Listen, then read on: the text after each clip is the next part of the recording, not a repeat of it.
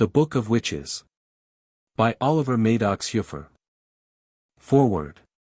Lest any reader should open this volume expecting to read an exhaustive treatise on witches and witchcraft, treated scientifically, historically, and so forth, let me disarm him beforehand by telling him that he will be disappointed. The witch occupies so large a place in the story of mankind that to include all the detail of her natural history within the limits of one volume would need the powers of a magician no less potent than was he who confined the Eastern jinn in a bottle. I have attempted nothing so ambitious as a large-scale ordnance map of Witchland, rather I have endeavored to produce a picture from which a general impression may be gained.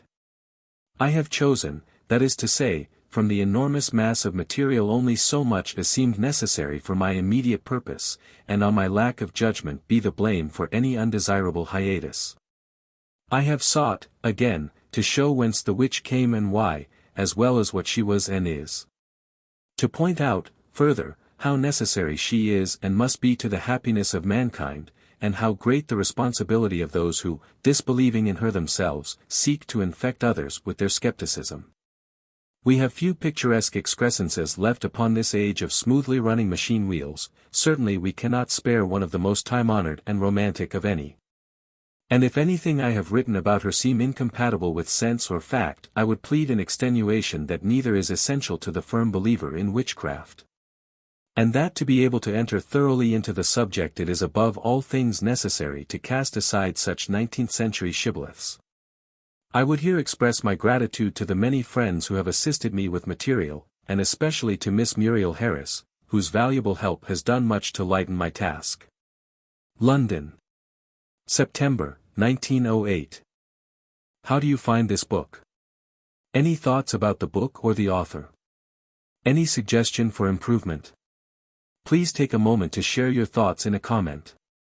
If you like it, share it with your friends who might enjoy it as well. Subscribe to keep in touch. Visit CompleteAudiobooks.com for more quality content. On a possible revival of witchcraft. To the superficial glance it might seem that he who would urge a revival of witchcraft is confronted by a task more Herculean than that of making dry bones live, in that the bones he seeks to revivify have never existed. The educated class, which, be it remembered, includes those who have studied in the elementary schools of whatever nation, is united in declaring that such a person as a witch never did, never could, and never will exist.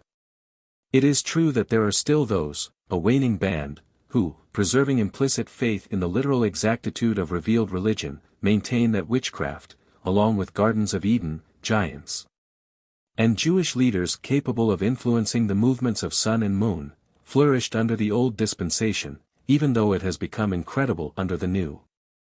Yet, speaking generally, the witch is as extinct in civilized men's minds as is the dodo. So that they who accept as gospel the vaticinations of racecourse tipsters or swallow patent medicines with implicit faith, yet moralize upon the illimitability of human superstition when they read that witch doctors still command a following in West Africa, or that Sicilian peasants are not yet tired of opening their purses to sham sorcerers.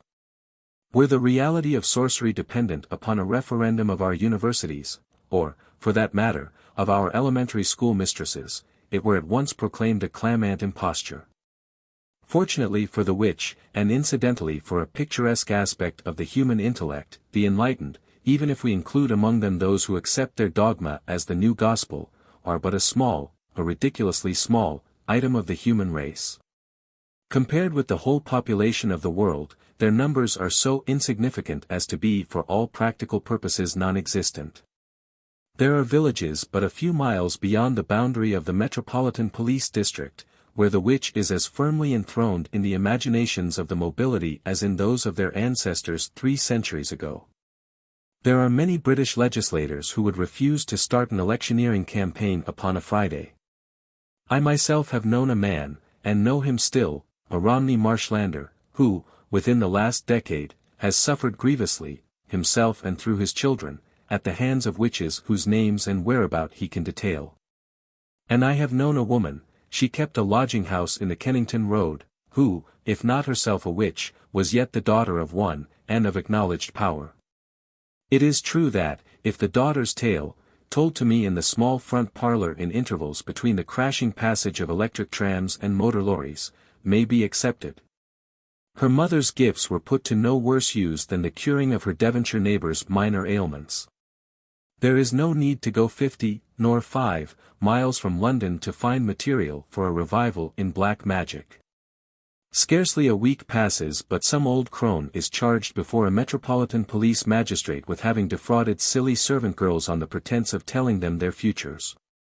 You cannot pass down Bond Street during the season without encountering a row of sandwich men, themselves preserving very few illusions, earning a meagre wage in the service of this, that, or the other society crystal gazer, palmist, or clairvoyant. Who has not seen some such advertisement as the following, quoted from a current journal, proffering information about the future, calculated from astrological horoscopes, at the very moderate charge of half a crown? The advertiser, in deference to modern convention he is described as a professor, rather than a sorcerer, further protests his mastery of phrenology, graphology, clairvoyance, and psychometry. And this advertiser is but one of many, all seeking to gain some humble profit by following in the footsteps of Diana and Mother Demdike of Pendle Forest. Are there not 101 select societies, each with its band of earnest adherents, many with official organs, published at more or less regular intervals and commanding circulations of a sort, openly furthering arts such as would, 2 centuries ago, have entailed upon their members the charge of witchcraft? Is not spiritualism exalted into an international cult?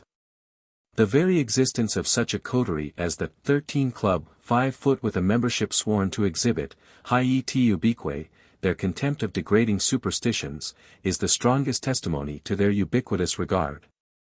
Most curious fact of all, it is in America, the New World, home of all that is most modern and enlightened, that we find superstitions commanding most implicit faith.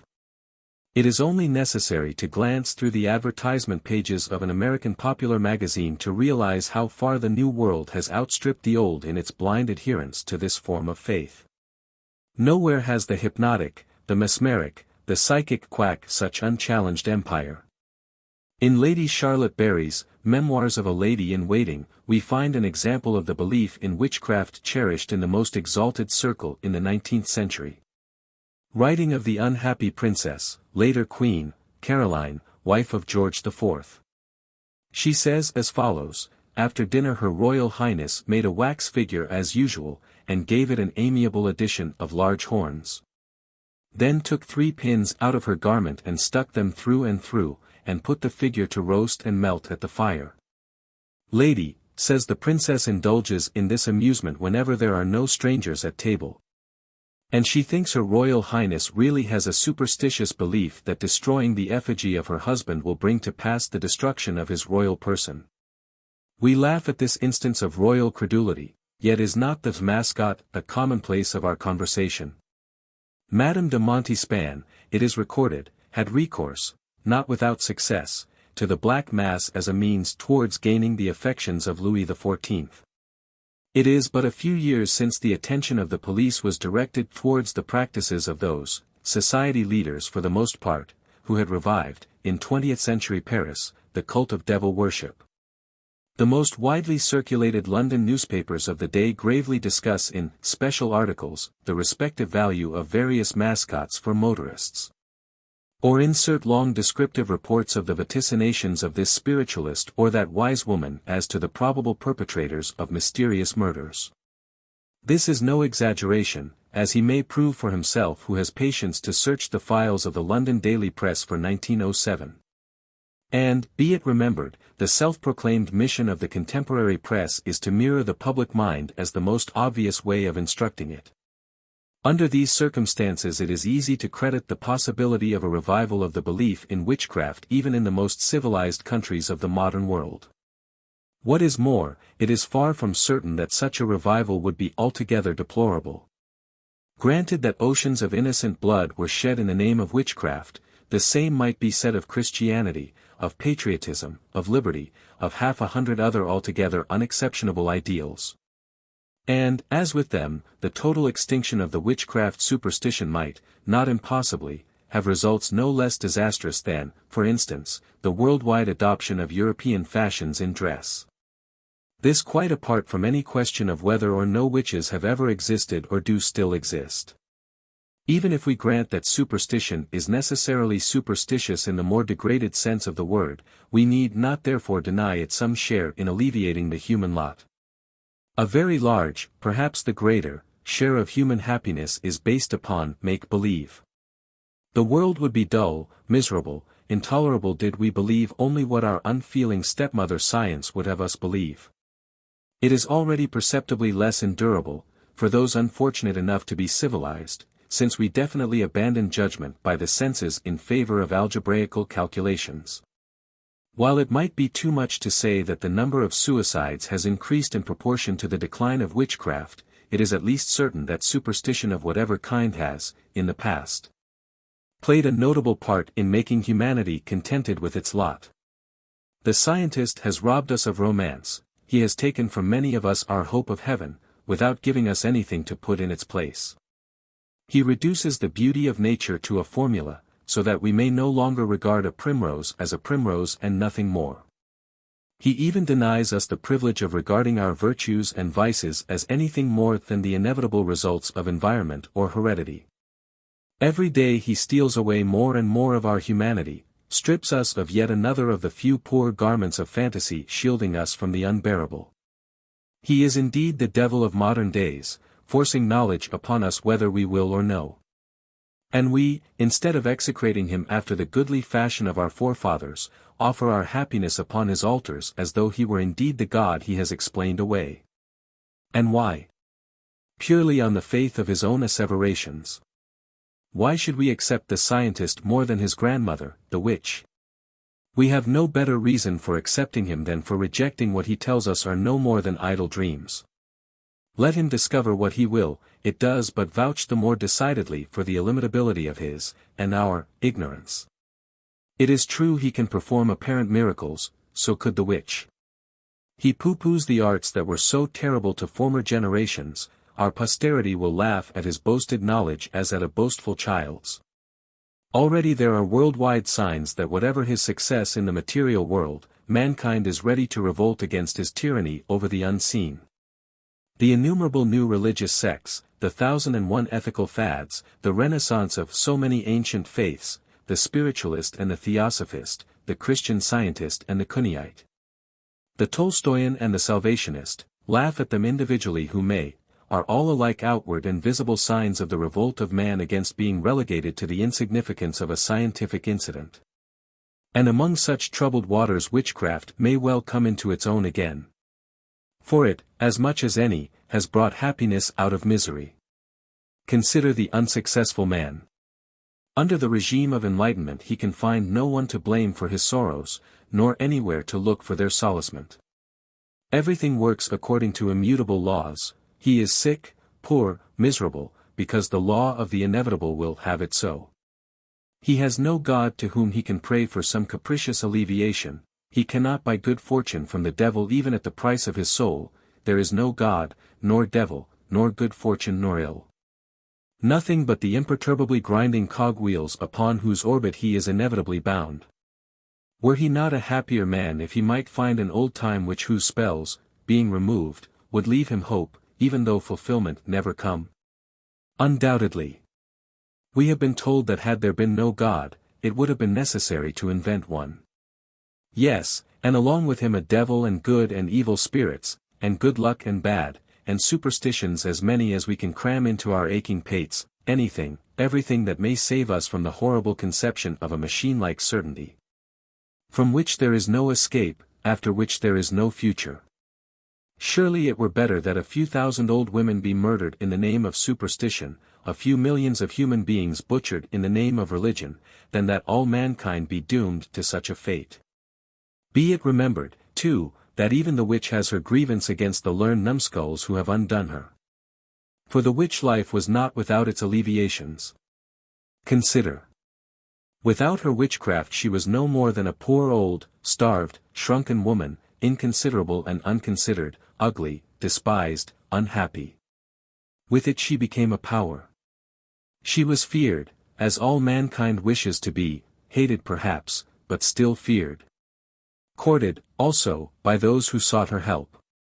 She was again somebody, a recognizable entity, a human being distinguished from the common ruck. Surely that more than outweighed the chances of a fiery death. Nor was the method of her death without its compensations. Painful indeed it was, though scarcely more so than slow starvation. But if she knew herself innocent, she knew as well that her short agony was but the prelude to the eternal reward of martyrdom. If she believed herself, with that poor weary brain of hers, sold to the devil, what a world of consolation in the thought that he, the prince of the powers of darkness, scarcely inferior to the Almighty himself, and to him alone, should have singled her out as the one woman whose help he needed in all the countryside. And this being so, was there not always the hope that, as he had promised, he might appear even at the 11th hour and protect his own? If he failed, the witch had but little time to realize it, and all the hereafter, full of infinite possibilities, before her. Few witches, I think, but would have preferred their grim preeminence, with its sporting interest, to being made the butt of doctors little wiser than themselves in the sight of infinity, held up to mockery as silly old women, cousining or self-cozened. If witches do not in fact exist for us, it is because we have killed them with laughter, as many a good and evil cause has been killed. Had we laughed at them from the beginning of things, it is even possible that they had never existed. But, as between them and science, the whole weight of evidence is in their favor. There is the universal verdict of history. For untold centuries, as long as mankind has lorded it over the earth, their active existence was never held in doubt, down to within the last few generations. The best and wisest men of their ages have seen them, spoken with them, tested their powers and suffered under them, tried, sentenced, executed them. Every nation, every century bears equal testimony to their prowess. Even today, save for a tiny band of overeducated scoffers sprung for the most part from a race notorious for its wrong-headed prejudice, the universal world accepts them without any shadow of doubt. In August of the present year a police court case was heard at Witham, an Essex town not 50 miles from London, in which the defendant stood accused of assaulting another man because his wife had bewitched him. And it was given in evidence that the complainant's wife was generally regarded as a witch by the inhabitants of the Tiptree district. Nor, as I have already pointed out, does Tiptree stand alone. Dare we, then, accept the opinion of so few against the experience, the faith, of so many? If so, must we not throw all history overboard as well? We are told that an Attila, a Muhammad, an Alexander, or, to come nearer to our own days, a Napoleon existed and did marvelous deeds impossible to other men. We read of miracles performed by a Moses, a Saint Peter, a Buddha. Do we refuse to believe that such persons ever existed because their recorded deeds are more or less incompatible with the theories of modern science? The witch carries history and the supernatural tightly clasped in her skinny arms. Let us beware lest in turning her from our door she carry them along with her, to leave us in their place the origin of species, radium, the gramophone, and some imperfect flying machines. Those same flying machines provide yet another argument in the witch's favor. Why deny the possibility that she possessed powers many of which we possess ourselves? The witch flew through the air upon a broomstick, Mr. Henry Farman and Mr. Wilbur Wright, to mention two out of many, are doing the same daily as these lines are written. The vast majority of us have never seen either gentleman. We take their achievements on trust from the tales told by newspaper correspondents, a race of men inevitably inclined towards exaggeration. Yet none of us deny that Mr. Farman exists and can fly through the air upon a structure only more stable than a broomstick in degree. Why deny to the witch that faith you extend to the aeronaut? Or, again, a witch cured diseases, or caused them, by reciting a charm, compounding a noxious brew in a kettle, making passes in the air with her hands. A modern physician writes out a prescription, mixes a few drugs in a bottle, and cures diseases. He could as easily cause them by letting loose invisible microbes out of a phial. Is the one feat more credible than the other? The witch sent murrains upon cattle, and removed them. He were a poor Marcvs who could not do as much. In a story quoted elsewhere in this volume, a sorcerer of Roman days bewitched his horses and so won chariot races. We refuse him the tribute of our belief, but we none the less warn the modern doper off our racecourses. The witch could cause rain, or stay it. Scarcely a month passes but we read well-attested accounts of how this or that desert has been made to blossom like the rose by irrigation or other means. But a few months since we were told that an Italian scientist had discovered a means whereby London could be relieved of fogs through some subtle employment of electricity. It is true that since then we have had our full complement of foggy weather. But does anyone regard the feat as incredible? In all the long list of witch attainments there is not one that would gain more than a passing newspaper paragraph in the silly season were it performed in the London of today. Why, then, this obstinate disbelief in the perfectly credible? Largely, perhaps, because the witch was understood to perform her wonders by the aid of the devil rather than of the dynamo. But must she be therefore branded as an impostor? Certainly not by those who believe in a personal spirit of evil. I do not know the proportion of professing Christians who today accept the devil as part of their faith, but it must be considerable. And the same is the case with many non-Christian beliefs. They who can swallow a devil have surely no excuse for refusing a witch. Nor is the difficulty greater for those who, while rejecting the devil, accept the existence of some sort of evil principle, recognize, in fact, that there is such a thing as evil at all. For them the picturesque incidentals of witch life, the signing of diabolical contracts, aerial journeyings to the Sabbath, and so forth, are but allegorical expression of the fact that the witch did evil and was not ashamed. Are but roundabout ways of expressing a great truth, just as are the first 3 chapters of Genesis or the story that Hannibal cut his way through the Alps by the use of vinegar. The conscientious agnostic, again, has no greater reason for disbelieving in witches and all their works than for refusing his belief to such historical characters as Cleopatra and Joan of Arc, eminent witches both. If contemporary records may be trusted.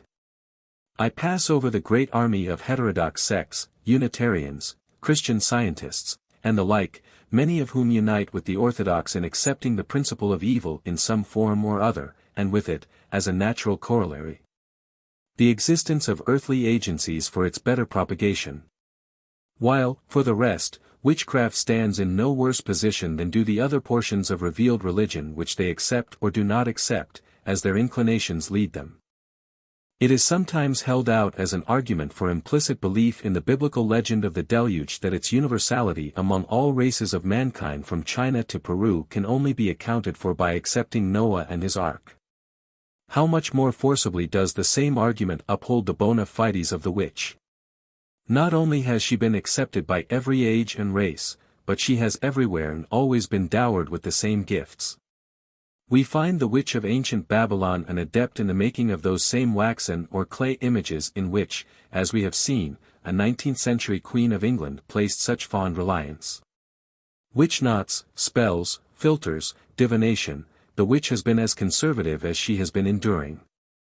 Every other profession changes and has changed its aspects and its methods from century to century.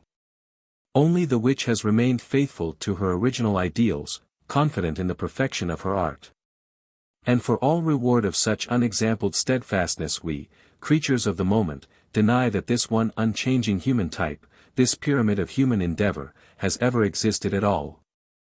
Buttressed, then, upon the scriptures, to say nothing of the holy writings of Buddhist, Brahmin, Mahometan, and every other religion of the first class, countenanced, increasingly though unwittingly, by the researches of science into the vastness of our ignorance. Acceptable to orthodox and heterodox alike, vouched for by history and personal testimony of the most convincing, our rejection of the witch is based but upon the dogmatisms of one inconsiderable class, the impenitent atheist. Blinded by the imperfection of his senses into denying everything beyond their feeble comprehension. To deny our recognition to a long line of women who, however mistakenly, have yet, in the teeth of prodigious difficulties, persevered in their self-allotted task with an altruistic enthusiasm perhaps unrivaled in the history of the world, to relegate those who have left such enduring marks upon the face of history to an obscure corner of the nursery. And that upon such feeble and suspect testimony, we're to brand ourselves as materialists indeed. Rather let us believe, and thus prove our belief in human nature, that long after the last atheist has departed into the nothingness he claims as his birthright, the witch, once more raised to her seat of honor, will continue to regulate the lives and destinies of her devotees as unquestioned and as unquestionable as she was in the days of Saul and of Oliver Cromwell. It is to women that we must look chiefly for the impetus towards this renaissance. Always the more devout, the more faithful half of humanity, there is yet another peculiar claim upon her sympathies towards the witch. In days such as ours, when the whole problem of the rights and wrongs of women is among the most urgent and immediate with which we have to deal, it were as anachronistic as unnatural that woman should allow the high purpose, the splendid endurance, the noble steadfastness in inquiry, of a whole great section of her sex, including some of the most deservedly famous women that ever lived, should allow all this not only to be forgotten, but to be absolutely discredited and denied. Persecuted by man-made laws as she has ever been, and as eternally in revolt against them, there could be no more appropriate or deserving figure to be chosen as patroness of the great fight for freedom than the much libeled, much martyrized, long-enduring, eternally misunderstood witch. No. The time has come when we can appreciate the artistic temperament of Nero, when Bluebeard is revealed to us in the newer and more kindly aspect of an eccentric marshal of France. When many of us are ready to believe that Caesar Borgia acted from a mistaken sense of duty, and that Messalina did but display the qualities natural to a brilliant society leader. Surely among them all not one is more deserving of whitewashing than that signal instance of the femme incomprise, the witch. We may not approve all her actions, we may not accept her as an example to be generally followed. Let us at least so far escape the charge of narrow-mindedness and lack of imagination as to pay her the tribute, if not of a tear, at least of respectful credulity. 2. A Sabbath-General. It is wild weather overhead. All day the wind has been growing more and more boisterous, blowing up great mountains of grey cloud out of the east, chasing them helter-skelter across the sky, tearing them into long ribbons and thrashing them all together into one whirling tangle, through which the harassed moon can scarcely find her way. The late traveler has many an airy buffet to withstand ere he can top the last ascent and see the hamlet outlined in a sudden glint of watery moonlight at his feet. Those who lie abed are roused by the moaning in the eaves, to mutter fearfully, "The witches are abroad tonight." The witch lives by herself in a dingle, 100 yards beyond the last cottage of the hamlet. The dingle is a wilderness of brushwood, through which a twisted pathway leads to the witch's door. Matted branches overhang her roof tree, and even when the moon, breaking for a moment from its net of cloud, sends down a brighter ray than ordinary, it does but emphasize the secretiveness of the ancient moss-grown thatch and the ill-omened plants, henbane, purple nightshade, or white bryony, that cluster round the walls. He were a bold villager who dared venture anywhere within the witch's dingle on such a night as this. The very wind wails among the clashing branches in a subdued key, very different from its boisterous carelessness on the open downs beyond. There is but one room, and that of the barest, in the witch's cottage. The village children, who whisper of hoarded wealth as old Mother Hackett passes them in the gloaming, little know how scant is the fare and small the grace they must look for who have sold themselves to such a master. She sleeps upon the earthen floor, with garnered pine needles for mattress. She has a broken stool to sit on, and a great iron pot hangs above the slumbering embers on the clay hearth. It wants still an hour to midnight, this eve of May Day, when there comes a stirring among these same embers. They are thrust aside, and up from beneath them something heaves its way into the room. It is the size of a fox, black and hairy, shapeless and with many feet. From somewhere in its middle 2 green eyes shed a baleful light that horribly illuminates the room. It moves across the floor, after the manner of a great caterpillar, and as it nears her the witch casts a skinny arm abroad and mutters in her sleep. It reaches the bed, lifts itself upon it, and mumbles something in her ear. She awakes, rises upon her elbow, and replies peevishly. She has no fear of the thing, it is a familiar visitant. She is angry, and scolds it in a shrill old voice for disturbing her too soon. Has she not the devil's marks upon her, breast and thigh, round, blue marks that are impervious to all pain from without, but itch and throb when it is time for her to go about her devilish business? The thing takes her scoldings lightly, twitting her with having overslept herself at the last Sabbath, which she denies. They fall a-jesting, she calls it Tom, Vinegar Tom, and they laugh together over old exploits and present purposes. A moonbeam glints through a hole in the thatch. Where the witch has lain now sits a black cat, larger than any of natural generation, as large, almost, as a donkey. It talks still with the witch's voice, and lingers awhile, the two pairs of green eyes watching each other through the darkness. At last, with a careless greeting, it bounds across the floor, leaps up the wall to the chimney opening, and is gone. The shapeless thing remains upon the bed.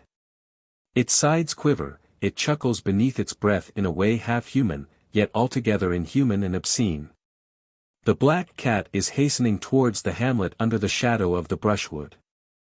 When she comes within sight of the end house, she leaves the path and strikes out into the gorse-clad waste beyond the pasture, keeping to it until she is opposite the cottage of Dickon the wagoner. A child has been born, 3 days back, to Dickon and Meg his wife. It is not yet baptized, for the priest lives 4 miles away, beyond the downs, and Dickon has been too pressed with work to go for him. Tomorrow will be time enough, for it is the healthiest child, not to say the most beautiful, the gossips have ever set eyes upon. Perhaps, if Meg had not forgotten in her new-found happiness how, just after her wedding, when old Mother Hackett passed her door, she made the sign of the cross and cried out upon the old dame for a foul witch. She might not be sleeping so easily now with her firstborn on her bosom. The black cat creeps on under the shadow of a hedge. Old Trusty, the shepherd's dog, left to guard the flock during the night, sees where she goes, and, taking her for a lurking fox, charges fiercely towards the hedge, too eager to give tongue. But at the first flash of the green eyes as she turns her head, he knows with what he has to deal, and flies whimpering for shelter in the gorse, his tail between his legs. For a dog can tell a witch more readily than can his master, and fears her as greatly. The black cat being come to Dickon's cottage, waits for a moment to be sure that all is quiet, then leaps upon the low roof, gains the summit, and so descends by way of the chimney to the room where lie the sleeping family. Again it waits, listening to their regular breathing, its tail whipping to and fro in suppressed excitement. It rises upon its hinder legs and makes certain passes in the air, north and south and east and west. It approaches the bed, and softly, softly draws the child from its sleeping mother's arms. It makes again for the chimney, and in 2 bounds is in the open air, carrying the child nestled against its warm black fur. Scarcely has it gained the shadow of the hedge when the mother, her sleep disturbed, it may be, by some vague presentiment of danger, opens her eyes. But the warm weight is still upon her breast, and she drops off to sleep again in security. Did you peep into the witch's cottage now, you would find that the black shapeless thing is gone. For the devil's imps can take what shape they will in their master's service. The black cat, with its sleeping charge, hastens back towards the dingle. Reaching the cottage, it places the child upon the bed, turns twice, and in that moment the witch, clad only in her shift, stands where the cat has been. She is awaiting something, and grows anxious and uneasy, hobbling hither and thither about the room, mumbling below her breath, and once, when the child wakes and wails, taking it in her arms and hushing it, almost as might a woman. It is close upon midnight, yet the sign has not come. For the evil one, being above all things inconstant, never lets his servants know time or place until the last moment, and that in some unlooked-for way. At last, when she is quite tormented with anxiety lest she have unwittingly angered her master, comes a stealthy clattering of wings upon the thatch, and down through the hole that serves for chimney rustles a black raven with fiery eyes. It flutters straight for the witch's shoulder and there settles, whispering hoarsely in her ear, while the light from its eyes throws her lean features, with their twitching muscles, into pale relief against the darkness. Nodding eager assent to the message, Mother Hackett hobbles to her bed, and, from a safe hiding place among the rustling pine needles, draws out a file. Next she makes for the corner beside the hearth, and picks up the broomstick leaning against the wall. The raven quits her shoulder for the pillow, thence to watch her with its head at an approving angle. She opens the file and smears the contents on the broomstick, head and handle. It is an ointment, and it shines with the phosphorescent light that is born of corruption.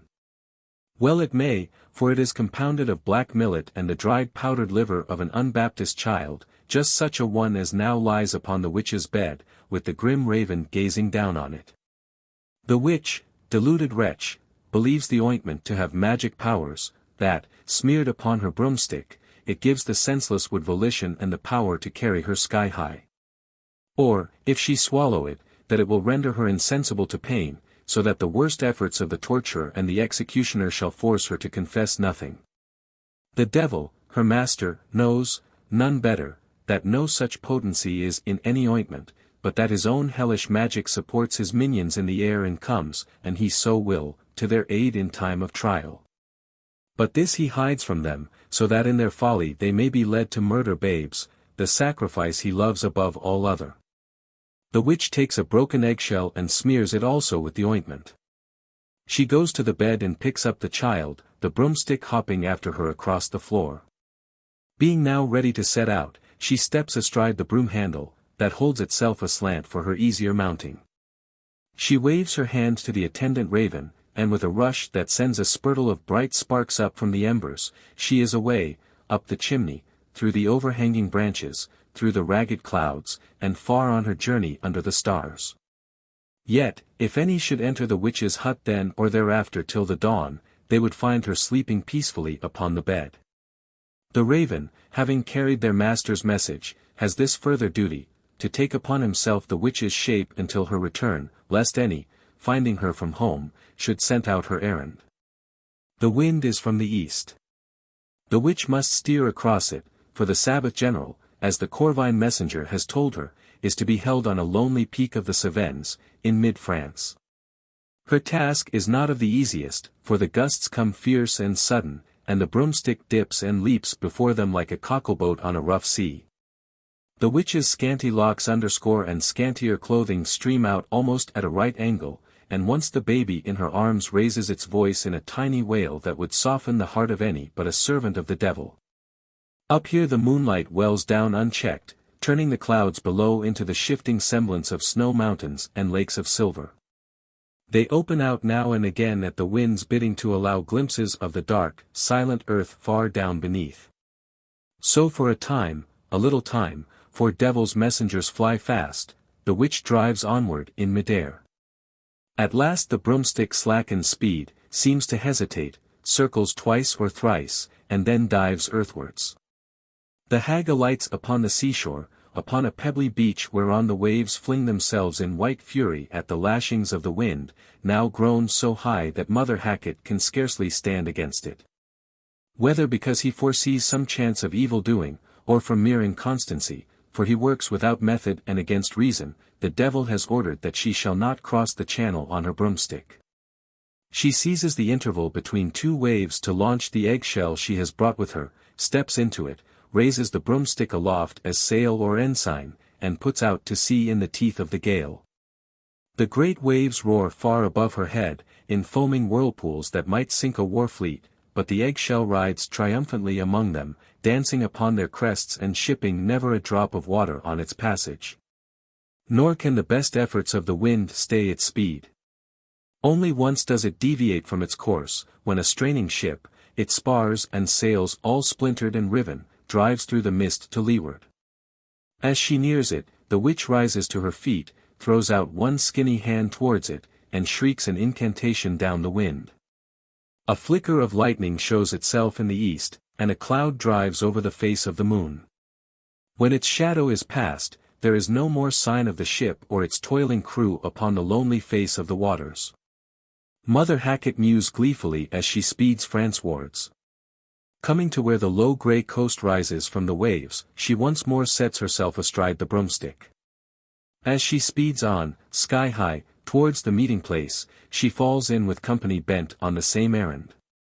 From all sides they come, converging to the goal, old, lean hags like herself, women in the prime of life, young girls not yet out of their teens. Some bear with them unweaned babes, others children of a larger growth, yet others youths or grown men, as offerings to Satan. These they carry pillion-wise before them, for in the devil's kingdom all is awry, imperfect, contrariwise to the ways of Christian folk. Some of them are mounted on goats, some upon great toads, or flying snakes, or reptiles of uncertain shape, or simple broomsticks, as fancy has directed their imperious despot. One, a man, rides side-seated upon a great fiery dragon, that in the distance glows like a newly risen star. He is a mighty sorcerer, one who commands Satan instead of serving him, coming to the Sabbath for some reason of his own, and mounted on a steed of his own providing. The meeting place of the Sabbath-General, as Satan, in mockery of Christian ritual, chooses to call this foregathering of his servants, is a bare peak in the loneliest part of the Cevennes. It stands a little removed from the center of a great mountain amphitheater, and just below the summit is a mountain tarn. Crystal pure and casting back the starlight as peacefully as though there were no such things as witch or warlock beneath God's heaven. Yet it is not the first time the same meeting place has been chosen, for not a blade of grass, not the humblest creeping plant, grows upon the sterile rocks. Every growing thing withered away, root and branch, when last the forces of hell gathered here. So must the place remain, desert and bare, mute witness of its desecration, until the judgment day. The witches come skirling down from the sky like a flight of unclean birds, circling above the crags, hovering to choose a settling place where no sharp-pointed rock shall gash their naked feet, chattering shrilly the while. Those already arrived are seated in a wide circle on a flat rock ledge jutting from the mountainside. They are mostly witches of the neighborhood, who have come afoot and have set out betimes lest they be detained upon the way. As more and more join the circle you may find proof that they lie who declare the devil's servants mostly women. It is true that woman, by reason of the frailty of her nature, seeks more often to pry into forbidden things, to her own destruction, and thus there are many more witches than warlocks or magicians. Yet of those gathered for this Sabbath-General, for every witch there is one mortal man, to say nothing of demons. For while some, as Mother Hackett, have come alone, others, being the younger and fairer of the witches, have brought with them 2 or even 3 youths or young men, ready to take service with the evil one and cast away their hope of salvation. As did our father Adam, at the bidding of these Delilahs. Thus it is that, in the unholy dances which are to follow, every witch will have a man for her partner, save the most favored who dance with the superior demons, for thus the devil will have it. Mother Hackett, when she dismounts from her broomstick, takes her place beside one Lucky, a gossip of former Sabbaths, ill-favored as herself, who comes from the kingdom of Fife, where she is much feared for the sudden tempests she raises when the fishing fleets are sailing homeward with full catches. Next to her is a younger witch, fair and well-born, Sidonia by name, of a noble house in Mecklenburg. She is a tall, pale girl, with hair the color of ripe wheat, and grey-blue eyes. She is held in high esteem by Satan, both for her beauty and for the number of well-born youths she has delivered into his hands. Next to her is a witch of Spain, beautiful also, though brown and with black, beady eyes. Between these two there is little love lost, seeing that they are women no less than witches, and either would do the other a mischief could she compass it. Though all those bidden have joined the circle, there is yet no sign of the devil's coming. The witches cease their clacking and scan the sky impatiently, muttering curses against their master. Can it be that he means to play them false, having bidden them merely for a jest and to make a mock of them? It would not be for the first time, for his mind is so crafty and so uncertain, his purpose so errant, that not the most favored of his ministers has any inkling of it. Suddenly there is an eager rustling around the expectant circle. A figure has appeared in the center. But their relief fades into angry disappointment.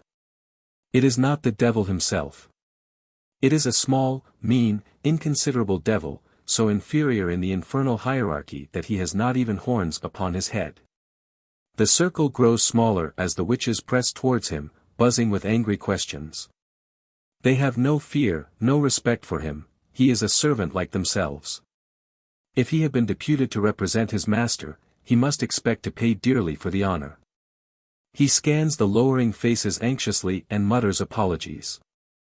No doubt their master is upon the way and will soon arrive. He himself is but a poor devil, a little devil, they may be sure that he would not think of putting a slight on witches of such eminence. But fair words will not placate them.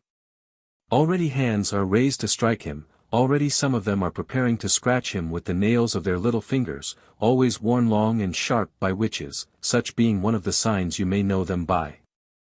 Already he has been tweaked and buffeted as earnest of what he is to look for.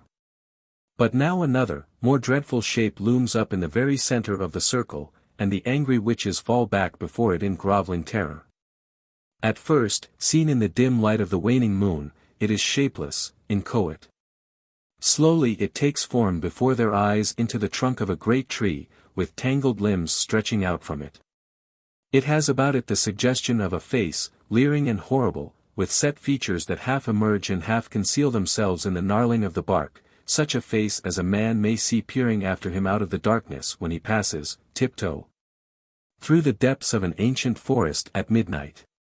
Before it the witches make obeisance, turning their backs upon it and bowing to the ground, in mockery of Christian reverence.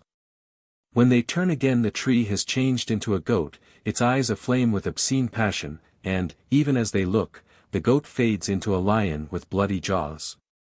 The lion fades in turn into a man, a comely man in all but his expression, and his eyes, which, whatever his shape, are always those of a goat, bestial and foul. He is dressed all in black, but his face and hands are dull red, for his vitals are consuming in the flames of hell, and when he raises his hand, his wrist and forearm glow within his cuff as though they were made of molten iron. On his left hand the fingers are all grown together into one misshapen claw, for however fair the human seeming into which the devil molds himself, you may always know him for what he is, in that some part of him, an ear, a foot, or a hand, is horribly misshapen. Now at last, all being prepared, attendant imps pass round the circle, checking the numbers of those present and who bears the devil's mark and who must still receive it, and who has carried out her appointed task and who has failed. Returning, they whisper the tale into their master's ear, who gibbers with delight and leaps into the air and cracks his heels together, for there is nothing noble or of dignity about him, being in all things mean and petty. A thing of low vices rather than of heroic crimes. Thereafter he sits upon a throne, seemingly of gold, that rises from the earth to receive him, while his attendants hold aloft candles made of the fat of drowned mariners, burning with a pale blue light. One by one he calls the witches before him, calling them by nicknames, as Bold Toothless, or Wag in the Wind, or Cosling, but never by the names given them in holy baptism. And they, making obscene obeisance before his throne, speak to him thuswise also, calling him Monsieur, or Grizzleguts or other fouler names. Next, standing with her back towards the throne, each in turn makes recital of her foul deeds since their last meeting, how many of God's children she has ruined and undone, what evil spells she has cast upon crops and bestial, what tempests she has raised, how she has fared in furthering her master's kingdom.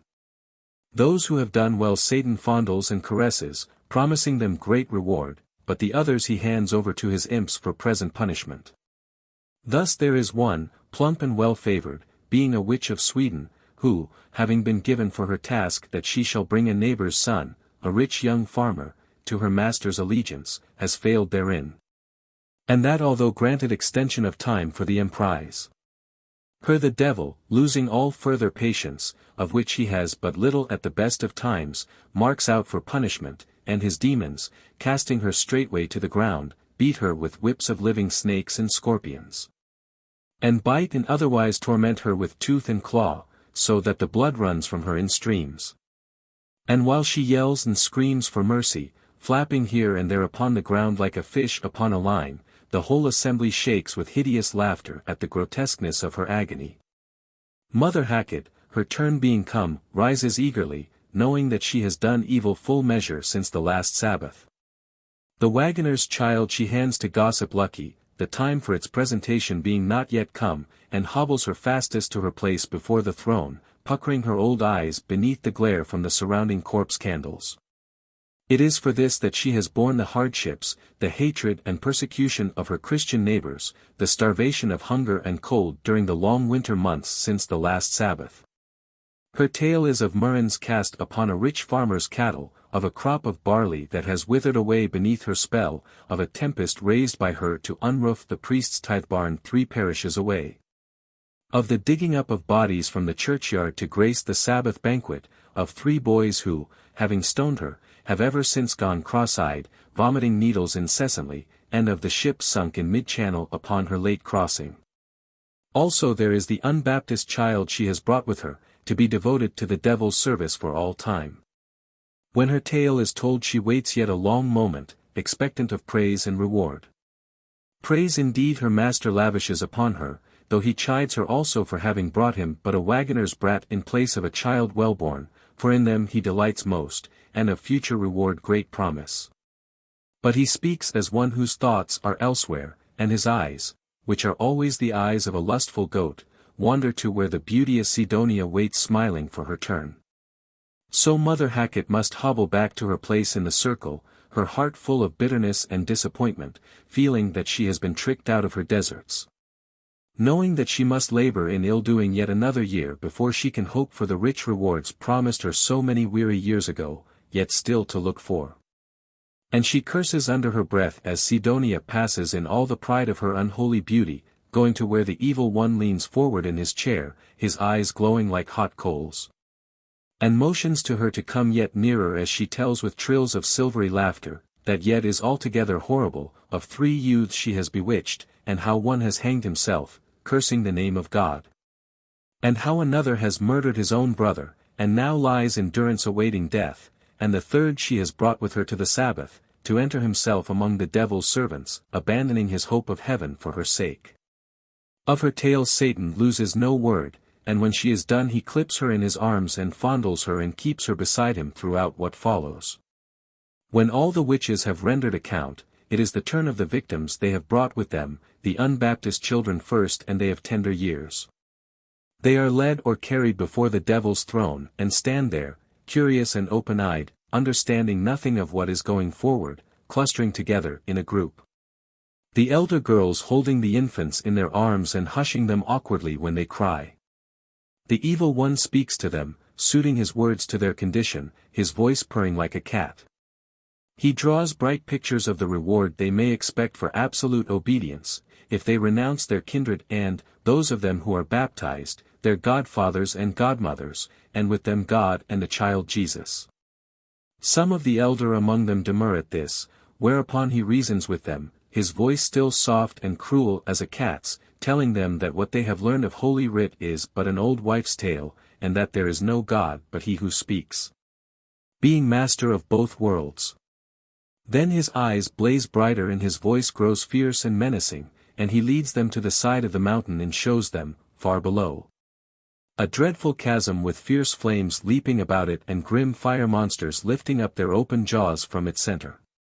It is but a lying vision, conjured up by his hellish arts, but how should such poor babes know false from true? The witches gather round them and cozen and threaten, telling them that if they refuse they will be surely cast into the flames, but if they obey they shall have all that a child best loves, full measure. So at last they do as they are bidden, and swear away their young souls and their hope of salvation for ever and ever, and make obeisance to Satan with obscene ceremonies of which they understand nothing. Doing all for fear of the witches who instruct them. When all, even to the unweaned babes, are bound for ever to Satan's allegiance, they are led away to the shore of the mountain tarn, whither come great toads swimming up from its clear depths and clambering to the shore. These the children are set to mind, being given little white switches for that end, Satan promising that next year, if they have deserved well, they shall be granted the full privileges of servants of hell. Childlike, when they have overcome their first horror of the hideous toads, they make playthings of them, seeking to make them gallop with the white switches, and, especially the boys, forgetting all that has passed in the gleefulness of the moment. Meanwhile the more mature recruits to Satan's army are called in turn before him, to be examined in their love of evil, to make obeisance and to receive his mark, invented by him in impious mockery of our Saviour's wounds and the stigmata borne on their bodies by many of his saints. All this to the accompaniment of rites so foul and bestial that they may not be written down. And next, the present business being disposed of, the whole crew falls a-dancing, men, women, and imps together. Back to back the couples dance, for the most part stark naked, and some with black cats hanging from their necks or waists, spitting and scratching, and some with hideous toads and serpents pressed to their bosoms. And all capering and gesturing with such lewd and obscene antics that the mind of man can scarcely follow them. The imps who are of the number hold aloft their corpse candles, to light their paces, and in the middle of all sits the devil blowing upon a bagpipe, sometimes in one form and sometimes in another, as the whim takes him. Higher and higher they leap, and faster grow their steps, whirling hither and thither under the blue light of the candles, spurred on by the droning of the infernal pipes, until they fall a-gasping. When the last couple has ceased its pirouettings, the devil, being now again in the form of a man, lays aside his instrument and leads them to where a banquet is prepared for them. The tables are heaped high with all the delicacies of the earth, the rarest fruits, the choicest meats, and the most costly wines, heaped upon golden dishes that might ransom all the kings of Christendom. For attendants there are demons of inferior rank, who have tricked themselves out into the strangest shapes they can devise. Thus, one has a monstrous nose, shaped like a flute, upon which he plays with his hands. Another has sparks shooting from horns and tail, the which, as they fall upon the table, turn into great beetles. Another, having neither arms nor legs nor head, rolls like a wheel upon his belly, in the center of which blazes one great eye. Another is naught but a huge mouth, and hops underneath the tables biting the ankles of the witches. While yet another takes the shape of a beaker, whence pours sparkling wine into the goblets of the guests. If they seek to drink, it turns to burning's pitch. Thus it is indeed with all the viands, for though they seem all that the heart or belly of man can desire and of all things plenty, saving only salt, for that Satan cannot abide. As recalling the Last Supper upon earth of the Lord Christ, yet being tested they are proved a mockery. For when the guests stretch out their hands for what they most covet it vanishes from their eyes, and in its place is corruption and rottenness, the reeking flesh of murderers and heretics or of cattle that have died of a murrain. The entrails of reptiles or the scrapings of middens, with, for drink, water in which drowned suicides have rotted, and such like. Some of those but newly entered draw back in horror from such fare, whereat the more hardened mock at them, falling upon it themselves with horrid zest.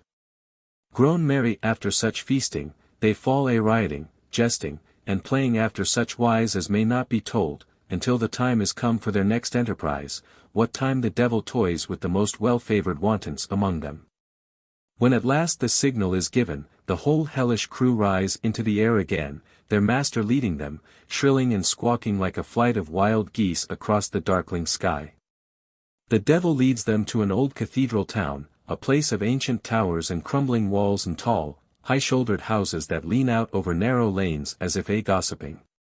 Before the great cathedral is a wide marketplace, very busy in the day, but silent now as a graveyard, with only now and then the creaking of some wind-harried sign to tell of human energies. For roads meet in the center of the marketplace, and there the evil one alights, his ministers behind him. And there his throne is set up facing the portal of the cathedral, for it is thus that Satan loves best to carry on his mockery of Christian ritual. First is gone through a blasphemous parody of holy baptism, toads taking the place of children. Each is tricked out in a velvet suit of black or scarlet, with a bell tied to each paw and one hung round its neck. An unfrocked priest, who has been a miracle of shamelessness and is now sold to Satan, performs the blasphemy, and the oldest and foulest witches stand as sponsors, vying with each other in the lewdness of their responses. While this is going forward, a brace of night rovers, intent upon a deed of sacrilege, come creeping through the shadows round the cathedral walls, seeking to force an entrance into the holy place. Their eyes and ears are at their keenest, lest they be apprehended, but though they look right through the crowd of demons and witches thronging the open marketplace, they yet see nothing of them, for evildoers though they be, they have not yet lost their chance of salvation, and none but those irrevocably sworn of Satan's following can see what befalls upon a witch's Sabbath. The christening of the toads being gone through, follows the yet more blasphemous celebration of the Black Mass. The forsworn priest again officiates, the imps, witches, and demons acting as deacons, acolytes, or worshippers, all impiously mimicking the servants of God. In place of the host is exalted a black wafer, cut in the form of a triangle, and the whole service of the Mass is gone through backwards from end to beginning. The onlookers also make their obeisances backwards, with lewd gesture not forgotten, towards where the father of all evil sits grinning and mowing upon his throne over against the cathedral door. Yet are they not permitted to finish their blasphemies, for even as the false priest makes to administer the wafer to an imp, who receives it, for the greater mockery, standing upon his head, the first pale shadow of the dawn creeps up the eastern sky. Seeing it, a lusty cock, roosting in some farmyard beyond the city walls, welcomes it with shrill crowings. The devil's brood break off and listen fearfully, for Chanticleer is a servant of God, and held in awe by all demons, witches, and sorcerers as the herald of God's daylight. A rival bird takes up the challenge, and it is echoed far and wide over the countryside. The evil one waits no longer, but sinks at once, with his throne, downwards through the cobblestones to his abiding place, followed by his attendant demons. The witches and sorcerers of the company tarry not, but cast themselves afloat upon the air, wasting no time or breath upon their farewells lest daylight surprise them ere they can reach their homes and all their wickedness be made clear. Mother Hackett, among the rest, throws herself astride her broom handle and sails off down the wind. On this her return she wastes no time at the sea coast, but shoots onward high in the air, through the increasing pallor of the morning. Over sea and down she flies, and, dropping like a stone into the dingle, enters her cottage by the chimney, unseen even by the earliest ploughman. At her coming the expectant demon in her shape rises from the bed and takes again the semblance of a raven. A few words of greeting and inquiry, and it makes its exit by the road it came, flying off heavily across the fields, regardless of the daylight, for who, seeing a raven fly towards the sea, would think of sorcery or witchcraft? Who, again, entering her humble cot and seeing there a poor old woman sleeping on a bed of poverty would recognize in her a foul witch, forward in all wickedness and a most potent agent of her master Satan. For so cunningly do these devilish hags, aided by their master's arts, conceal their exits and their entrances, their spells and incantations, that there be many ignorant men who, openly flouting Holy Writ, declare, even in these enlightened days, that there is no such thing as witchcraft or sorcery, and that they who seek out witches and slay them are no better than cruel murderers of poor helpless old women. Such are the craft and malice of Satan and the folly of mankind. 3. The origins of the witch. The witch, in the broader sense of the word, may be said to have existed ever since mankind first evolved an imagination, and may be expected to expire only with the death of the last woman. Given the supernatural, and sorcery must follow in some shape or other as its corollary. Whence also the witch is as ubiquitous as she is enduring. Under some form or other she exists, and has existed, in every quarter of the globe. She is as familiar to the English peasant as to the West African, in South America as in Japan. Her attributes vary, and have varied, with the racial temperament and the religious conceptions of her worshippers and persecutors, as widely as do, and have done, their gods.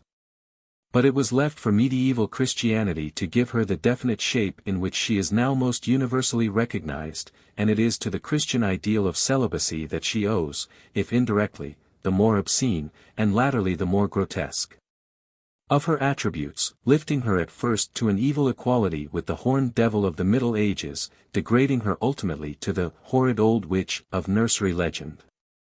It is a far cry from this same horrid old witch to the pagan divinity, but there is no break in the long pedigree.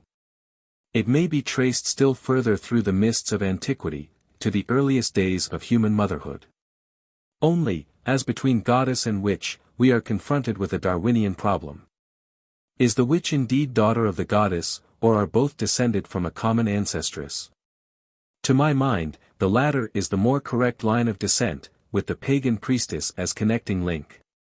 To one wizard, 10,000 witches, quotes Michelet from a forgotten writer of the days of Louis Tries. And throughout all the history of sorcery women have formed the majority of its practitioners. Our forefathers attributed this to the weakness of womankind, always curious to probe the mysteries of the unknown, always prone to fall into the snare of evil. A more charitable, and correcter, explanation would be found in the greater quickness of her perceptions. If Eve first gave the apple to Adam, she gave with it the future of civilized humanity. The first mother gave birth to twin daughters, the goddess and the witch, and from one or other of them came the impetus which has carried mankind to its present stage of progress, and will carry it yet nearer towards heaven. The primitive father was an animal, with potentialities, among animals without them. His intellect was concentrated in his activities, in providing for the material needs of himself and his family. His position towards his wife was very much what satirists would have us believe is that of the American business man today. His laborious days were spent in tracking his prey through the forest, his leisure in sleeping, eating, and digesting. The mother, on the other hand, was bound to the home by reason of her motherhood. Less active, she was more contemplative, noting in the order of events the best means of preservation for the small pink thing that could not live without her care, her mind always alert to the exigencies of the moment.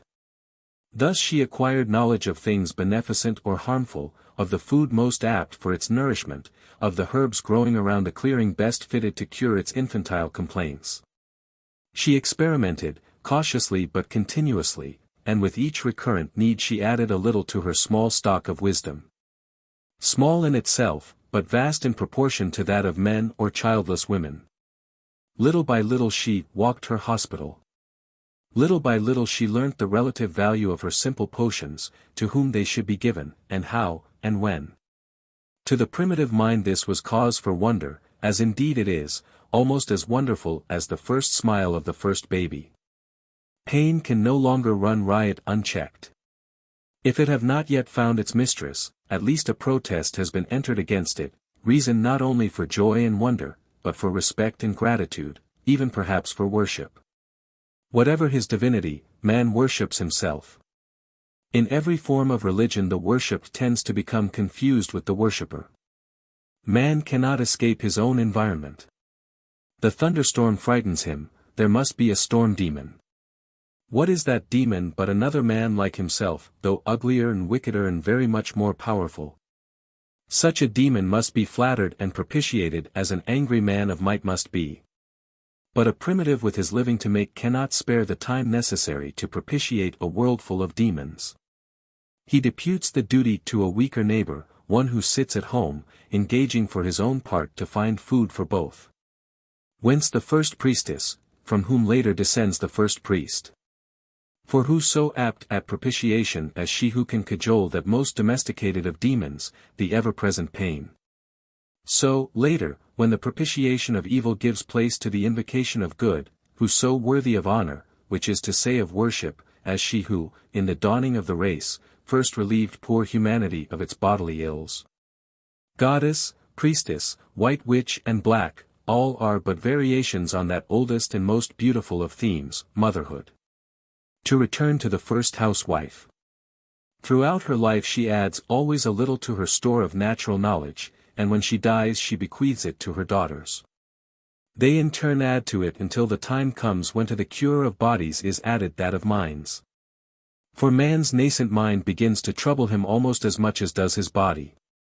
Already the eternal problem of why and wherefore raises its head, already he begins his age-long struggle with the inevitable. That all that is good does not commend itself to prehistoric man. He knows so much better. He must often go hungry, his cattle die, drought destroys his meager crops, his neighbor robs him of his war spoil. He appeals to the woman, who thinks so much, for a way out. Cannot she, who with her potions drove the pain out of his body, help him in this also? Can she not cure his cattle? Can she not reason with the delinquent rain demon, or, by making a little rain herself, move him to emulation? Best of all, can she not, out of the plenitude of her wisdom, suggest some means of outwitting that treacherous neighbor? He will reward her handsomely, especially for this last. It is at this point that the priestess and the witch come to the crossing of the ways, henceforward to follow divergent paths. The one sister, from whom is to be born the devout priestess, is ready to do all that she can. She invokes the cattle demon, the rain demon. She, no more than the man, has any doubt of their invocability, but if they refuse to answer it must be because they are angry. She cannot make it rain if the demon gainsay her prayer. She is honest, acknowledging her inferiority to the supernatural. Only she claims to understand more than most the best way to approach it. Consider the other woman, the ancestress of the witch, in the opprobrious sense. She knows very well that she cannot make rain. Probably she has made the experiment already. But, such faith in her power is tempting, so are the gifts thus easy to be earned. The man believes in her, almost she begins to believe in herself. Perhaps she tries to persuade herself that she may succeed this time. She is weatherwise, and she reads in natural signs the probability that rain may shortly be expected. If it should not, well, she must take precautions against incurring blame. She must impose conditions, and any failure must be set down to their non-fulfillment. There is a very pleasant sense of power in gulling the overgrown baby who is so ready to be gulled.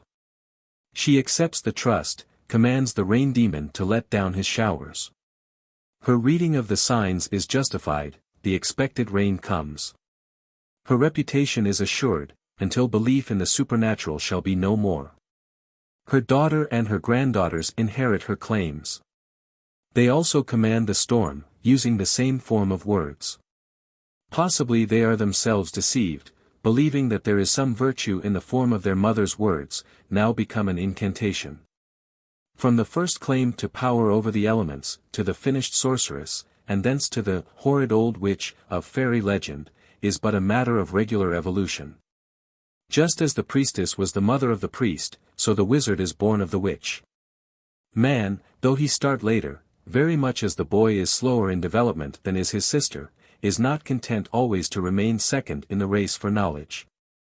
For a time, perhaps for long centuries, he has been content to leave things intellectual to his womenfolk. But when he starts he is not content to stay upon the threshold of knowledge, as woman, who has approached it only from necessity, has done. One day a male iconoclast rebels, pitting his awakening intellect against the woman's inherited reputation.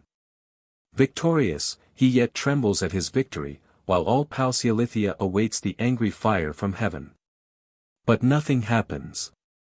No lightning strikes him, no swift disease destroys him, or his children, or his cattle. A new era has begun, the wizard places himself beside the witch, slowly but surely to elbow her into the second place. As the slow centuries pass, society has been gradually forming and shaping itself. In his search for a civilization, man has left the secluded cave wherein he wrung the empire of the world from the jaws of the cave bear and the scythe-toothed tiger. He has built himself homes and collected them into villages, from the scattered family he has evolved the tribe, and from the tribe the nation. Having learned his own power when buttressed upon that of his neighbors, he is slowly broadening and extending it until it is little inferior to that of the divinities before whom it pleases him to tremble. He, or nature for him, chooses out rulers, who become his gods in all but divinity, and his respect for them, if less absolute, is more immediate than for his gods. Government, making all things possible, becomes an accomplished fact. Government, once instituted, loses no time in measuring itself against heaven. In one form or other the conflict between church and state, disguise it as men may, has lasted from the beginning, and must last as long as both survive. That ideal which reached the point nearest of attainment in the theoretic constitution of the Holy Roman Empire, of two rulers, coexistent and co-equal, governing one the spiritual and one the material empire of the world, was in the very nature of things doomed to remain an ideal. Either God or man must be first. With their struggles for the mastery, the fortunes of the witch, as of all exponents of the supernatural, were intimately bound up. At first sheltering itself beneath the wings of the spiritual power, the material flourished, at its protector's expense. The realm of nature seemed at first so inconsiderable compared to that of the supernatural, that he were a bold iconoclast who dared compare them. Only, the king was always in the midst of his people. The god, century by century, retreated further into the unscalable skies. Slowly the civil power emancipated itself from the tutelage of the spiritual, as it is still doing in our own time, slowly and with many falterings and many backward glances, asserting itself in prosperity, appealing for help in adversity. Retreating often, but never so far as it advanced. With the first introduction of civil government the witch and the priestess finally part company, to range themselves henceforward upon opposite sides. It is true that as religion follows religion the priestess of the former era often becomes the witch of its successor, thereby only accentuating the distinction. For, in the unceasing efforts to arrange a modus vivendi between the human and the supernatural worlds, the priestess accommodates herself to circumstances, the witch defies them. The priestess, acknowledging her own humanity, claims only to interpret the wishes of the god, to intercede with him on behalf of her fellowmen. The witch, staunch Tory of the old breed, claims to be divine, in so far as she exercises divine power unamenable to human governance, and thus singles herself out as one apart. Independent of civil and ecclesiastical powers alike, and as such an object of fear and of suspicion. Even so she is still respectable, suspect indeed, but not condemned. The public attitude towards her is variable. She is alternately encouraged and suppressed, venerated and persecuted, and through all she flourishes, now seductive as Circe, now hag-like as was Hecate. Ages pass, empires flourish and decay, and slowly a great change is coming over society. Unrest is in the air, old systems and old creeds are dying of inertia, and men look eagerly for something to take their place. The spirit of individual liberty steals round the world, whispering in all men's ears. The slave, toiling at the oar, hears them, though he dare not listen, and hugs them in his heart, and a heresy, threatening the very foundations of society, spreads far and wide. Is it just possible that men are not born slave or master by divine decree? The first socialist is born in the East. He and his disciples preach a creed so blasphemous, so incompatible with the rights of property, that it becomes a sacred duty, if vested interests are to be preserved, to crucify him as an encouragement to others. He proclaims, in a word, that all men are equal. It is well for Christianity that he adds the qualification, in the sight of God, or how could either slave or master believe in anything so contrary to the senses' 5 evidence? Vested interests notwithstanding, the new creed spreads, as any creed so comforting to the great majority, the downtrodden and oppressed, is bound to spread. But, though it preached the acceptable doctrines of liberty, equality, and fraternity, Christianity introduced with them sin into the world. All men might be equal in the sight of God, but they were all equally sinners. Humility and self-abasement were to take the place of the old pagan joyousness. To the Christian, to the early Christian, at any rate, the world ceased to be man's inheritance, as heaven was that of a tsonguri of shifting divinities, an inheritance the enjoyment of which was as blameless as it was natural. It was become a place of discipline and education, a hard school designed to prepare him for a glorious future, and one in which only the elect were to share. Everything that did not actively help towards that end was evil. All who did not work towards that end were evildoers. The pagan and his easygoing paganism were alike accursed and tolerance a sin. The contest between two such schools of thought, however long drawn out, could have but one conclusion. Capricious persecutions, on civil rather than religious grounds, gave the iconoclasts the one remaining impetus needed to snatch the scepter of the world. Successful, they persecuted in their turn, systematically and with the thoroughness born of conscious virtue. In spite, or because of, such attempts to stamp out pagan and paganism together, the old order still survived in secret long after the known world was officially Christianized. Naturally enough, the Christian could only suppose that such criminal persistence was the direct work of that evil one whom he first had exploited. Pagan rites were nothing more nor less to him than devil worship, those who practiced them the direct representatives of Satan. Some of the pagan gods had been pressed into the service of Christianity as saints, their festivals as saints' days. Those that remained were classed together, with their ministers and attributes, under the generic heading of magic, shunned and feared at first, but as the Church more and more stepped into the shoes of the civil power, warred upon without mercy. Faced by such forcible arguments for conversion, the pagan witch was not long in adopting the Christian devil as a more potent protector than the old, easygoing gods who had formerly peopled the supernatural world.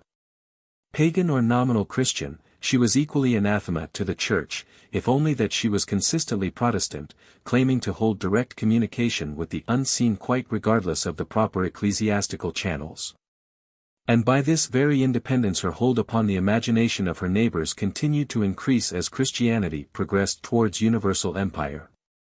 The very definite pronouncements of the Church against witches, witchcraft, and all kinds of magic served to foster the general belief in their powers. What was so forcibly condemned must of necessity exist.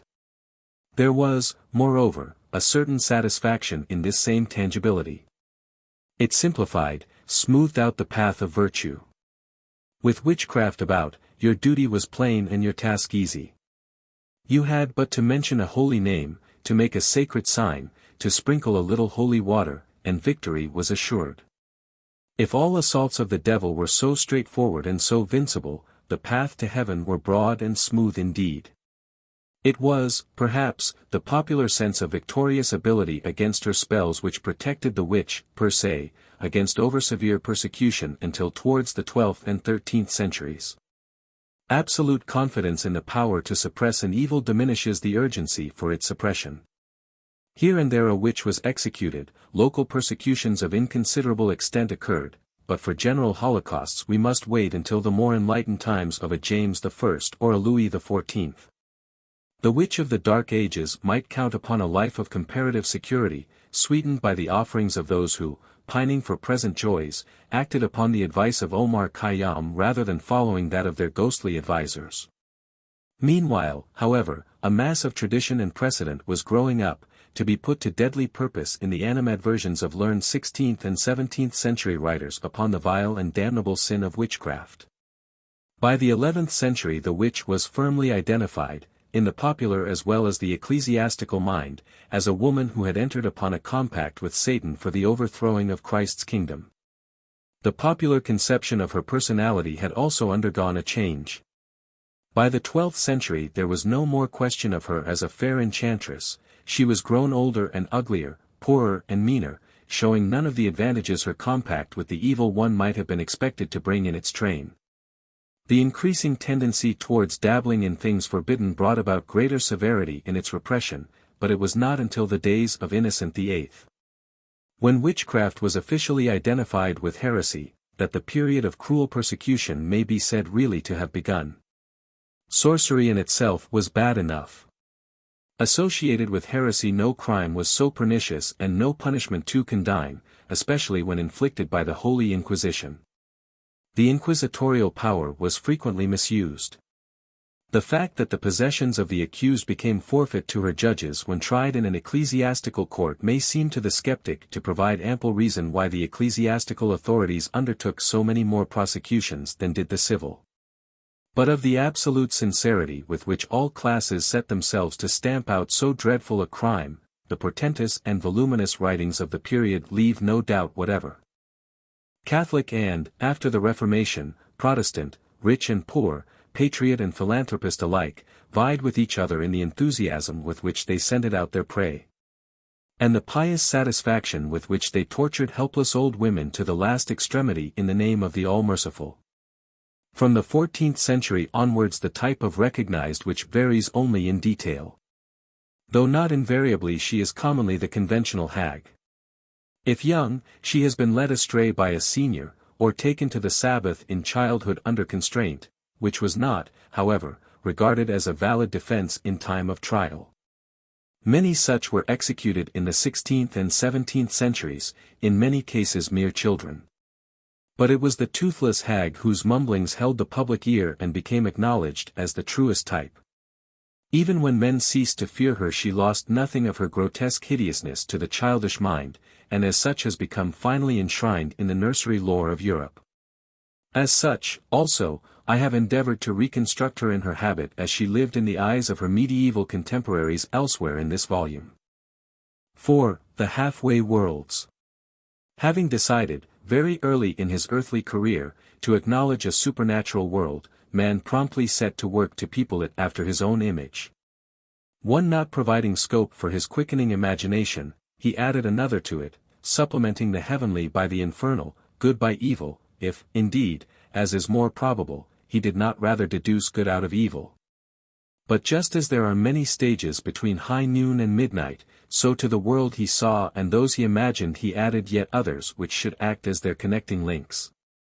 Between the divine and the human he placed the semi-divine, between the human and the infernal the half-human.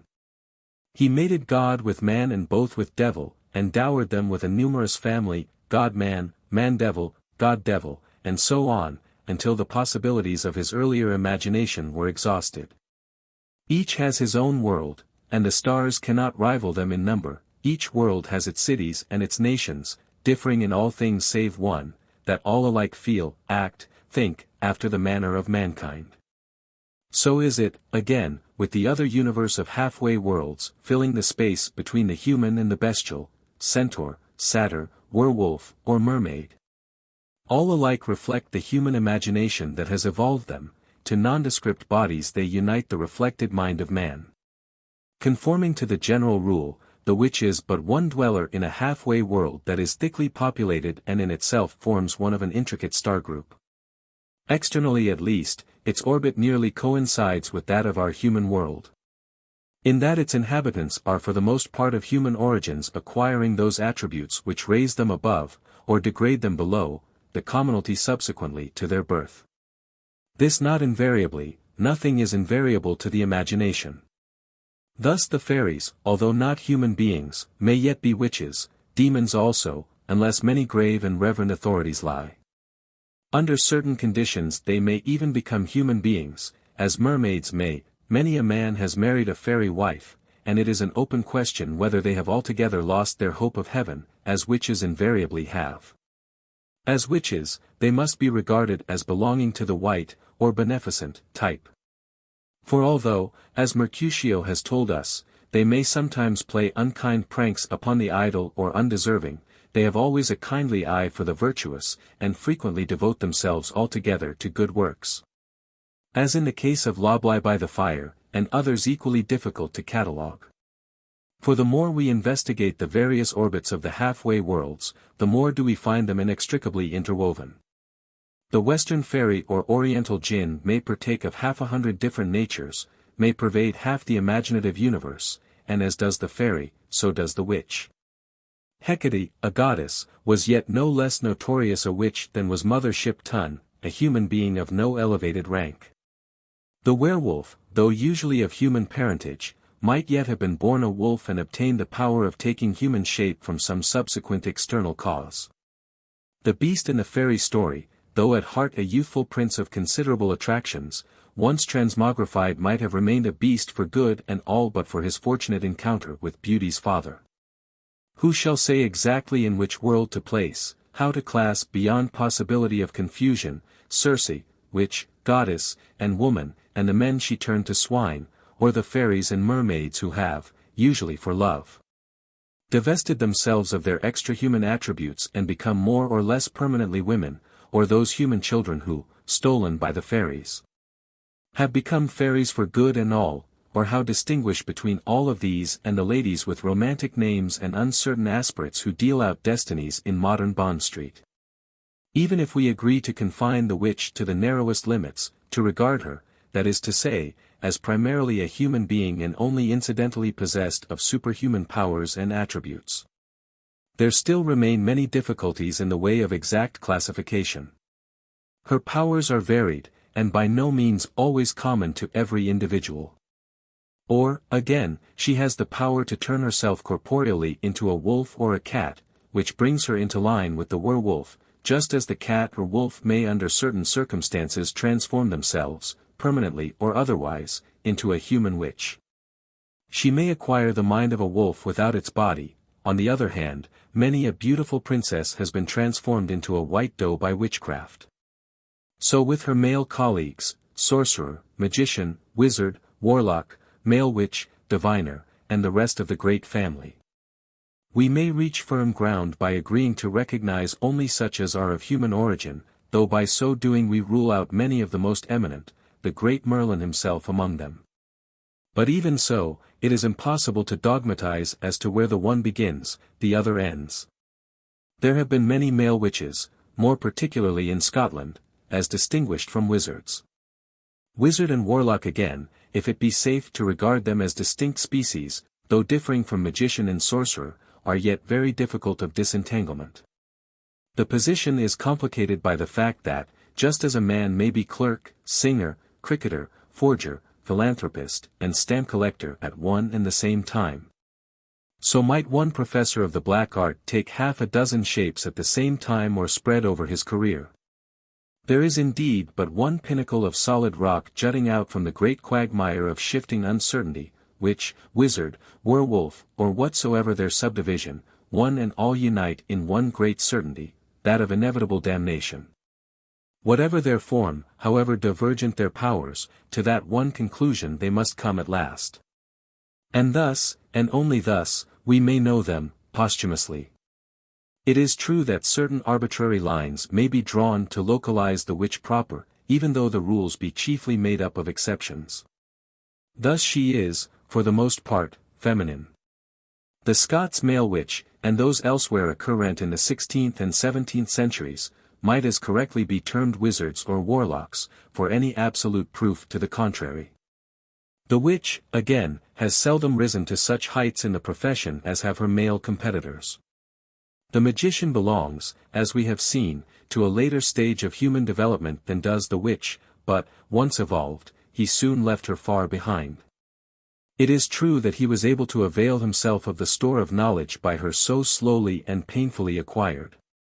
With its aid he soon raised himself to the highest rank in the profession, approaching it from the scientific standpoint, and leaving her to muddle along empirically and by rule of thumb.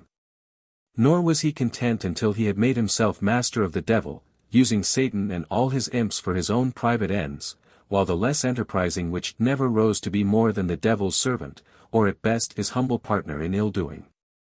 The magician, whatsoever his own private failings, has certainly deserved well of posterity.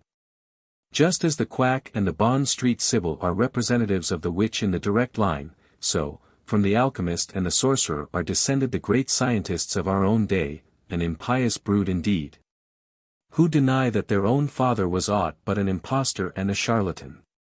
The proprietor of, let us say, Dr. Parabol's pellets, his own brother, illegitimate though he be, to the discoverer of the Roncan ray. The researches of the old-time sorcerer into the forbidden, whatever their immediate profit, at least pointed out the direction for more profitable researches.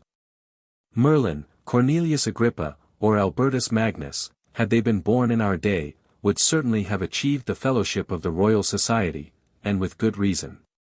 It is to the search after the philosopher's stone and the elixir vitae that we owe the discovery of radium. It was only by calling in the aid of the devil that mankind acquired the prescience of a god. The witch proper, on the other hand, did not trouble herself with research work. Having attained that dominion over her fellows dear to the heart of woman, she was content to rest upon her laurels. Certain incantations or charms, learned by rote, the understanding of the effect and cure of certain poisons, these were sufficient stock in trade to convince her neighbors, and perhaps herself.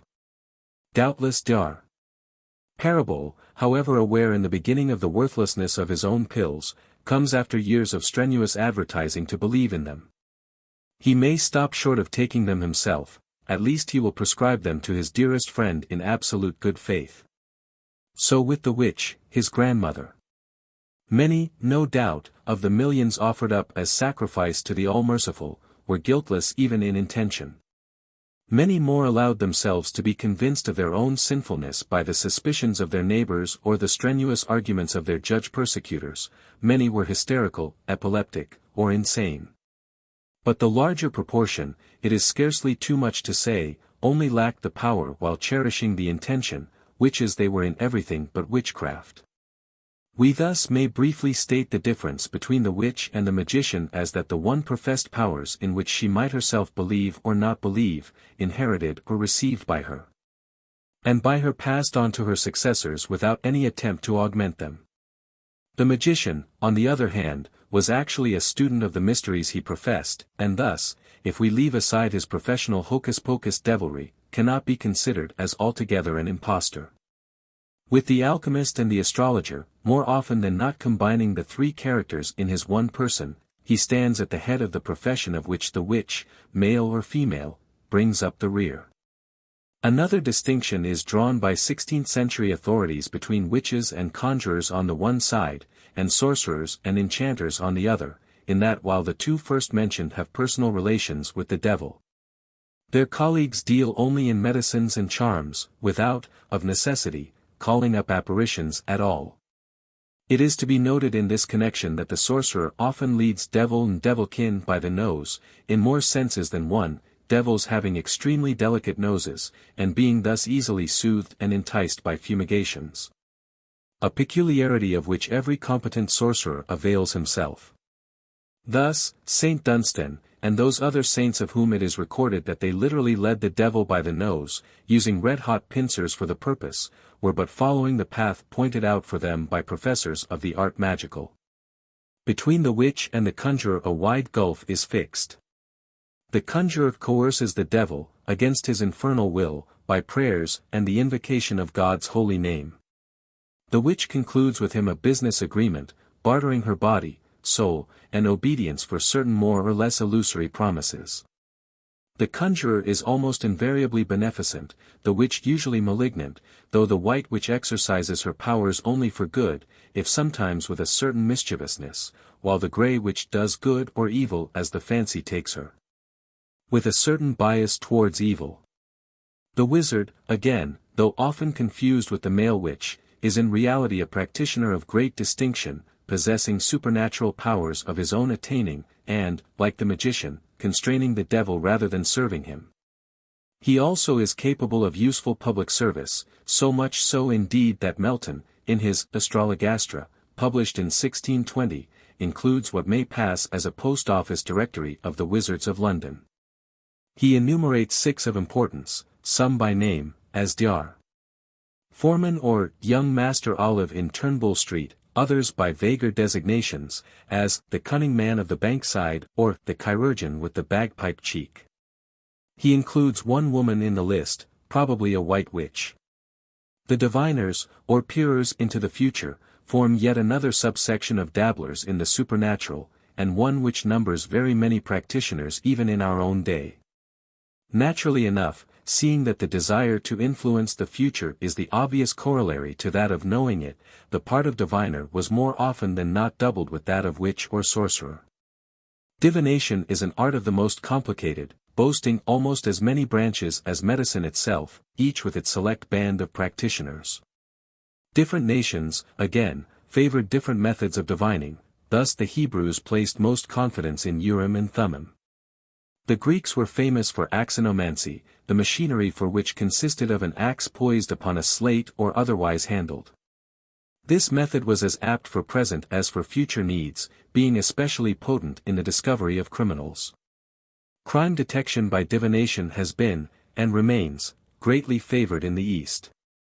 The Hindus, in particular, place greater reliance upon it than upon the more usual methods of our Occidental police, and many stories are told of the successes achieved by their practitioners. Nor is this surprising in cases where the diviner shows such shrewd knowledge of human nature as in that, oft quoted, whereby all those under suspicion of a theft are ranged in a row and presented with mouthfuls of grain, with the assurance that the guilty man alone will be unable to swallow it, a phenomenon which nearly always does occur if the thief be among those present, and not infrequently when he is not. This and similar stories, though scarcely falling under the heading of divination proper, are so far pertinent to the subject that they suggest the explanation of many of its more remarkable successes. Tell a nervous man that he is destined to commit suicide upon a certain day, and, granted that he has any faith in your prophetic powers, the odds are that he will prove the correctness of your prophecy. We may compare with this the powerful influence of tapu upon the South Sea Island mind.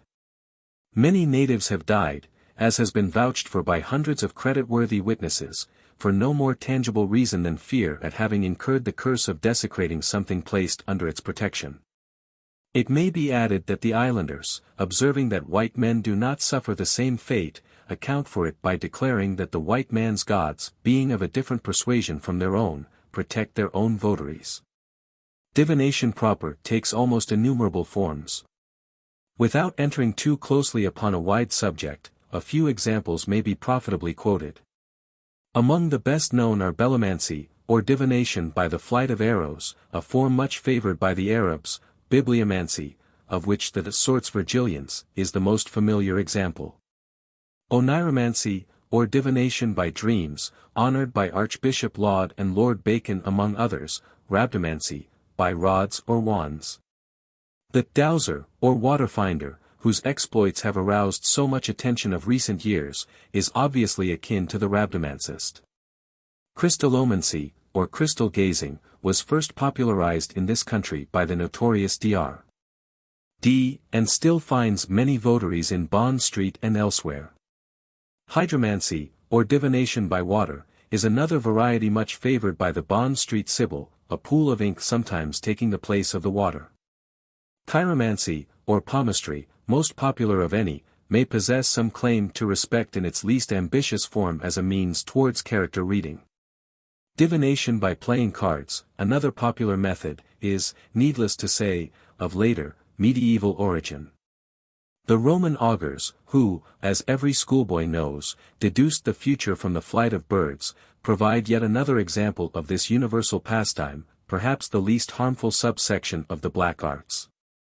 Among the most brilliant luminaries of the halfway worlds are those twin stars inhabited by the alchemist and the astrologer. The pseudoscience of star reading may be supposed to date from the first nightfall, and may thus claim a pedigree even older, if only by a few months or years, than that of magic proper. Alchemy, despite its Moorish name, has a scarcely less extended history. It owes its birth, traditionally, at any rate, to the same Egyptian man-god who first introduced witchcraft and magic in their regularized forms to an expectant world. Its principles having been by him engraved in Punic characters upon an emerald, were discovered in his tomb by no less a person than Alexander the Great. It should perhaps be added that doubts have been cast upon this resurrection. However that may be, it was much practiced by the later Greeks in Constantinople from the 5th century AD until the Moslem conquest of the city. From them the Arabs adopted it, gave it the name by which it has ever since been known, and became the most successful of its practitioners. To attempt any close study of the great alchemists were foreign to my present purpose, and would entail more space than is at my disposal. At the same time, so close was their connection, in the eyes of the vulgar, so intimate their actual relationship with witchcraft, that it is impossible altogether to ignore them. What is more, they lend to the witch a reflected respectability such as she can by no means afford to forego. They held, in fact, in their own day, much the same position as do the great inventors and scientists of today. Mr. Edison and Mr. Marconi, had they been born 10 centuries since, would certainly have taken exalted rank as alchemists or magicians. As it is, in 10 centuries a whole world of magical romance will have been very likely woven about their names, even if they have not been actually exalted to divinity or inextricably confused with Lucifer and Prometheus. While some of their predecessors may have actually claimed power over the supernatural, either in self-deception or for self-aggrandizement, the great majority undoubtedly had such claims thrust upon them, either by their contemporaries or by posterity, and would have themselves claimed nothing higher than to be considered students of the unknown. The philosopher's stone and the elixir vitae may have served indeed as the ideal goal of their researches, much as they do under their modern form of the secret of life in our own time. But their actual discoveries, accidental and incidental though they may have been, were none the less valuable. After such a lapse of time it is as difficult to draw the line between the alchemist scientist and the charlatan as it will be a century hence to distinguish the false from the true among the inventors and scientists of today. So absolutely do the mists of tradition obscure the face of history. Leaving out of the question such purely legendary figures as Merlin, we may class them under three headings, and briefly consider one example under each. In the first may be placed the more or less mythical figures of Geber and Albertus Magnus, both of whom, so far as it is now possible to judge, owe their ambiguous reputations entirely to the superstitions of their posterity. Such a personage as the great Arabian physician Geber, otherwise Abu Musa Jafar, surnamed al-Sofi, or the Wise, living in the 8th century, was certain to gain the reputation of possessing supernatural power. Even had he not busied himself in the discovery of the philosopher's stone and the elixir. Though he found neither, he yet in seeking them made other discoveries little less valuable, and it is scarcely too much to say, made their discovery possible in later centuries. Thus, in default of the means of making gold, he gave us such useful chemicals as nitric acid, nitrate of silver, and oxide of copper. Incidentally, he wrote several hundred treatises on his two subjects, an English translation of one, the Summae Perfectionis, having been published in 1686 by Richard Russell, himself an alchemist of respectable attainments. Albertus Magnus, again, gave every excuse to the vulgar for regarding him as infernally inspired. That is to say, he was a scholar of great attainments in a day when scholars were chiefly remarkable for their dense ignorance. And fully deserved some less ambiguous sobriquet than that bestowed upon him by some writers of founder of the schoolmen. A Dominican, he held the chair of theology at Padua in 1222 while still a young man. Grown weary of a sedentary life, he resigned his professorship and taught in many of the chief European cities, and more particularly in Paris, where he lived for 3 years in company with his illustrious pupil, Thomas Aquinas. He was at one time appointed Bishop of Regensburg, but very soon resigned, finding his episcopal duties interfere with his studies. Of the 25 folios from his pen, one is devoted to alchemy, and he was a magician of the first class, so, at least, succeeding generations averred, though he himself very likely had no suspicions thereof. Among other of his possessions was a brazen statue with the gift of speech, a gift exercised with such assiduity as to exhaust the patience even of the saintly Thomas Aquinas himself, so that he was constrained to shatter it to pieces. Roger Bacon, inventor and owner of an even more famous brazen head, was no less illustrious a scholar, and as fully deserved his admiring nickname, the Admirable Doctor. Even though he were not in actual fact the inventor of gunpowder and the telescope, as asserted by his admirers. A native of Somerset, and born, traditionally, the year before the signing of Magna Carta, he might have ranked among the greatest Englishmen had not his reputation as a magician given him the suggestion of being a myth altogether. Something of a heretic he was, although in orders, and his writings brought down upon him the suspicions of the general of the Franciscan order, to which he belonged. Pope Clement IV. Extended protection to him for a time, even to the extent of studying his works, and more particularly his magnum opus, but later the Franciscan general condemned his writings, and he spent 14 years in prison, being released only 2 years before his death. But his historical achievements were as nothing to his legendary possession, in partnership with Friar Bungay, of the Talking Head. Less garrulous than Albertus' statue, it emitted only 3 sentences, time is. Time was. Time is past, its last dictum, having unfortunately for all audience a foolish servant, and being by him held up to ridicule, it fell to the ground and was smashed to pieces. Thus depriving its inventor of his cherished scheme, by its help to surround England with a brazen rampart no whit less efficacious against the assaults of the king's enemies than are our present-day ironclads. Friar Bacon was not undeserving of the posthumous popularity he achieved in song and story, for he it was who made magic and alchemy really popular pursuits in this country. So numerous were his imitators that rather more than a century after his death, in 1434, the alchemical manufacture of gold and silver was declared a felony. 21 years later Henry VI, being, as he usually was, in urgent need of ready money, saw reason to modify the governmental attitude, and granted a number of patents, to ecclesiastics as well as laymen, for seeking after the philosopher's stone. with the declared purpose of paying the royal debts out of the proceeds. In which design he was, it is to be feared, disappointed. Dr. Dee, the friend and gossip of Queen Elizabeth, may be taken as marking the point at which the alchemist ceases to be an inhabitant of any halfway world and becomes altogether human. A Londoner by birth, he was born in 1527, became a B.A. of Cambridge University and rector of Upton-upon-Severn.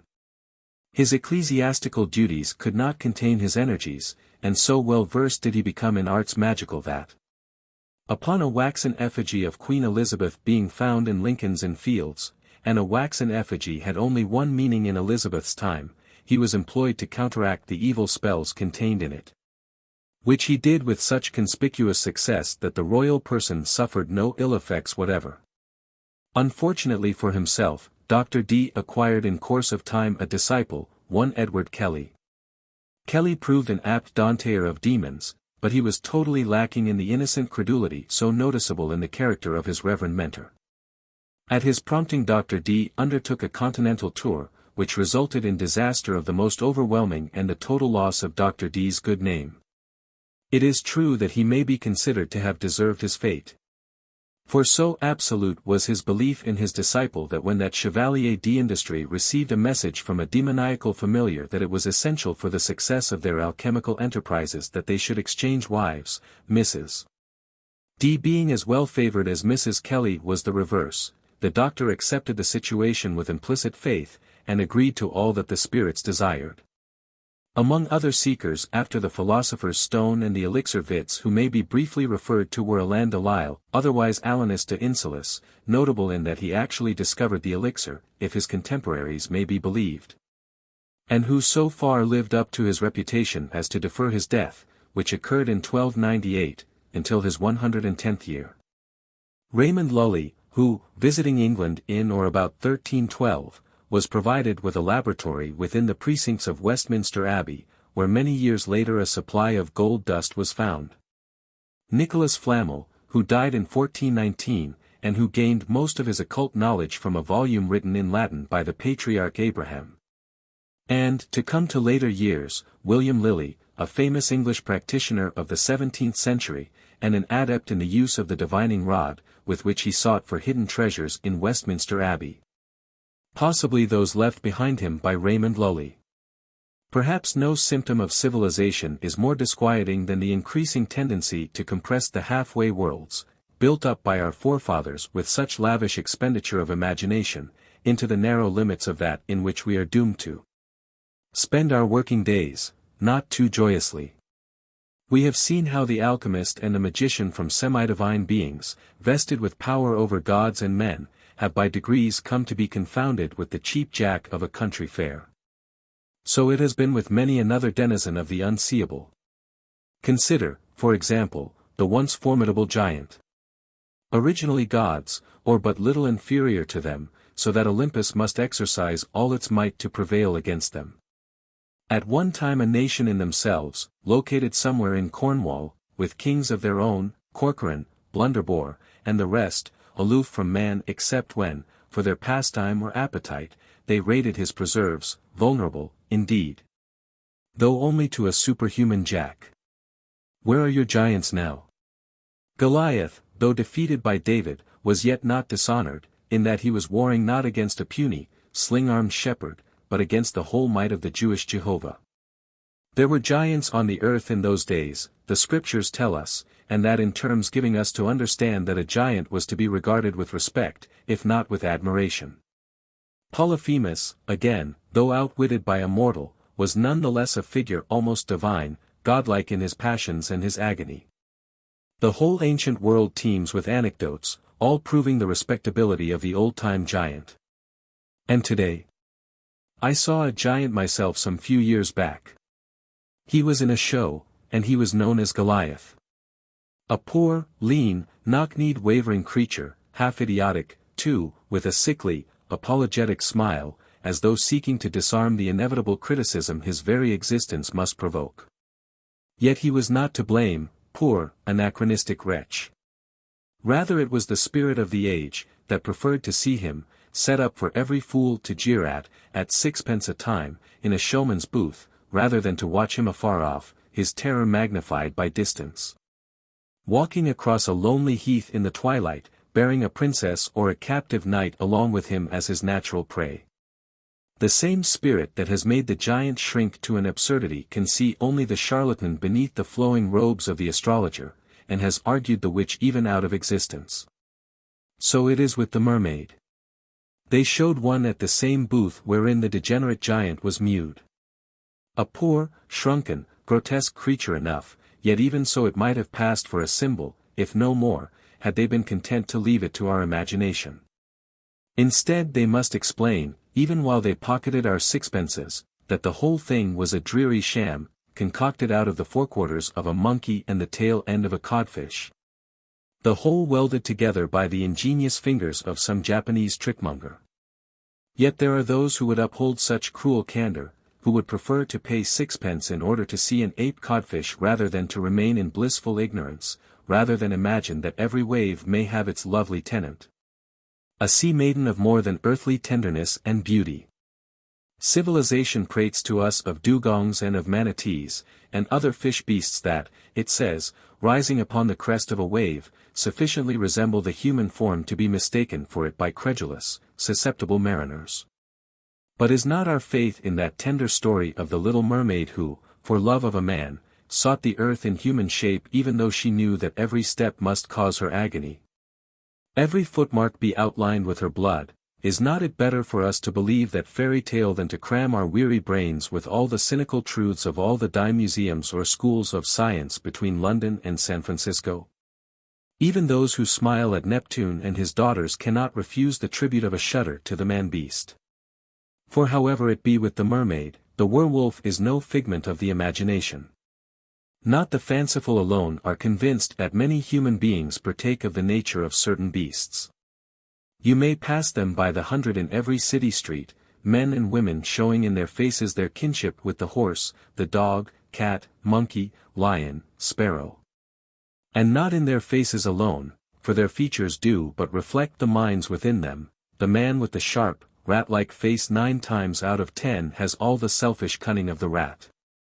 We have no need to seek for further explanation of the centaur myth, to argue that some horseless nation, seeing horsemen for the first time, accepted the man and his mount as one and indivisible. There are plenty of men who have as much of the equine as of the human in their composition. So it is with the wolf-man, the werewolf. He exists, and to this day, despite all your civilizing influences.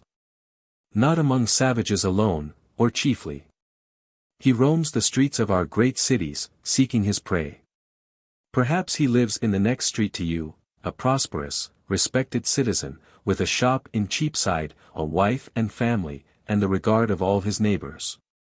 The wolf in him has never been aroused, may never be.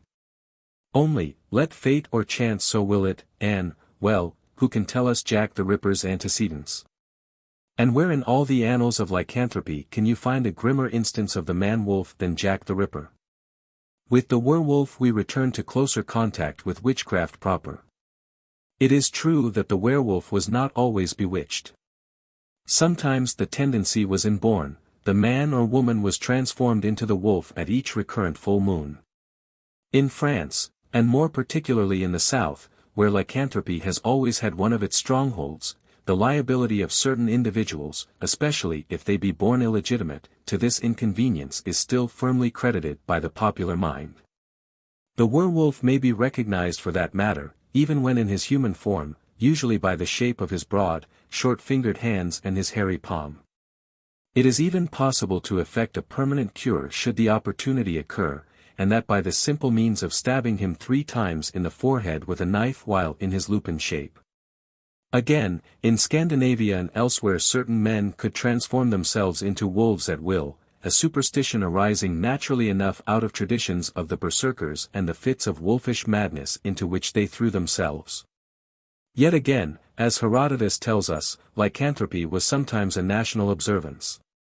The Nuri, if the Scythians were to be believed, were in the habit of changing themselves into wolves once a year and remaining in that shape for several days. But more frequently the change was attributable to some evil spell cast by a witch. It is true that the wolf was only one of many animals into whose shape she might condemn a human soul to enter. Circe is, of course, a classical example. Saint Augustine, in his De Civitate Dei, relates how an old lady of his acquaintance used to turn men into asses by means of enchantments, an example which has been followed by younger ladies ever since. By the way, while Apuleius' Golden Ass gives us an autobiographical testimony to the efficacy of certain drugs towards the same end. Doubtless because the wolf was extirpated in this country at a comparatively early date, English werewolf legends are few and far between. They could indeed only become universally current in a country mainly pastoral and infested by wolves, as, for instance, in ancient Arcadia, where indeed the werewolf came into his highest estate. Or in many parts of Eastern and Southeastern Europe today. In certain Balkan districts the werewolf shares the attributes of the vampire, another allied superstition which is by no means without its foundations of fact. Most people must have, indeed, been acquainted at some time or other with the modern form of vampire, individuals who unconsciously feed upon the vitality of those with whom they come into contact. Many stories have been written, many legends founded upon this phenomenon, to the truth of which many people have testified from their own experience. At which point I leave the subject to those with more scientific knowledge than myself. In case there should be any who desire to transform themselves into a wolf without the trouble and expense of resorting to a witch. I will close this chapter with a spell warranted to produce the desired effect without any further outlay than the price of a small copper knife. It is of Russian origin, and is quoted from Sakharov by Mr. Baring Gould. He who desires to become an oborot equals, one transformed equals werewolf, let him seek in the forest a hewn-down tree. Let him stab it with a small copper knife and walk round the tree, repeating the following incantation. On the sea, on the ocean, on the island, on Bugin. On the empty pasture gleams the moon, on an ash stalk lying. In a green wood, in a gloomy vale. Towards the stalk wandereth a shaggy wolf. Horned cattle seeking for his sharp white fangs. But the wolf enters not the forest. But the wolf dives not into the shadowy vale. Moon, moon, gold-horned moon. Check the flight of bullets, blunt the hunter's knives. Break the shepherd's cudgels. Cast wild fear upon all cattle. On men, on all creeping things. That they may not catch the grey wolf. That they may not rend his warm skin. My word is binding, more binding than sleep. More binding than the promise of a hero. Then he springs thrice over the tree and runs into the forest, transformed into a wolf. V. The Witch's Attributes. In his very learned and exhaustive treatise, De Laudamonomini de Sorciers, the worthy Bodin, with enterprise worthy of a modern serial story writer, keeps his reader's curiosity whetted to its fullest by darkly hinting his knowledge of awesome spells and charms commonly employed by Satan's servants. Unlike the modern writer, however, he refrains from detailing them at length in his last chapter, fearing to impart knowledge which may easily be put to the worst account. However valuable a testimony to his good faith and discretion, this would certainly have brought down upon him the strictures of modern critics. And might indeed have entailed serious loss to the world had not other less conscientious writers more than rectified the omission. It were, of course, impossible to include within the limits of such a volume as is this, or of 100 like it, 1/10 of the great store of spells, charms, and miscellaneous means towards enchantment gathered together in the long centuries since the birth of the first witch. So also it is impossible to select any particular stage in her long evolution as the most characteristic, as regards her manners and customs, of all that we imply by the word witch. On the other hand, she has definitely crystallized in the minds of those of us who have ever been children, in the shape of the horrid old witch of fairy lore. And just as, in a preceding chapter, I have endeavored to reproduce one of her working days, as imaged in the popular mind, so the witch of the Middle Ages may best be chosen when we would reconstruct her more human aspect. Of her actual appearance, divested of her infernal attributes, no better description could be desired than that given by Reginald Scott in The Discovery of Witchcraft. Witches be commonly old, lame, bleary-eyed, pale, foul, and full of wrinkles. Poor, sullen, superstitious, and papists. It is perhaps unnecessary to point out that Scott was of the Reformed faith, or such as know no religion, in whose drowsy minds the devil hath gotten a fine seat. So as, what mischief, mischance, calamity or slaughter is brought to passe, they are easily persuaded the same is doomed by themselves, imprinting in their minds an earnest and constant imagination hereof. They are lean and deformed, showing melancholy in their faces to the horror of all that see them. They are doting, scolds, mad, devilish. Endowed with so unfortunate a personality, it is not surprising that, as Scott goes on to inform us, the witch should have found it difficult to make a living. It is indeed an interesting example of the law of supply and demand that such woeful figures being needed for the proper propagation of the witch mania, the conditions of medieval life, by their harsh pressure upon the poor and needy among women, should have provided them by the score in every village. You may find the conventional witch figure today in the lonely hamlet or in the city workhouse, but, thanks to our better conditions of life, she has become almost as rare as have accusations of witchcraft against her. The only means of subsistence open to her, Scott goes on, is to beg from house to house. In time it comes about that people grow weary of her importunities. Perhaps they show their impatience too openly. Then, says Scott, she curses one or the other, from the master of the house to the little pig that leeth in the sty. Someone in the wide range between those two extremes will be certain to suffer some kind of mischance before long, on much the same principle as that which gives life to one of our most popular present-day superstitions. The ill luck attending a gathering of 13 at table. Any such disaster is naturally attributed to the old beggar woman, who is thus at once elevated to the dangerous eminence of witchhood. Nor did the sufferer always wait for her curse. Edward Fairfax, for example, the learned 17th-century translator of Tasso, upon an epidemic sickness attacking his children, sought out their symptoms in a Book of Medicine. Not finding any mention of such agonies as those exhibited by his children, he determined that some unholy agency must be at work. His thoughts turned, naturally enough, to the gloomy forest of Knaresborough, within convenient distance of his abode. Nothing could be more suspicious than the mere fact of living in such a suggestive locality, yet Margaret White, widow of a man executed for theft, her daughter, and Jenny Dibble, an old widow coming of a family suspected of witchcraft for generations past, were imprudent, or unfortunate, enough to live within its borders. The natural result attended their rashness, and so earnest was the worthy Fairfax that he set the whole proceedings down in a book, adding a minute account of the symptoms and delusions of the invalids. As the king has his orb and scepter, the astrologer his spheres and quadrant, so the witch has her insignia of office. And it is a strong indication of her descent from the first housewife that most of them are domestic or familiar objects. The imp or familiar, who attends her may have the form of a bird or dog, but is far more often the most domestic animal of all, the cat. Frequently it is malformed or monstrous, in common with Satan himself and all the beings who owe him allegiance. It may have any number of legs, several tails, or none at all, its mewing is diabolic. It may be far above the usual stature of its kind. Usually it is black, but is equally eligible if white or yellow. As is a common incident of all religions, the symbol is sometimes confused with the office, the witch and her cat exchanging identities.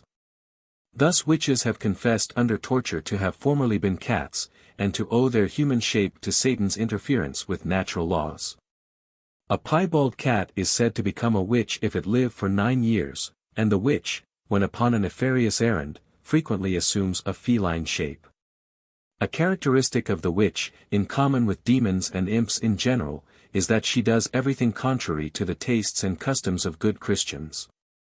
With the one steady exception of the cat, she most esteems animals repellent to the ordinary person, to women in particular, and her imps may appear as rats or mice, usually tailless, spiders, fleas, nits, flies, toads, hares, crows, hornets, moles, frogs, or, curiously enough, domestic poultry. An important item in her outfit is her broomstick, as homely an insignia as the cat. Its feminine connection is obvious, though possibly its power of flight may be derived from the magic wand. Smeared with a satanic ointment, it acts as her chariot, or is prepared to serve her as a weapon of offense or defense, and woe to him who suffers a beating from the witch's broom handle. The spindle, emblem of domesticity, becomes in the witch's hands a maleficial instrument, and may be applied by her to a number of evil uses. The idea of the thread of life enters into many mythologies, and it, from some confusion of ideas, may well have been instrumental in transforming the natural occupation of an old woman into one of the dangerous tricks of witchcraft. Just as, loathly, reptiles, the snake, the lizard, and the toad, stand in close relation to the witch, so plants growing in suggestive places or notoriously poison-bearing are especially connected with her.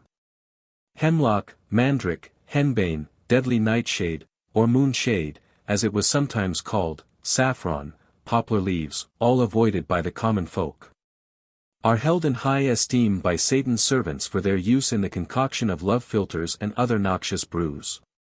For the brewing of potions a cauldron is a matter of course, and the mixtures popularly supposed to have been brewed in it were enough to have given it an evil reputation for all time. The enumeration of their ingredients is unpleasantly suggestive, even to the unbeliever, and the credulous may well have shuddered at such a mixture as eye of newt and toe of frog, wool of bat and tongue of dog, adder's fork and blindworm's sting, lizard's leg and howlet's wing, liver of blaspheming Jew, gall of goat and slips of ewe, finger of birth-strangled babe, andk. It is true that a Macbeth was not to be catered for every day, and simpler effects could have been obtained by less complicated, though perhaps not less unappetizing means. Of all these insignia and attributes of her office the most important, as the most characteristic, were her familiars, or imps. In medieval real life, just as in modern fairy lore, the witch's possession of a cat, or other animal, however harmless it might seem, was proof positive of her guilt. Without her familiar, indeed, she could scarcely have claimed the powers attributed to her, for, whatever its form, it was the ever-present reminder of her contract with their common master. And in many cases the channel through which his commands and the means for their carrying out were communicated to her. The infinite variations of form and kind of these same imps as set out in the proceedings at the trials, bear strong testimony of the wild imaginations possessed by our forefathers for the devil, as we may prefer to believe. Thus Margaret White, in the Fairfax case just referred to, had for familiar a deformed creature with many feet, sooty in hue and rough-haired, being of name unknown. Her daughter, who resembled her in all things, with the addition of impudency and lewd behavior, had a white cat spotted with black.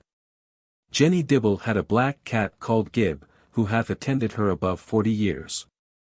All these imps, whatever their shape, obtained their nourishment by sucking their mistress's blood, leaving marks upon her body, which formed deadly evidence against her at her trial. Nor was there any hope of cheating justice by giving these devils' marks commonplace forms, for they were recognized even when made, by the devil's cunning, to appear like moles, birthmarks, or even flea bites. There is some slight confusion about the provenance of this same witch mark, unless it varied in individual cases, whether, that is to say, the marks were the result of suckling the imps, or whether, being already imprinted on the witch's body, they were selected for that reason. Certainly there is frequent reference to the ceremony of its imprinting immediately after the signature of the contract with Satan, and at the same time that her nickname and familiars were assigned to his new servant. Its object is ingeniously explained by the unctuous Pierre de Lancre, no mean authority. Satan, he tells us, wishing to ape God in all things, has instituted this marking of his servants in imitation of the stigmata and also of the circumcision. A more practical explanation, given by some writers, is that the devil's mark, having the quality of itching at certain seasons, is conferred upon witches that they may never oversleep themselves and thus be late for the Sabbath ceremonies. The root of the whole matter, however, as the worthy Pierre is half inclined to believe, and as some of us may be half inclined to agree with him in thinking, is that the mark, he compares it to a toad's foot, has merely been instituted by Satan out of his love of importance and display. And with no further motive. Although in earlier ages this formality may have been dispensed with, by the 16th century the witch invariably signed a definite contract with Satan. As was only too probable, seeing that they dispensed with an attorney, while the other person to the bargain, himself of no mean intelligence, might choose among an infinity of legal advisers, the contract was of a very one-sided nature. Nothing, at least, was ever outwardly visible of those advantages for which she bartered away body and soul.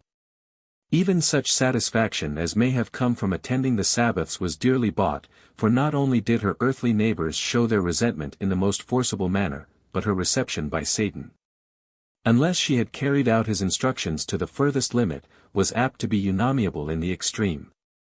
Of any more material satisfaction, save, of course, that, and it is perhaps as substantial as human happiness can be, of paying off old scores, there is no sign at all. It is perhaps this lack of business instinct which most markedly differentiates the witch from the sorcerer.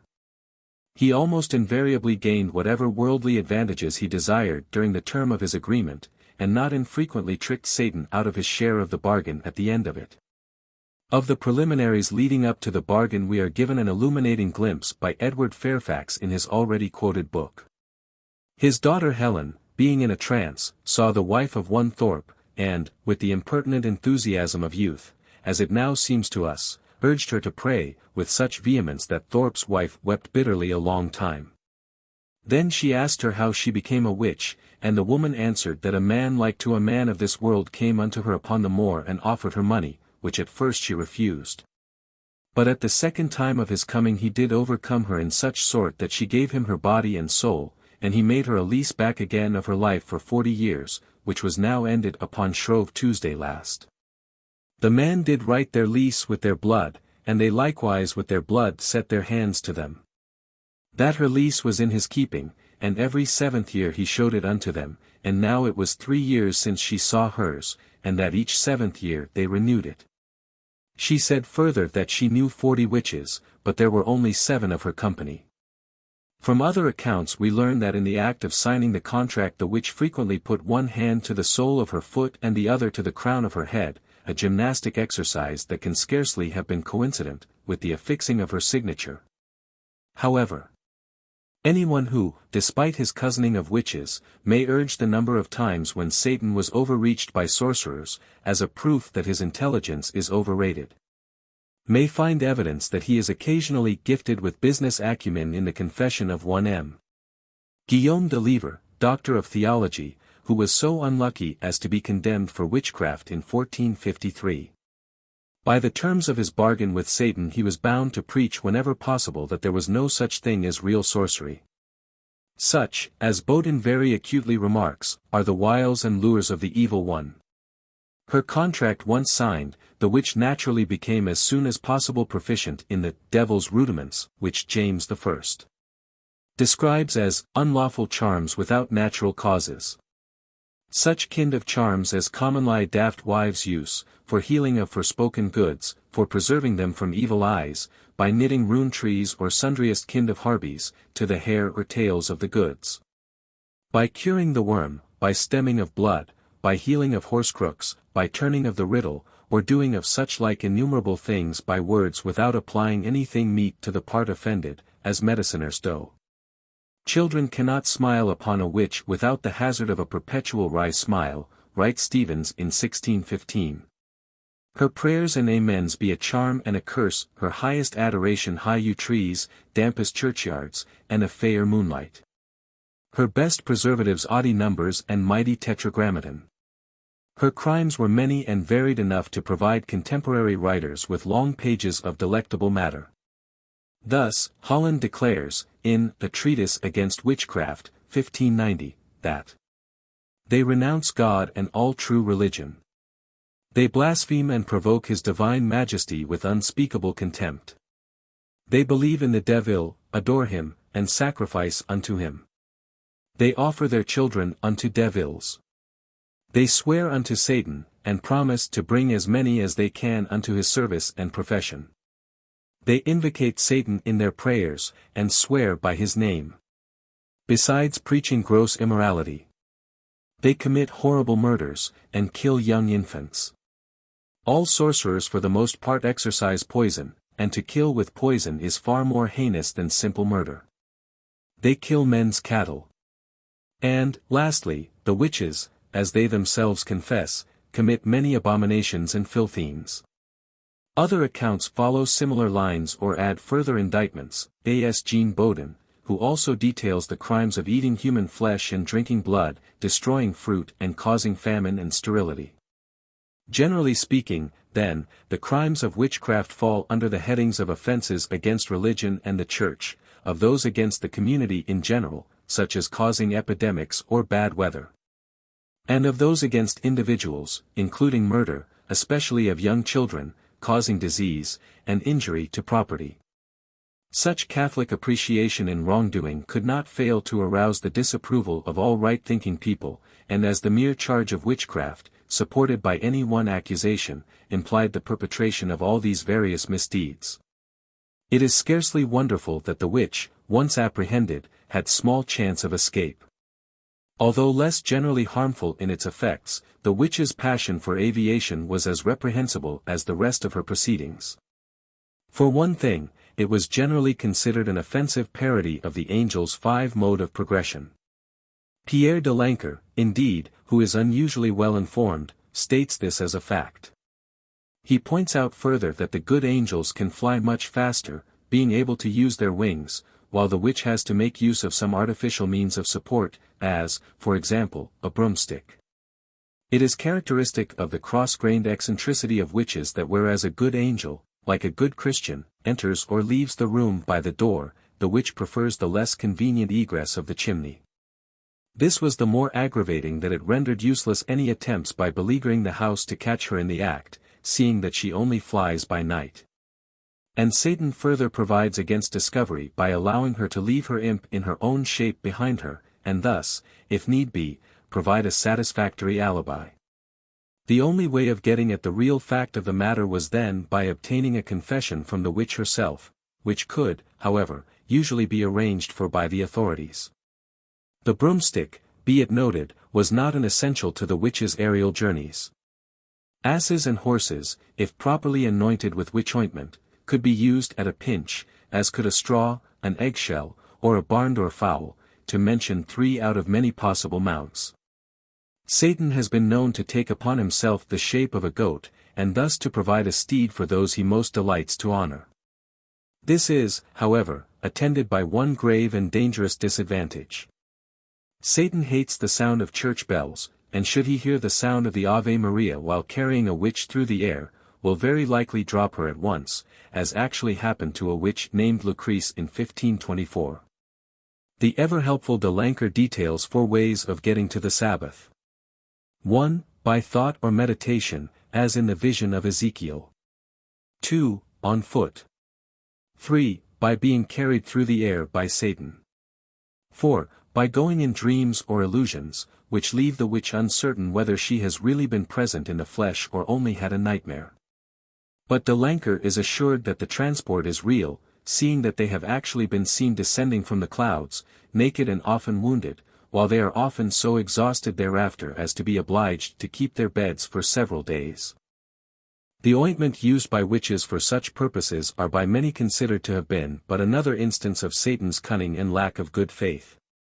As a tangible token of her service, they flatter the witch's sense of importance, though in themselves quite useless, while the obtaining of these ingredients necessitates a good deal of mischief being done to good Christians.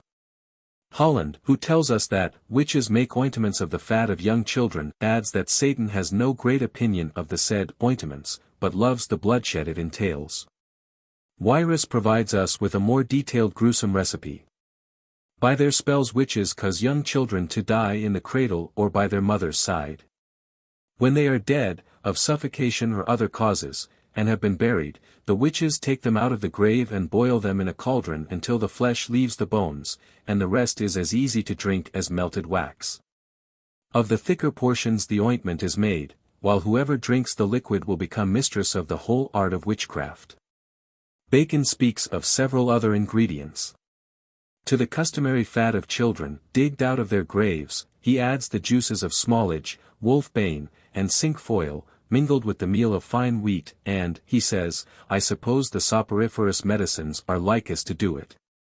Which are henbane, hemlock, mandrake, moonshade, tobacco, opium, saffron, and poplar leaves. Some are of opinion that such soporific elements are introduced into the ointment by the devil in order to dull the senses of his servants. That he may the more easily do as he likes with them, but as those who have gone so far in procuring the piece de resistance of the mixture are not likely to be over-scrupulous, such a precaution seems almost unnecessary. The poisons, charms, and baleful powders needed by the witches in their ordinary business routine may be made either in their own domestic cauldron or at the Sabbath. They include such ingredients as the heads of toads, spiders, or the bark and pith of the arbor maudit. The semi-solids are the most poisonous to human beings, while the liquid varieties are used to destroy crops and orchards. For doing damage on the sea or among the mountains, powders are well considered, made of toad's flesh, roasted, dried, and pulverized, and subsequently cast into the air or scattered on the ground, according to the circumstances of the case. Another and very baleful poison may be made of green water, so potent is it that even to touch it causes instant death. A paste entirely efficacious against confession under torture may be made with black millet mixed with the dried liver of an unbaptized child. A skinned cat, a toad, a lizard or an asp, roasted, dried, pulverized, and burned until required, may be put to excellent purposes of offense. Cast in the air or on the ground, with the words, this is for corn, this for apples, and so forth, such a powder, if used in sufficient quantities, will turn a smiling countryside into a desert. There is, indeed, one plant which resists all such spells, the common onion. Thus de Lanker tells us of a certain garden so injured by these powders that everything died except the onions, for which, he adds, the devil has a particular respect. If this respect comes from dislike of its smell, and Satan is known to have a very delicate nose, our modern prejudice against the onion-eater immediately after dinner would seem to be only another proof of man's natural tendency to evil. In deference to the unceasing demand, the witch has ever been a prominent exponent of prophecy and divination, nor have any of her practices given more offense to Holy Church. At the late period of her history we are now considering, she had acquired a sufficiently varied repertoire of methods to satisfy the most exacting. To quote from a long list supplied us by Holland, the witch of his times could divine, by fire, by the air, by water, by the earth, by the dead, by a sieve, by a cock, by a twibble or an axe, by a ring, by ise, by meal, by a stone, by a laurel. By an ass's head, by smoke, by a rod, by pieces of wood, by a basin of water, by certain round vessels of glass full of water, by rubbing of the nails. All of which go to show that she had lost little of the skill possessed before her by Egyptian necromancers and medieval magicians. But the most fantastic, as it became the most famous, incident of the witch's life, as viewed by her contemporaries, was certainly the Sabbath. In a previous chapter one have endeavored to provide some narrative account of such a gathering as being the simplest and directest method of reconstruction. It was, however, obviously impossible to include 1/10 of the various incidents at one or other period attached thereto by writers, inquisitors, or witches themselves, and this quite apart from the obvious limitations entailed in matters of detail, upon one who writes for the general public. These same Sabbaths might be described in modern terms of commerce as Satan's stock-takings, whereon he might check the number and loyalty of his subjects. They were of two kinds, the more important, or Sabbaths-General, to which flocked witches from all parts of the world, and the more localized and frequent Sabbaths simple. Their place and time varied, though most frequently held after midnight on Friday, an arrangement agreeable to the church view of the Jews and their Sabbath, and not impossibly arising therefrom. In earlier days, or so de Lanker informs us, the devil chose Monday, the first day of the week, as most suitable, but, with his usual inconstancy, has varied it several times since then.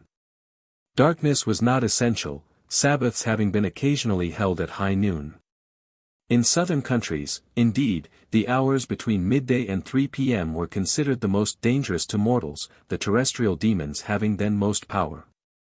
The pleasures of the midday meal might have a fatal influence in putting the intended victim off his guard, his sleepy content making him peculiarly susceptible to the attacks of Satan's agents. Some authorities give from n p.m. to 2 a.m. as the hours, seeing that, as in more legitimate assemblies, everybody could not arrive at once, and there was much business to be gone through. The Sabbaths-General, in mockery of the Church, were usually held on the 4 great annual festivals. They might take place anywhere, though certain spots were especially favored. Marketplaces, especially if beside an important church, were among them. The Mountain of Dome, in Périgord, again, was among the most famous meeting places in France, as were the Wrekin in England, the Blocksberg in Germany, and the Blockula in Sweden. Attendance was not a mere matter of pleasure, witches who failed being severely punished by demons sent in search of them or on their next appearance. Satan himself usually presided in person, though he was occasionally represented by an underling, to the great anger of the witches. Thus, on one occasion, he deprecated their wrath by the explanation that in view of a strenuous persecution then on foot he had been pleading the cause of his followers with Janicot, an impious name for Jesus, that he had won his case. And that they would not be burnt. As a reward, he added, they must bring him 80 children, to be given to a certain priest present at the Sabbath, and later tried for sorcery. He appeared in many forms, that of a goat being perhaps his favorite. Anyone who has ever studied a goat's face, and more particularly the expression of its eyes, can testify to Satan's sense of the fitness of things in so doing, as also to that of the old Flemish painters, and more particularly Jerome Bosch, who, in the paintings of devils for which he is so justly famous, has made copious use of the goat's head as a model for his most demoniacal demons. As a goat, Satan was usually of monstrous size, having one face in the usual position and another between his haunches. Marie Dieguer, who attended a Sabbath at the mature age of 13, and afterwards paid the penalty with her life, testified that in the middle of the assembly was a huge pitcher of water, out of which Satan emerged as a goat, grew to enormous size, and, on his departure, returned again into the pitcher. Sometimes he had 2 pairs of horns, in front and behind, more usually only 3 in all, that in the center supporting a light, to serve the double purpose of illuminating the proceedings and of lighting the candles carried by the witches in mockery of Christian ceremonies. Above his horns he sometimes wore a species of cap, and sometimes he had a long tail, in the usual place, with a human face above it. This was saluted by his guests, but he was unable to speak with it. He might also appear in the form of a tree trunk, without arms or feet, but with the indistinct suggestion of a face, seated on a throne. Sometimes like a giant, clad in dark clothes, as he does not wish his disciples to realize that he is himself suffering the proverbial torture of hell. Some attendants at the Sabbath, as, for instance, poor little Cornet Braulich, aged 12, saw him as a 4-horned man. Others, Jeanette Diabity among them, vouch for his having 2 faces. Others saw him as a black greyhound or a huge brass bull lying on the ground. The constant uncertainty as to the form likely to be taken by the host must have been an added interest to the proceedings, and it has been supposed by some that his powerful imagination led him occasionally to appear in a different shape to each several guest, and to change from one to another at frequent intervals during the proceedings. The actual ceremonies, festivities, and ritual of the Sabbath varied greatly at different times and places, but having already given a typical example in an earlier chapter, it is unnecessary to dwell further on so unsavory a subject. The various accounts, evolved from the imaginations of overwilling witnesses or tortured which, however much they may suffer in detail, unite in being the expression of the foulest and most obscene images of a disordered brain. And as such we may leave them. So again the devil's mass was conducted in such a manner as might most impiously parody the Christian ritual. The devil, however, as an old writer astutely points out, in thinking to imitate Christ by sitting on a great golden throne during the ceremony, only shows his exceeding folly, forgetting that, although Christ often spoke while sitting, he yet gained his greatest triumph on the cross. With the aforesaid throne Satan conjures up all the paraphernalia of worship, temples, altars, music, bells, though only little ones, for he hates and fears church bells, and even crosses. For priests, one serving the Mass, a deacon, and a subdeacon usually officiate.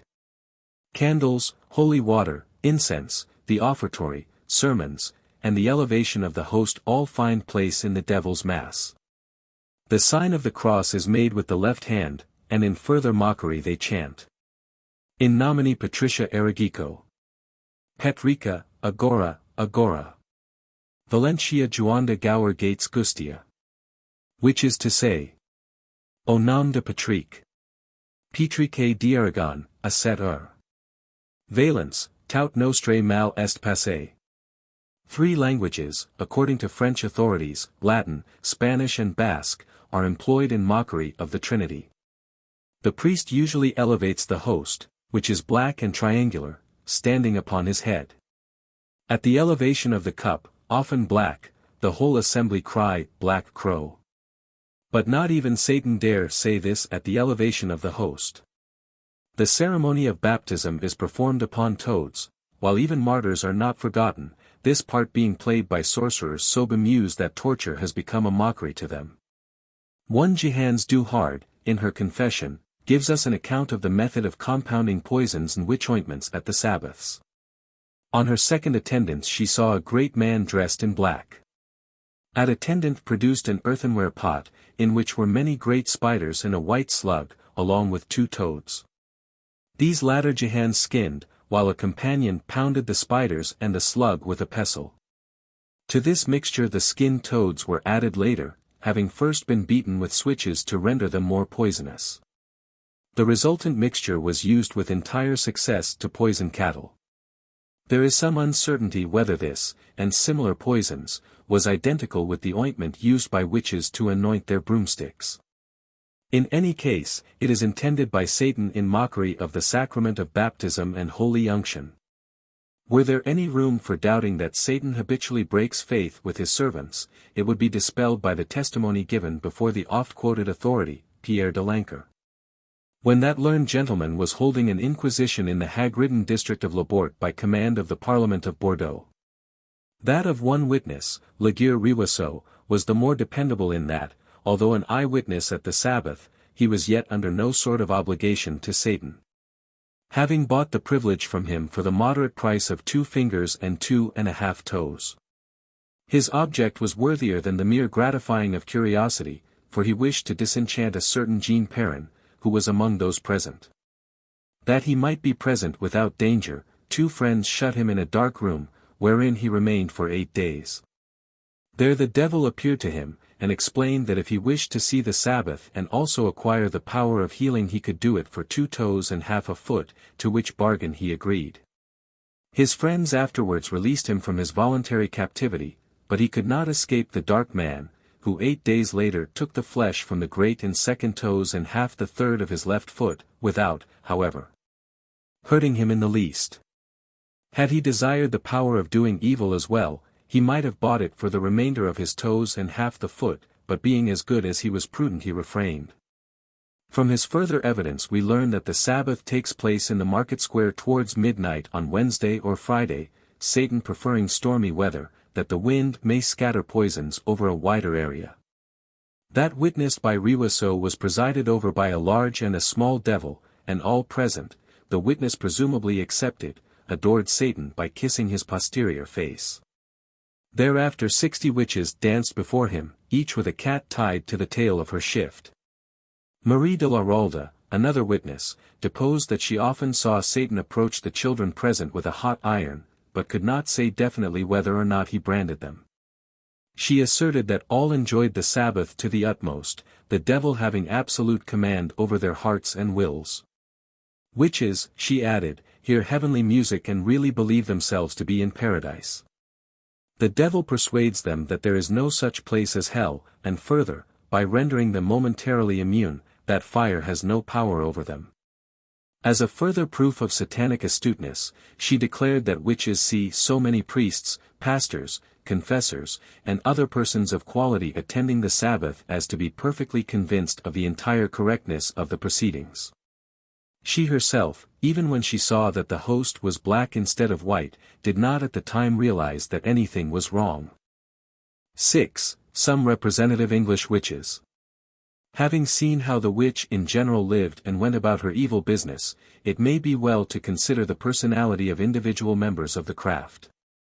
There have been, needless to say, many women famous in other directions, who have been incidentally regarded by their contemporaries as possessing superhuman powers. Indeed, to be condemned as a witch was but to have an official seal set upon the highest compliment payable to a woman in more than one period of the earth's history. Seeing that it marked her out from the dead level of mediocrity to which her sex was legally and socially condemned.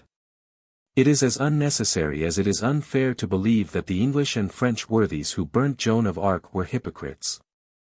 That a woman could do as she had done was to them capable only of two explanations. Either she must be inspired from above or from below, according to the point of view. As it was too much to expect that those whom she had defeated should regard her victories as divine, it followed that they could seem nothing but infernal.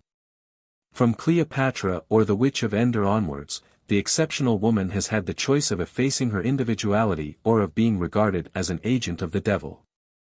It is true that in our own more squeamish days, we prefer to regard her as either eccentric or improper, according to her social position and other attendant circumstances. We may then disregard such historical characters as have other claims to fame, and confine our attention to those whose activities were concentrated upon witchcraft pure and simple.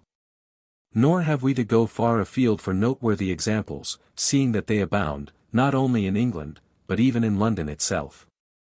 Perhaps the most generally respected of English witches, alike by her contemporaries and succeeding generations, is Mother Shipton, who flourished in the reign of Henry VII. More fortunate than the majority of her colleagues, she died a natural death, and it is scarcely too much to say that her memory is green even today, among certain classes of society, at any rate. In common with the Marquis of Granby, Lord Nelson, and other popular idols, Mother Shipton has acted as sponsor for more than one public house in different English counties. The most familiar to Londoners being perhaps that at the corner of Malden Road, Camden Town, a stopping place on the tram and omnibus route to Hampstead Heath. I have not been able to trace any definite connection between the witch and the hostelry. Probably the choice of a sign was made in order to rival another inn named after Mother Redcap, herself a witch of some eminence, in the same district. Mother Shipton was a native of the gloomy forest of Knaresborough, in Yorkshire, a famous forcing ground of black magic, and, although few details of her life have been preserved, we know, so far as tradition may be trusted, that despite her evil reputation and the certainty that she had sold herself to the devil, she was granted Christian burial in the churchyard at Clifton, in Yorkshire, where she died. Whether this implies that she repented, and cheated the devil of his bargain, before her death, or only that the local authorities were lax in their supervision of the parish cemetery, is an open question. At least, a tombstone is said to have been there erected to her memory with the following inscription: "Here lies she who never lied, whose skill often has been tried. Her prophecies shall still survive and ever keep her name alive." No doubt Mother Shipton was as gifted as her fellows in the customary arts of witchcraft, but tradition draws a merciful veil over her exploits as poisoner or spellcaster. Her fame rests upon her prophecies, and whether she actually uttered them herself or they were attributed to her after the event, by admiring biographers. They have ever since been accepted as worthy of all respect even when not attended by the results she anticipated. Thus, although she is said to have foretold the coming of the Stuarts in the person of James I, with the uncomplimentary comment that with him, "From the cold north every evil shall come forth," the British Solon yet placed the greatest reliance upon her prognostications, as did Elizabeth before him. It is even said that his attempts by various pronunciamentos to stay the increase in the size of London were prompted by Mother Shipton's well-known prophecy that, "When Highgate Hill stands in the midst of London, then shall the folk of England be undone." If it be argued by the skeptical that, although the London boundaries are now considerably beyond Highgate Hill, the country has so far prospered. It is to be remembered that the prophetess gave no date for the undoing of the English people. And that, if we may believe the mournful views taken of our national future by the leaders of whichever political party happens to be out of office, Mother Shipton's reliability is in a fair way of being vindicated within a very few years. Yet another of her predictions, perhaps the most famous, indeed, may have been verified already in the days of Marlborough, Nelson, or any of several eminent commanders, or may be still in process of fulfillment. It runs as follows. The time shall come when seas of blood shall mingle with a greater flood.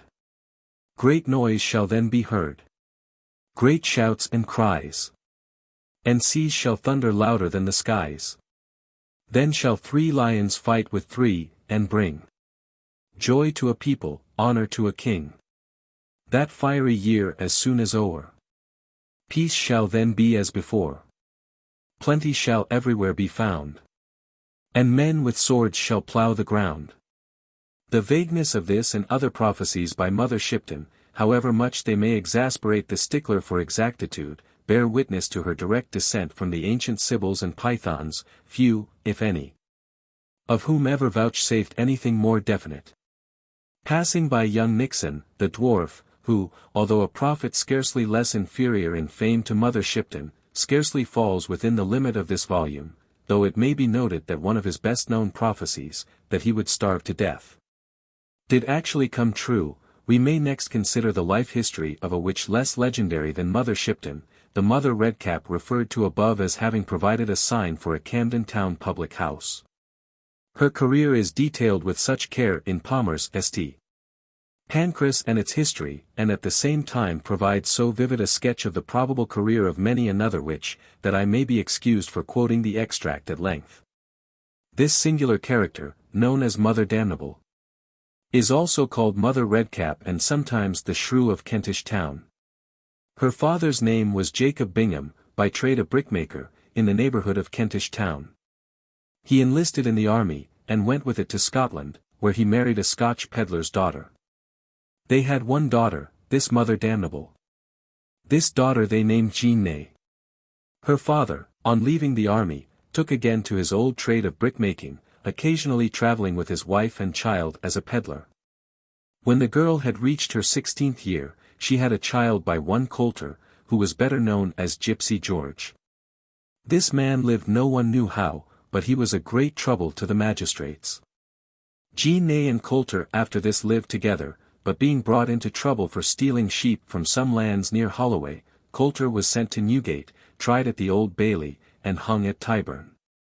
Jean Ney then associated with one Darby, but this union produced a cat and dog life, for Darby was constantly drunk, so Jean Ney and her mother consulted together.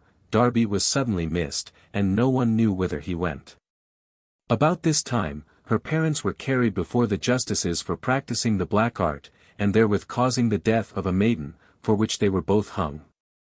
Jean Ney then associated herself with one Pitcher, though who or what he was never was known, but after a time his body was found crouched up in the oven, burnt to a cinder. Jean Ney was tried for the murder, but acquitted because one of her associates proved he had often got into the oven to hide himself from her tongue. Jean Ney was now a lone woman, for her former companions were afraid of her. She was scarcely ever seen, or if she were it was at nightfall, under the hedges or in the lane, but how she subsisted was a miracle to her neighbours. It happened during the troubles of the Commonwealth that a man, sorely pressed by his pursuers, got into her house by the back door, and begged on his knees for a night's lodging.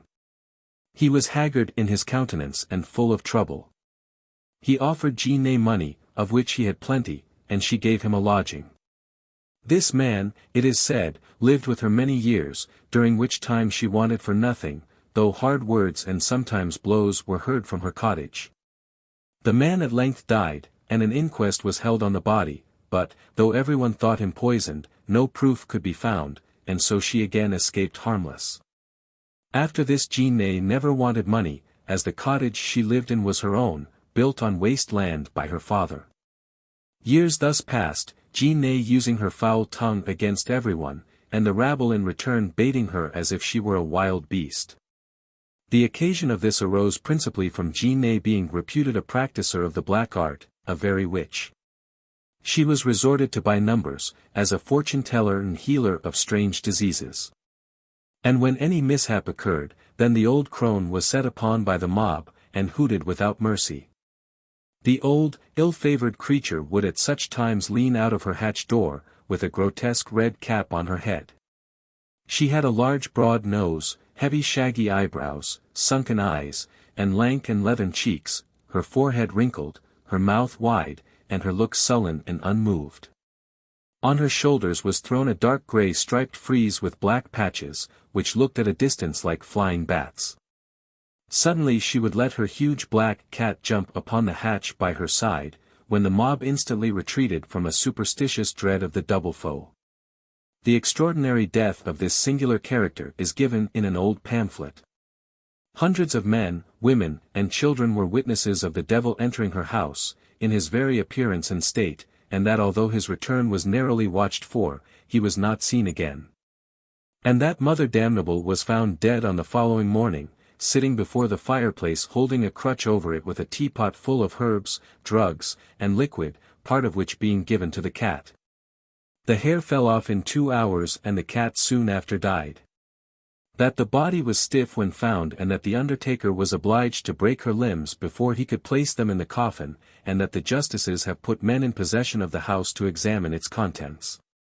Such is the history of this strange being whose name will ever be associated with Camden Town, and whose reminiscence will ever be revived by the old wayside house which, built on the site of the old beldam's cottage, wears her head as the sign of the tavern.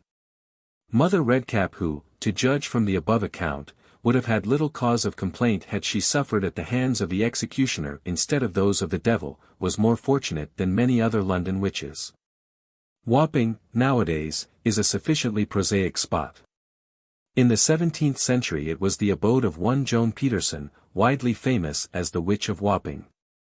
She was hanged at Tyburn in 1652 on evidence such as it must be confessed would nowadays scarcely satisfy even a country J.P. trying a poacher. A black cat had alarmed a woman by entering a house near Joan's abode. The woman consulted a local baker, who replied that, on his conscience he thought it was old Mother Peterson, for he had met her going towards the island a little while before. He clenched the matter when giving evidence at the trial by declaring that although he had never before been frightened by a cat, the sight of this one had terrified him exceedingly. After which no reasonable jury could entertain a doubt of Mother Peterson's guilt. 50 years before, as recorded in Sinclair's Satan's Invisible World Displayed, another notorious witch, Mother Jackson by name, was hanged for having bewitched Mary Glover, of Thames Street.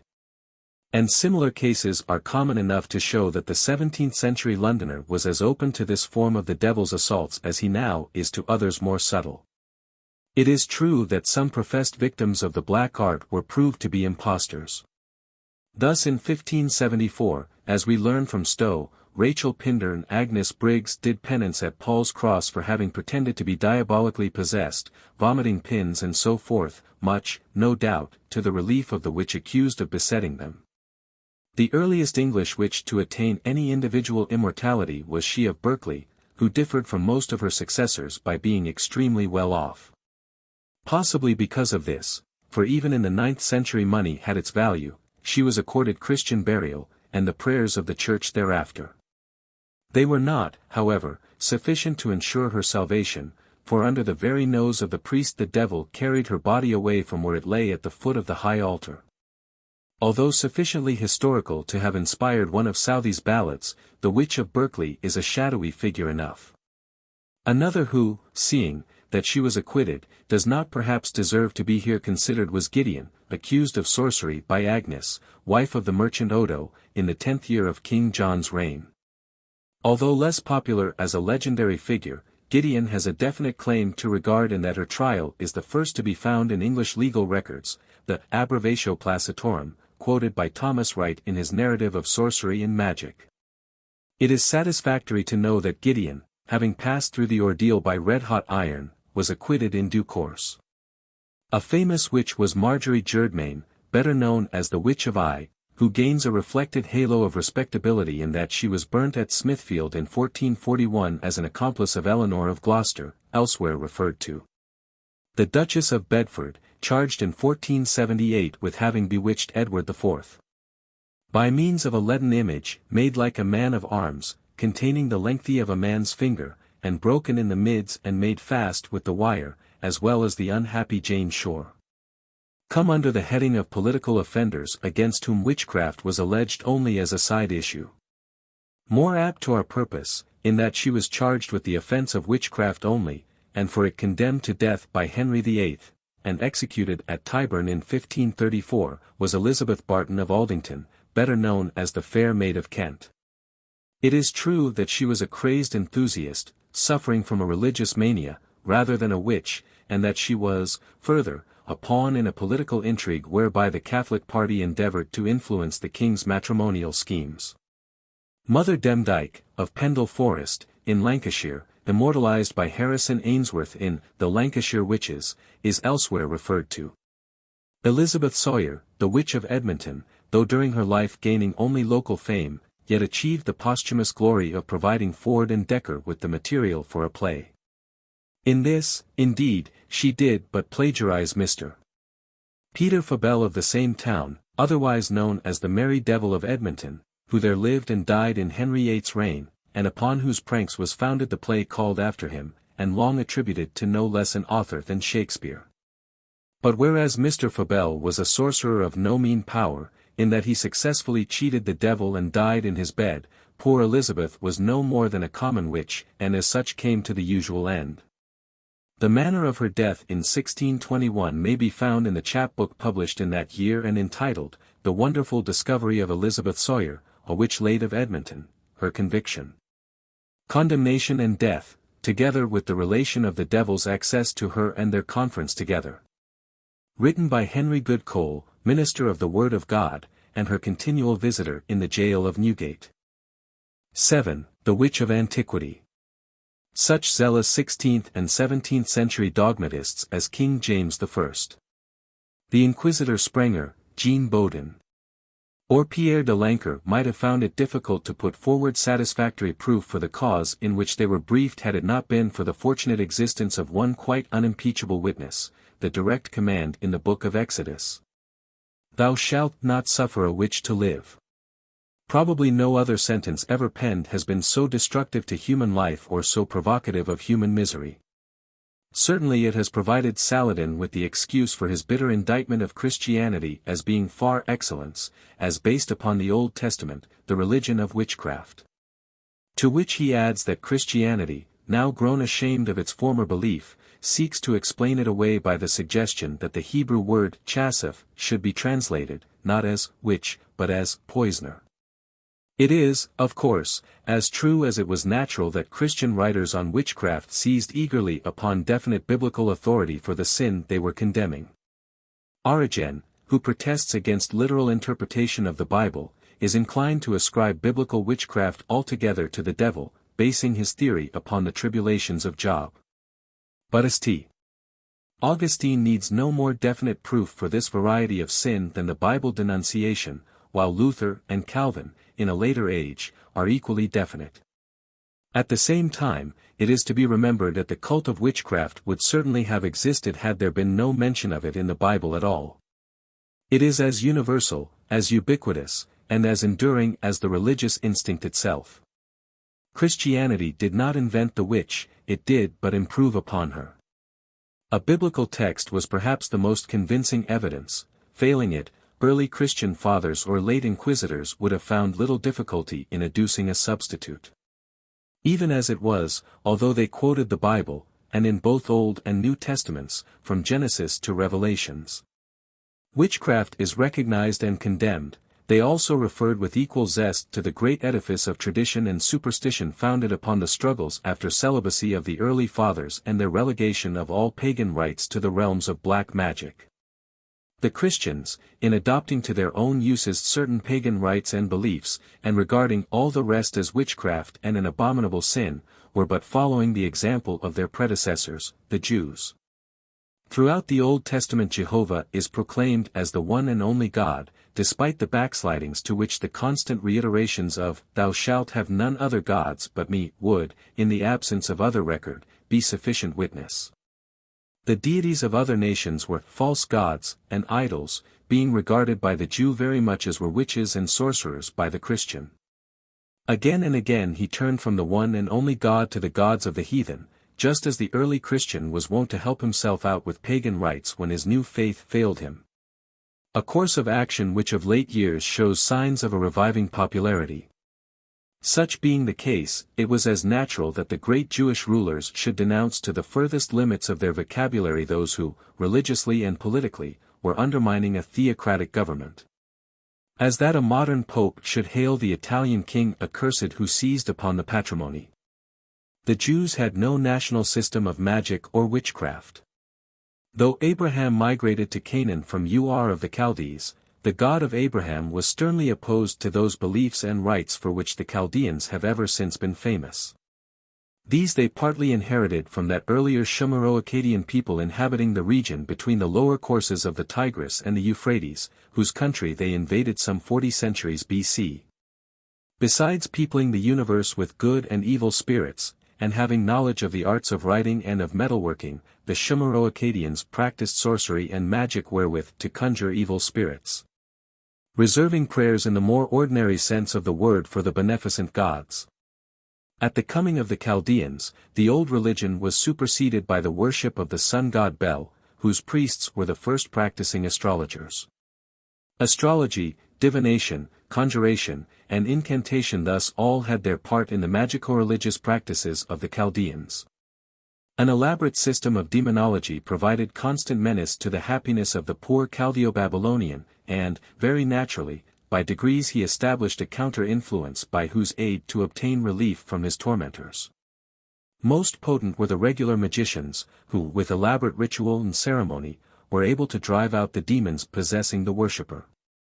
Such demons were controlled by the use of potions, by the tying of knots wherewith to strangle them, or by such incantations as the following.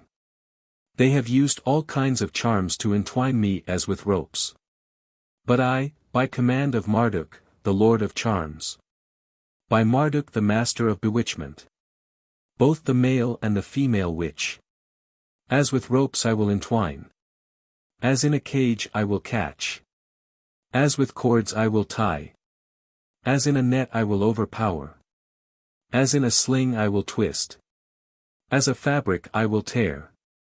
With dirty water as from a well I will fill. As a wall throw them down. Side by side with the regular magicians was a vast host of sorcerers practicing without elaborate ritual, amongst whom witches were greatly in the ascendant. These same Babylonian and Assyrian witches were as efficient as they were unamiable. In contradistinction to the magician, the witch was in league with the demons, and ably assisted them in the infliction of bad dreams, misfortune, disease and death itself. With enthusiasm worthy of a better cause, she tore her victims' hair and clothes, brought about delusions or lasting insanity, destroyed family concord, and aroused hatred between lovers. She was past mistress in the use of the evil eye, the evil mouth, and the evil tongue, of effigies and magic knots, while her imprecations were the most dreaded of all her practices. Of the witches of Babylon we are told that they haunted the streets and public places, beset wayfarers, and forced their way into houses. Their tongues brought bewitchment, their lips breathed poison, death attended their footsteps. Whether as originators or adapters they were extremely proficient in that method of enchantment by means of clay, wood, or dough figures, which has continued as among the most familiar of witch arts until our own times. And they were adepts in the tying of witch knots.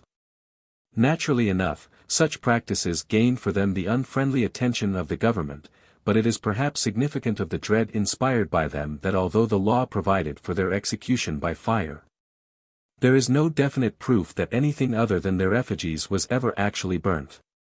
Considering the superstitions amid which their great forefather had been brought up, it was scarcely surprising that the monotheistic ideal peculiar to the Jews should have suffered occasional eclipses. Nor were Chaldean magic and Persian Zoroastrianism alone responsible for the Jewish conception of witchcraft. In time of famine Abraham and his wife went down into Egypt, just as did his descendants, and the Egyptian magician has earned for himself a fame no less enduring than has the Chaldean.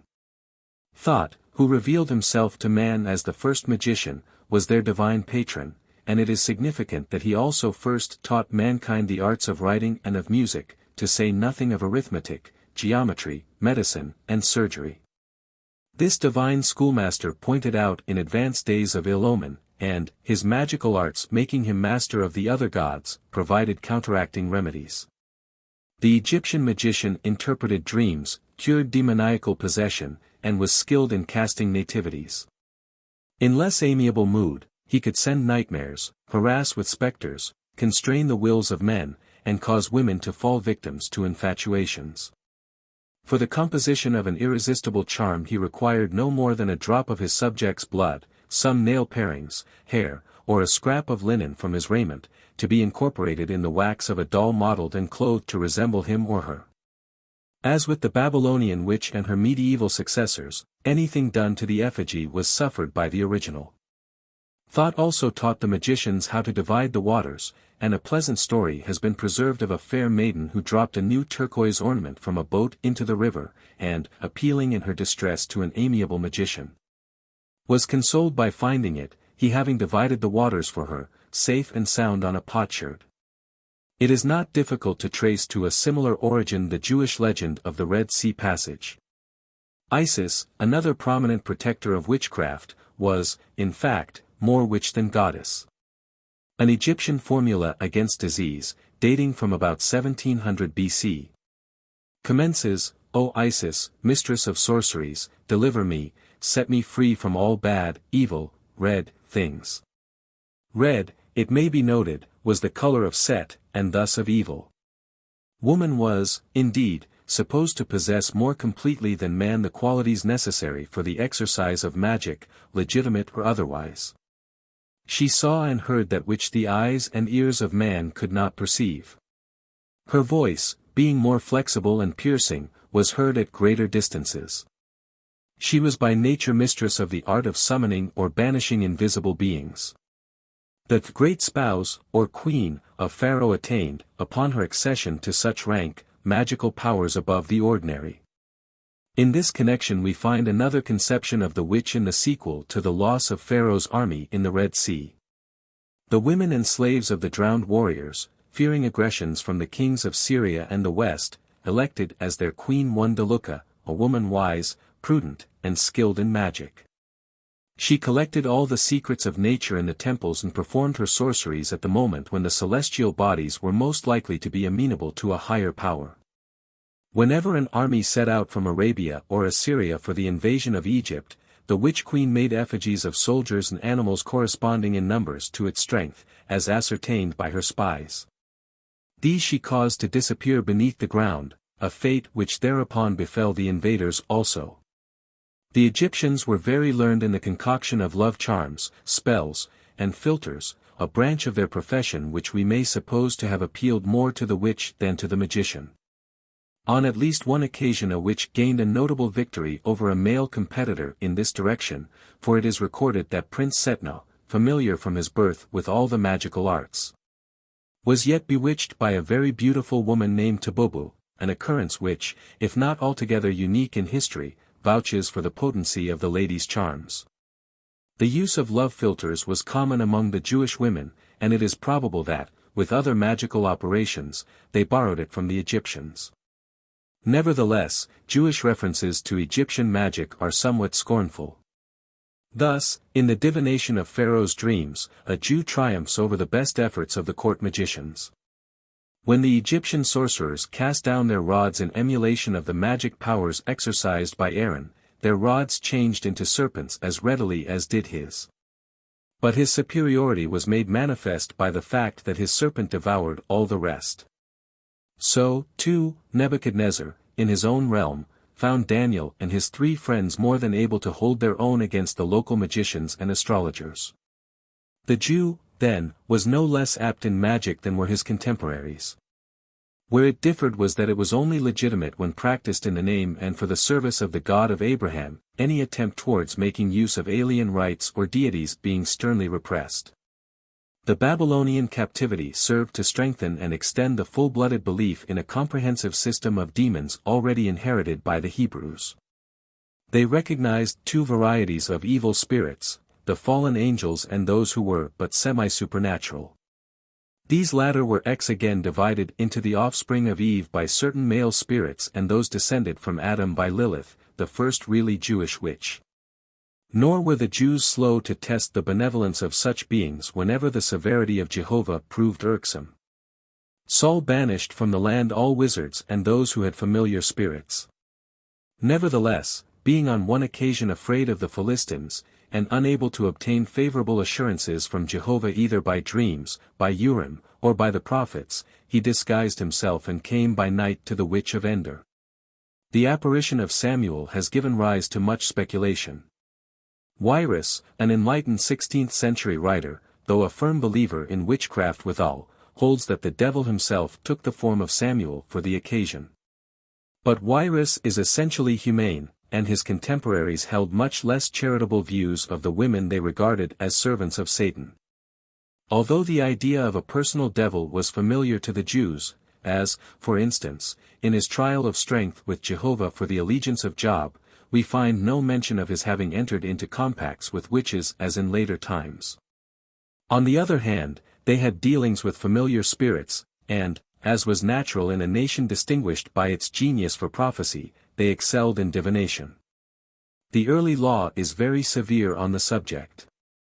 The law-abiding Jew might, indeed, attempt to unravel the future so long as he confined his investigations to legitimate channels. These included dreams, prophecies, and Urim and Thummim, two stones carried in the pocket of the high priest's ephod, engraved with an affirmative and a negative respectively, one of which being taken out. The message upon the other represented the divine will. All these, being in connection with the service of Jehovah, were permissible. On the other hand, we read in Leviticus that a man also or a woman that hath a familiar spirit or that is a wizard shall surely be put to death. They shall stone them with stones. And again, regard not them that have familiar spirits, neither seek after wizards to be defiled by them.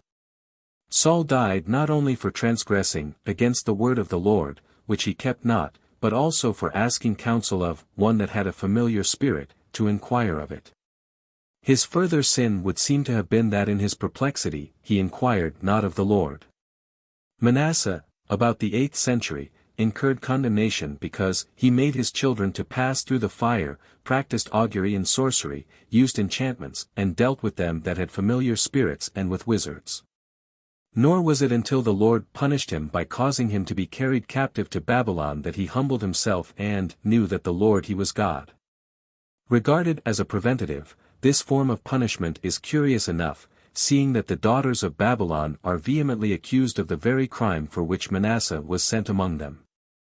Isaiah says, in no doubtful terms, that the daughters of Babylon are to be punished for the multitude of sorceries and enchantments with which they have labored from their youth. And throughout Jewish history the influence of these Babylonian witches is noticeable. Love magic was practiced in Israel almost entirely by women, and many of the Jewish feminine ornaments were amatorial charms. Indeed, the demand for charms of all kinds was as great among the monotheistic Hebrews as their neighbors. To quote one example out of many, a charm very popular with Jewish mothers against Lilith, the witch of darkness, much feared by women in travail as having an evil propensity for stealing newborn babes, was to write upon the walls the names of 3 angels, Samois, Sensenoi, and Samangeloth. Despite the wide sway of the evil and the severity of the laws against it, spasmodically enforced by several of the kings, as Saul and Hezekiah, there are no definite records of witch persecutions comparable to those of medieval Christianity until the reign of King Alexander Janai, in the 1st century B.C. Between 79 and 70 BC Simon ben Sketak caused 80 witches to be hanged. After the birth of Christ but a few instances are recorded, although the apostle of the Gentiles waged war against witchcraft with considerable energy. Thus by virtue of his superior powers he brought about the blindness of Elymas, the sorcerer who practiced in the island of Paphos. At this early date a distinction was made between the witch active and those involuntarily possessed of evil spirits, a distinction too fine to be regarded by the medieval inquisitor. Thus the maid, having a spirit of divination, was not held criminally responsible for her powers. Her soothsaying brought her little or no personal gain, and, far from committing voluntarily the abominable sin of witchcraft, she was dominated by a spirit. Subsequently cast out by St. Paul by means less drastic than might have been the case 15 centuries later. It is, at first sight, surprising that the Chaldean, Egyptian, or Jewish witch should have conformed so closely to the type familiarized by the witch mania of the Middle Ages.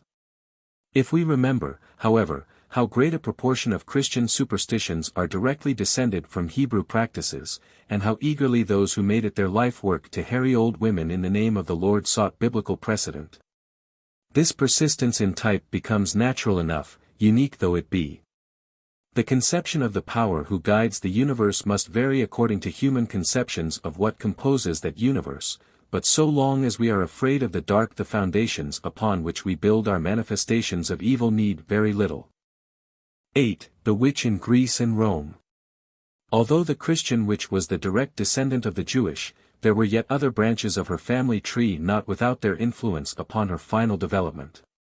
Chief among them were the great witch families of Greece and Rome, the one being in some sense a development of the other and through it inheriting more than a trace of Persian blood. It is a natural feature of anthropomorphic religion that from a few representatives of the more important phases of human existence the gods and goddesses tend to increase. Until there is hardly a department of human activity without its presiding deity. As there are kings and queens among men, so there will be sovereigns among the gods. The divine king will have his officers, servants and warriors just as do those earthly kings who worship him. The personal appearance of the god differs from that of the man only in degree, his connection with his worshippers is almost undignified in the closeness of his intimacy. He suffers the same passions, commits the same crimes, occasionally aspires to the same virtues, he is, in a word, man in all but name and divine only in his humanity. Among no people was this tendency more highly and minutely developed than among the Greeks. Not only did their deities adapt themselves to every phase of human life. The famous altar to the unknown god attests the limitless potentialities of the Greek pantheon. Were all other records destroyed we could exactly reconstruct Grecian life and feeling from the doings of the Grecian gods. We may expect to find accordingly such a phase of belief as witchcraft accurately mirrored in Grecian mythology. And, accordingly, the witch proves to have her definite niche in the Greek pantheon. Naturally also, she did not rank among the greater goddesses. On the one hand she may be looked for as the degenerate form of a goddess. On the other she corresponds nearly enough to the heroic demigods in whose veins royal blood mingled with divine ichor. To the first category belongs the dire and dreadful form of Hecate. Originally an ancient Thracian divinity, she by degrees assumed the attributes of many, Atis, Cybele, Isis, and others. As the personification of the moon, whose rays served but to increase the mystery of night, she was the patroness of all witches, and was invoked on all their most baleful undertakings. Gradually she grew into the spectral originator of all those horrors with which darkness affects the imagination. Hecate it was who first cast spells and became learned in enchantments. Hecate who at the approach of night loosed demons and phantoms from the lower shades. Did you, hastening through the twilight, meet with a formless monster, hoofed like an ass and radiating a stench incomparably foul, you might recognize the handiwork of Hecate, designed, perhaps, to punish you for having neglected to offer on her altars your accustomed sacrifice of dogs, or honey, or black lambs, or to set out her monthly offering of food, perhaps only in wanton exercise of her mysterious power. Did the mournful baying of your kennelled hounds lend point to the gloomy solitude of night, you might know that Hecate was abroad upon the earth somewhere at hand, with dead souls to form her retinue. Must you pass the crossroads, or visit the place of tombs, hasten, and especially beware the spot where the blood of murdered persons has been spilt, for all such places are Hecate's chosen haunts. In the gloom and darkness she did her grisly work, now brewing philtres, now potions, with reptiles, human flesh or blood of man or beast that had died dreadful deaths for her ingredients. The rites of Hecate worship varied in different parts of Greece. She plays a leading part in the Orphic poems, and when the old religion began to be submerged beneath foreign elements, she yet held her own and was even invoked by strangers. Her statues were erected before the houses and at the crossroads in Athens, and such Hecatia were consulted as oracles. Her personal appearance was the reverse of attractive. She had either 3 bodies or 3 heads, according to time and circumstance, one being of a horse, the second of a dog, the third of a lion. Although usual, this habit of body was not constant, her magic arts allowing her to take whatever form she chose as freely as could her fellow divinities. But however she appeared, she was invariably hideous. Nevertheless, there seem to have been those among her votaries bold enough to desire personal interviews with her. And for their benefit she provided a formula of her own composition and of such power that she was constrained to obey the citation of those availing themselves of it. It may be quoted for the benefit of those readers who desire her closer acquaintance. Make a wooden statue of the root of the wild rue, well polished, and anoint it with the bodies of little common lizards crushed into a paste with myrrh, storax, and incense. Leave it in the open air during the waxing of the moon, and then, presumably at full moon, speak as follows: Come, infernal, terrestrial and celestial Bombo, goddess of the highways and the crossways. Enemy of the light who walkest abroad at night, friend and companion of the night, thou who delightest in the barking of dogs and in the shedding of blood, who wanderest amongst the shades and about the tombs. Thou who desirest blood and who bringest terror unto mortals, Gorgo, Mormo, moon of 1,000 forms, cast a propitious eye upon our sacrifices. Then take as many lizards as Hecate has forms and fail not to make a grove of laurel boughs, the laurels having grown wild. Then, having addressed fervent prayers to the image, you will see her. Hecate, who became the mother of Scylla, and, according to some accounts also of Medea and of Circe, was archmistress of the knowledge of herbs and simples, more especially of poisons. She is almost more typical of the later developments of the witch than of those of her own times. Hag-like and horrible, she worked only for evil, inspiring her votaries with that terror which she herself personified. Goddess though she be, she provides a poignant illustration of one characteristic of the Greek pantheon which it shares with no other. Its gods and goddesses are always a little more human than their votaries, more prone to human weaknesses if not to human virtues.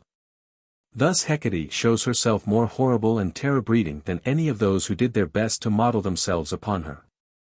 Just as Mars represented the soldier, carried to his logical conclusion, so Hecate represents the witch conception carried to its furthest limits, the concentrated essence of witchcraft.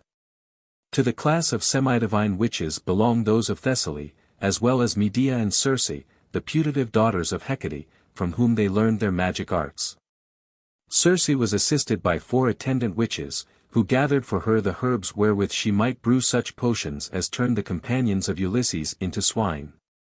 The influence of Medea was, on the whole, more benign.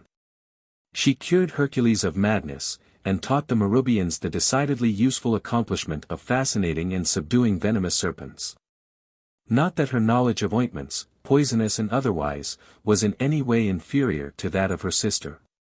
Euripides represents her as invoked in terms almost identical with those already quoted in connection with Hecate. The love-sick maiden, Semitha, in the second idyll of Theocritus, appeals to Hecate to make this medicine of mine no less potent than the spells of Circe, or of Medea, or of Perimede of the golden hair. Equally skilled in poison were the witches of Thessaly, who could, moreover, draw down the moon out of the sky by their magic songs and philtres. If less awful than Hecate, their proceedings inspired equally little confidence.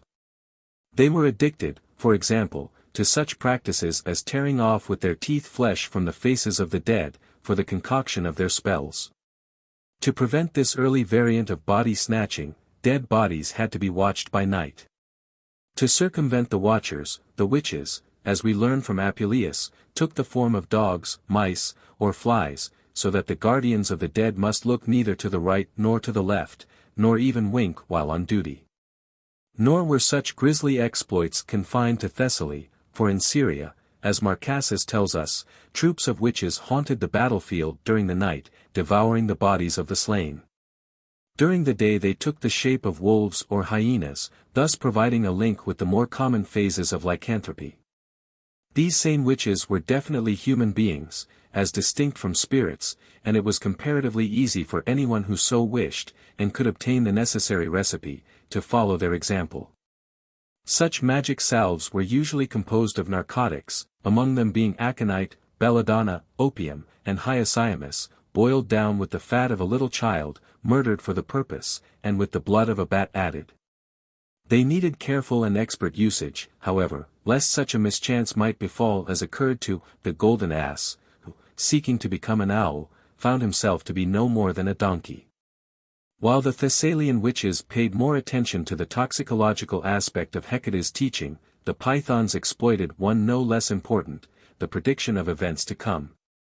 Every prudent Greek consulted the oracle at Delphi, before undertaking anything of importance, the oracle displaying equal prudence in the noncommittal vagueness of her replies. Theseus, who, on the death of his father, wished to introduce a new form of government in Athens, sought advice thereon, and received as his answer. Son of the Pythian maid. To your town the terms and fates. My father gives of many states. Be not anxious or afraid. The bladder will not fail to swim on the waves that compass him. To Philip of Macedon, again, the utterance of the Pythian priestess ran. The battle on Thermodon that shall be. Safe at a distance I desire to see. Far like an eagle watching in the air. Conquered shall weep, and conqueror perish there. That even oracles were, and perhaps are, open to human influence may be deduced from Demosthenes' irreverent suggestion that the prophetess had been tampered with in Philip's favor. The manner of delivering an oracle doubtless gave a ritualistic example to the witches of later ages, and, as such, may be quoted. After the offering of certain sacrifices, the priestess took her seat on a tripod placed over a fissure in the ground at the center of the temple. From this came forth an intoxicating gas which, when she breathed it, caused her to utter wild, whirling words. These were interpreted by the attendant priest and by him handed to the applicant, having been first written down in hexameters by an official poet. Divination in Greece thus owed as much to the witch as to the goddess, and it should be noted that, in the case of the Delphic oracle at any rate, the priest acted as go-between, the Pythia being only an item of the oracular machinery. The Persian Wars brought new influences to bear upon Greek religion in general and witchcraft in particular. With Darius and Xerxes came the magic practiced by the followers of Zoroaster. Pliny has it that Xerxes was accompanied by Osthenes, a writer on magic, and this statement, whether or no correct in itself, expresses a general truth. Later, after the Greek eruptions into Persia and Assyria, the Chaldeans effected a peaceful occupation of Greece to such effect that Chaldean came to be synonymous with doctor, magician, or sorcerer. Like those of their descendants whose advertisements make the fortunes of our newspaper proprietors today, they cured sufferers from incurable diseases, provided, for a small fee, infallible recipes for making money quickly, and acted as mediators between heaven and such offenders as could not approach it through the regular channels with any hope of success. Naturally, also, they did not neglect such a popular line as prophecy, sometimes for distinguished clients, as, for example, the father of Euripides, who is said to have consulted a Chaldean as to his son's destiny. In a word, they took the place of quack doctors, palmists, get-rich-quickly colleges, and the various other practitioners in allied branches of swindling, whose operations today are generally hailed as remarkable instances of American cuteness and originality.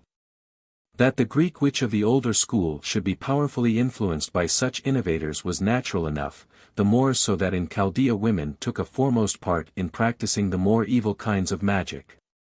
Accordingly, we may accept the date of the Persian Wars as that in which commenced a change in the whole character of Grecian witchcraft. The witch became less terrible in that she was less spiritual, but more pernicious in that she dabbled more with material evil. Hecate was a sufficiently awesome figure, but her terrors were more or less impartial in their scope, and might affect one man as well as another, did he happen to come into contact with them. The witch of later times concentrated her malignancy upon a particular object, and thus became the apt instrument of private vengeance and a force definitely detrimental to social weal. Yet another powerful influence upon Greek magic was exerted by Egypt. Witchcraft and astrology after the Egyptian method were held in as high respect as were those of the Chaldean convention, and Nectanebus, the last native king of Egypt, about 350 BC, was acknowledged in Hellas as the most redoubtable of the magicians. He was an adept in the use of waxen images, and among those to whom he sent dreams was Philip of Macedon.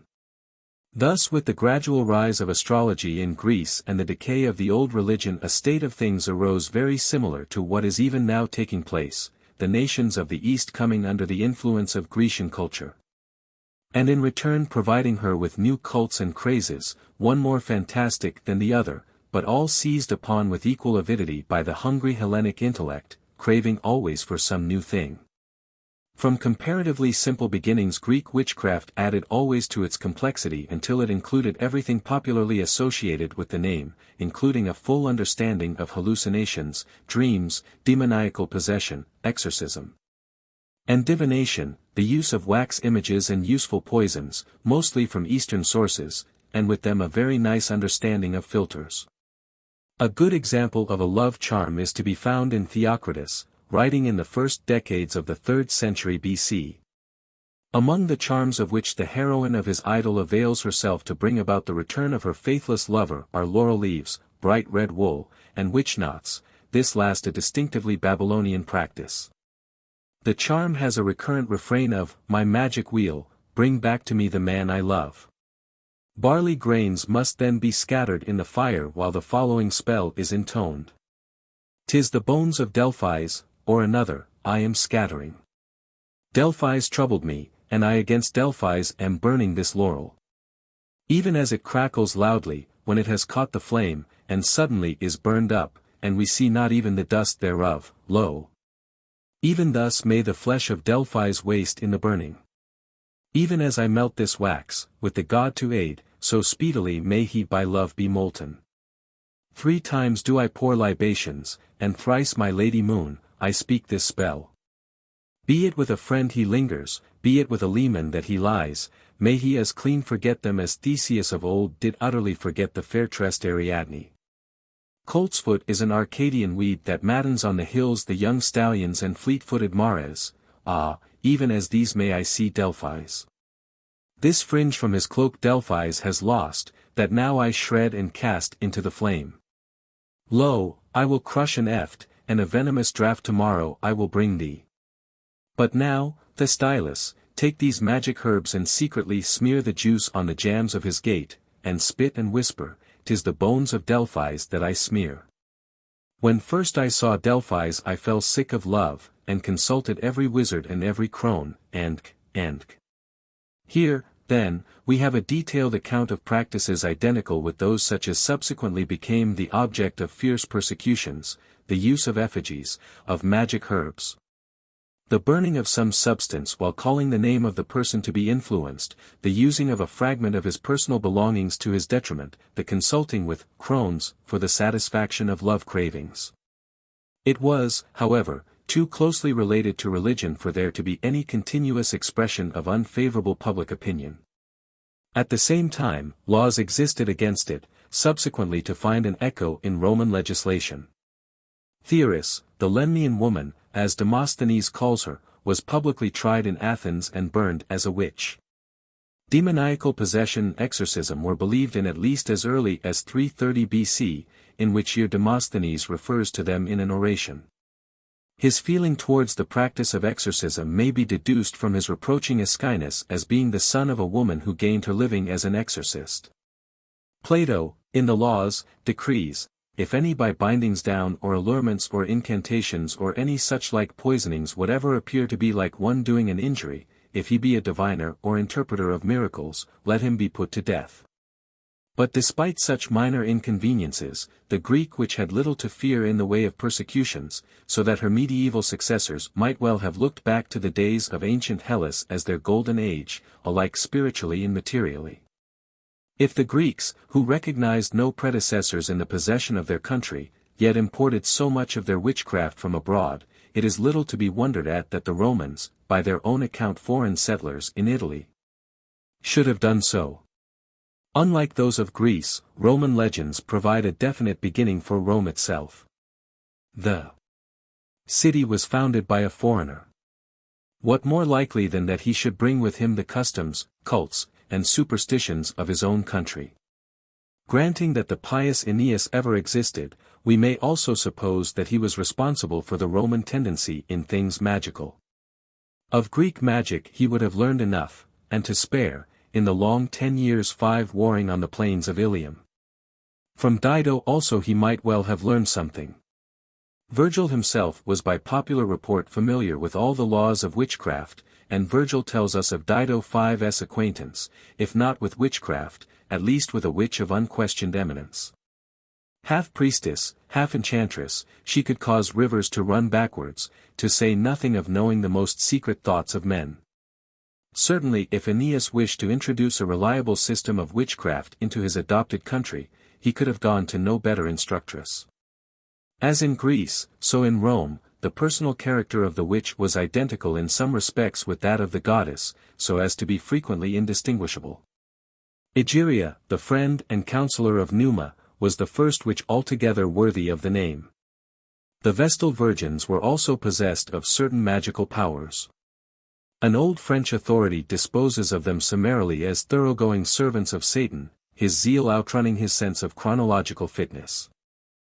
He adds that when Tushia was accused of having broken her vow of chastity, Satan assisted her to prove her innocence by carrying water in a sieve, an expedient which would have certainly caused her to be burnt 2,000 years later. Like the Pythoness of Greece, the Roman Sibyl was priestess as well as witch. The existence of the famous Sibylline books presupposes culture above the ordinary. She was also a student of medicine, and, in later times, more particularly of poisons.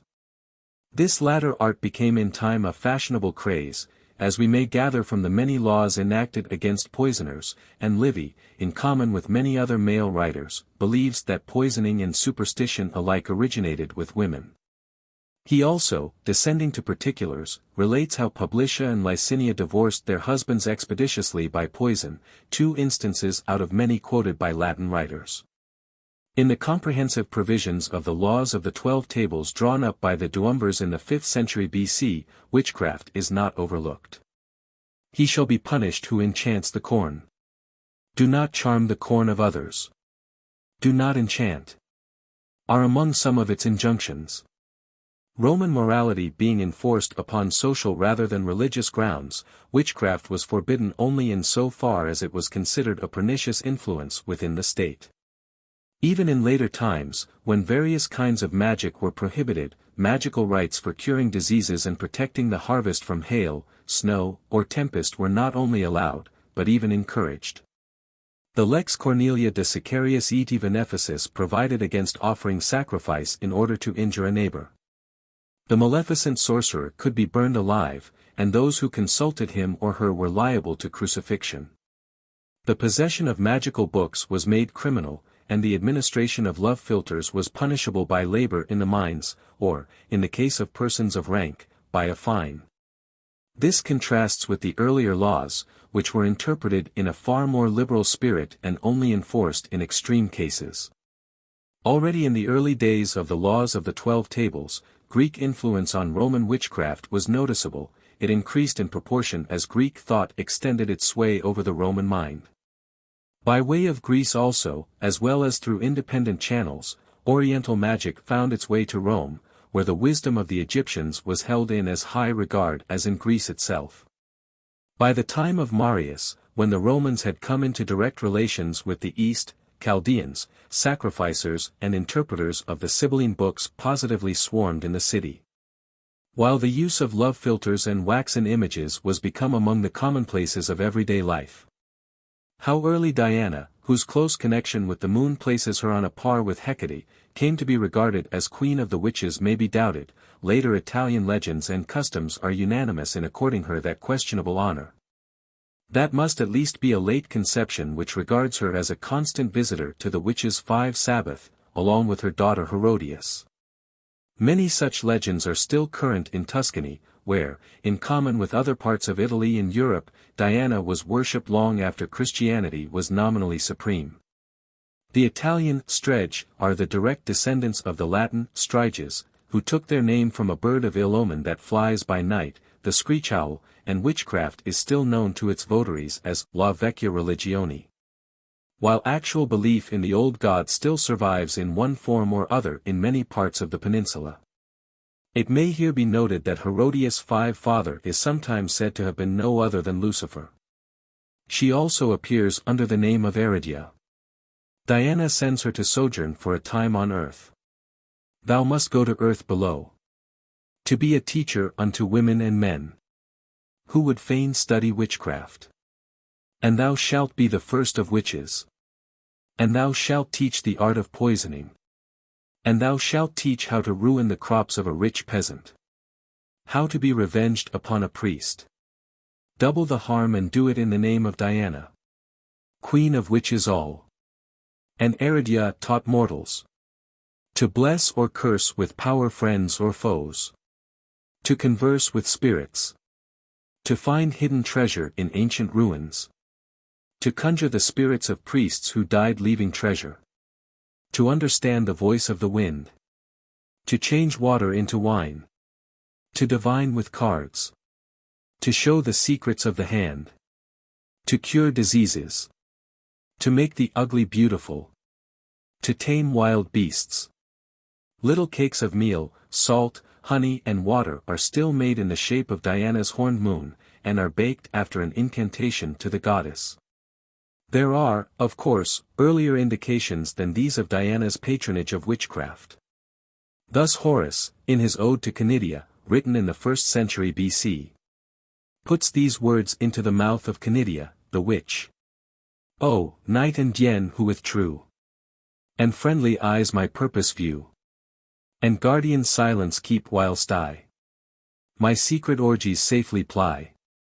Assist me now on my foes, with all your wrath celestial close.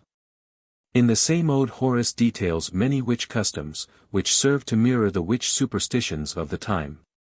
Canidia with dishevelled hair, and short crisp vipers coiling there, beside a fire of calchos stands, and her attendant hags commands. For her fire, she makes use of fig trees torn from dead men's sepulchres, cypress, eggs rubbed over with the envenomed gore of filthy toads, screech owls' plumes, evil herbs, and fleshless bones snatched by a witch from the jaws of starving dogs. The smell from such cookery must have been deadly enough in itself to kill any number of victims, even though it does not altogether explain why she bites her long, sharp, unpared thumbnail while brewing her deadly potion.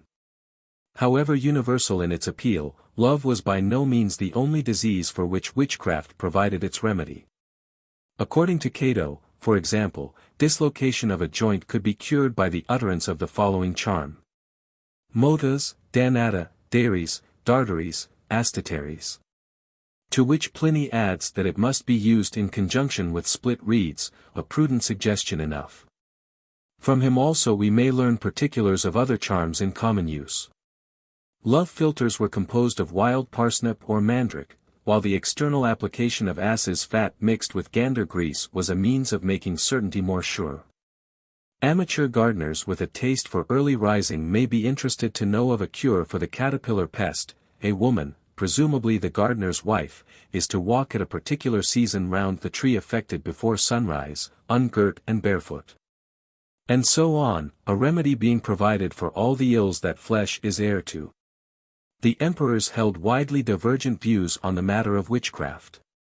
Augustus, realizing its hold upon the popular imagination, collected the verses of the Sibyls from Samos, Troy, Africa, and elsewhere, and ordered them to be submitted to the prefects of the city, there to be judged and reported on by 15 very learned men. During the latter days of pagan Rome there was a marked revival of witchcraft, Marcus Aurelius and Julian setting the example by their patronage. The earlier Christian emperors revived the old laws against it, but diverted them to attack the old religion. The secret magic condemned by the Duumvirs was by them extended to cover the whole system of paganism. Almost immediately after his conversion Constantine decreed that any haruspex, diviner, entering a citizen's house with the intention of celebrating his rites should be burned alive, while the property of his employer should be confiscated and his accuser rewarded. The emperor showed that he was in earnest by ordering the execution of one of his favorites for having caused bad weather and prevented his corn traffic with Constantinople. It was, nevertheless, declared some 2 years later that the emperor had no desire to prohibit such magical rites as cured disease or prevented bad weather. In the reign of his successor, Constantius, any person accused of witchcraft was liable to be put to torture. Proven sorcerers were ordered to be thrown to wild beasts or crucified, while, if they persisted in denying their offense, their flesh was to be torn from their bones with iron hooks. This edict also differentiated between black and white magic. Magic charms being permitted as remedies for drought, disease, storms, and the like. Julian the Apostate, perhaps not unnaturally, regarded sorcery with a more favorable eye, but later emperors showed themselves always more inimical. Valentian added impious prayers and midnight sacrifices to the list of things forbidden. Under Theodosius every detail of pagan worship was included under the heading of magic, and as such rigorously forbidden. In the reign of Honorius, the Sibylline verses collected by Augustus were suppressed. The Codex Justinianus devotes a whole title to witchcraft. The history of the Roman witch is thus prophetic of that of her Christian successor. So long as she was subject to the civil power alone she suffered little interference from the state, but as soon as she aroused the jealous attention of the more orthodox interpreters of the supernatural, her doom was sealed.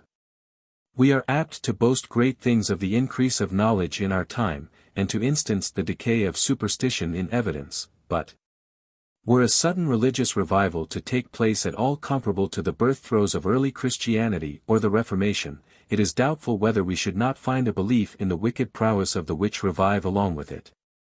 And possibly our spiritual pastors and masters among the first to attack it with temporal weapons. It is difficult to see how they could logically refrain. 9. From paganism to Christianity.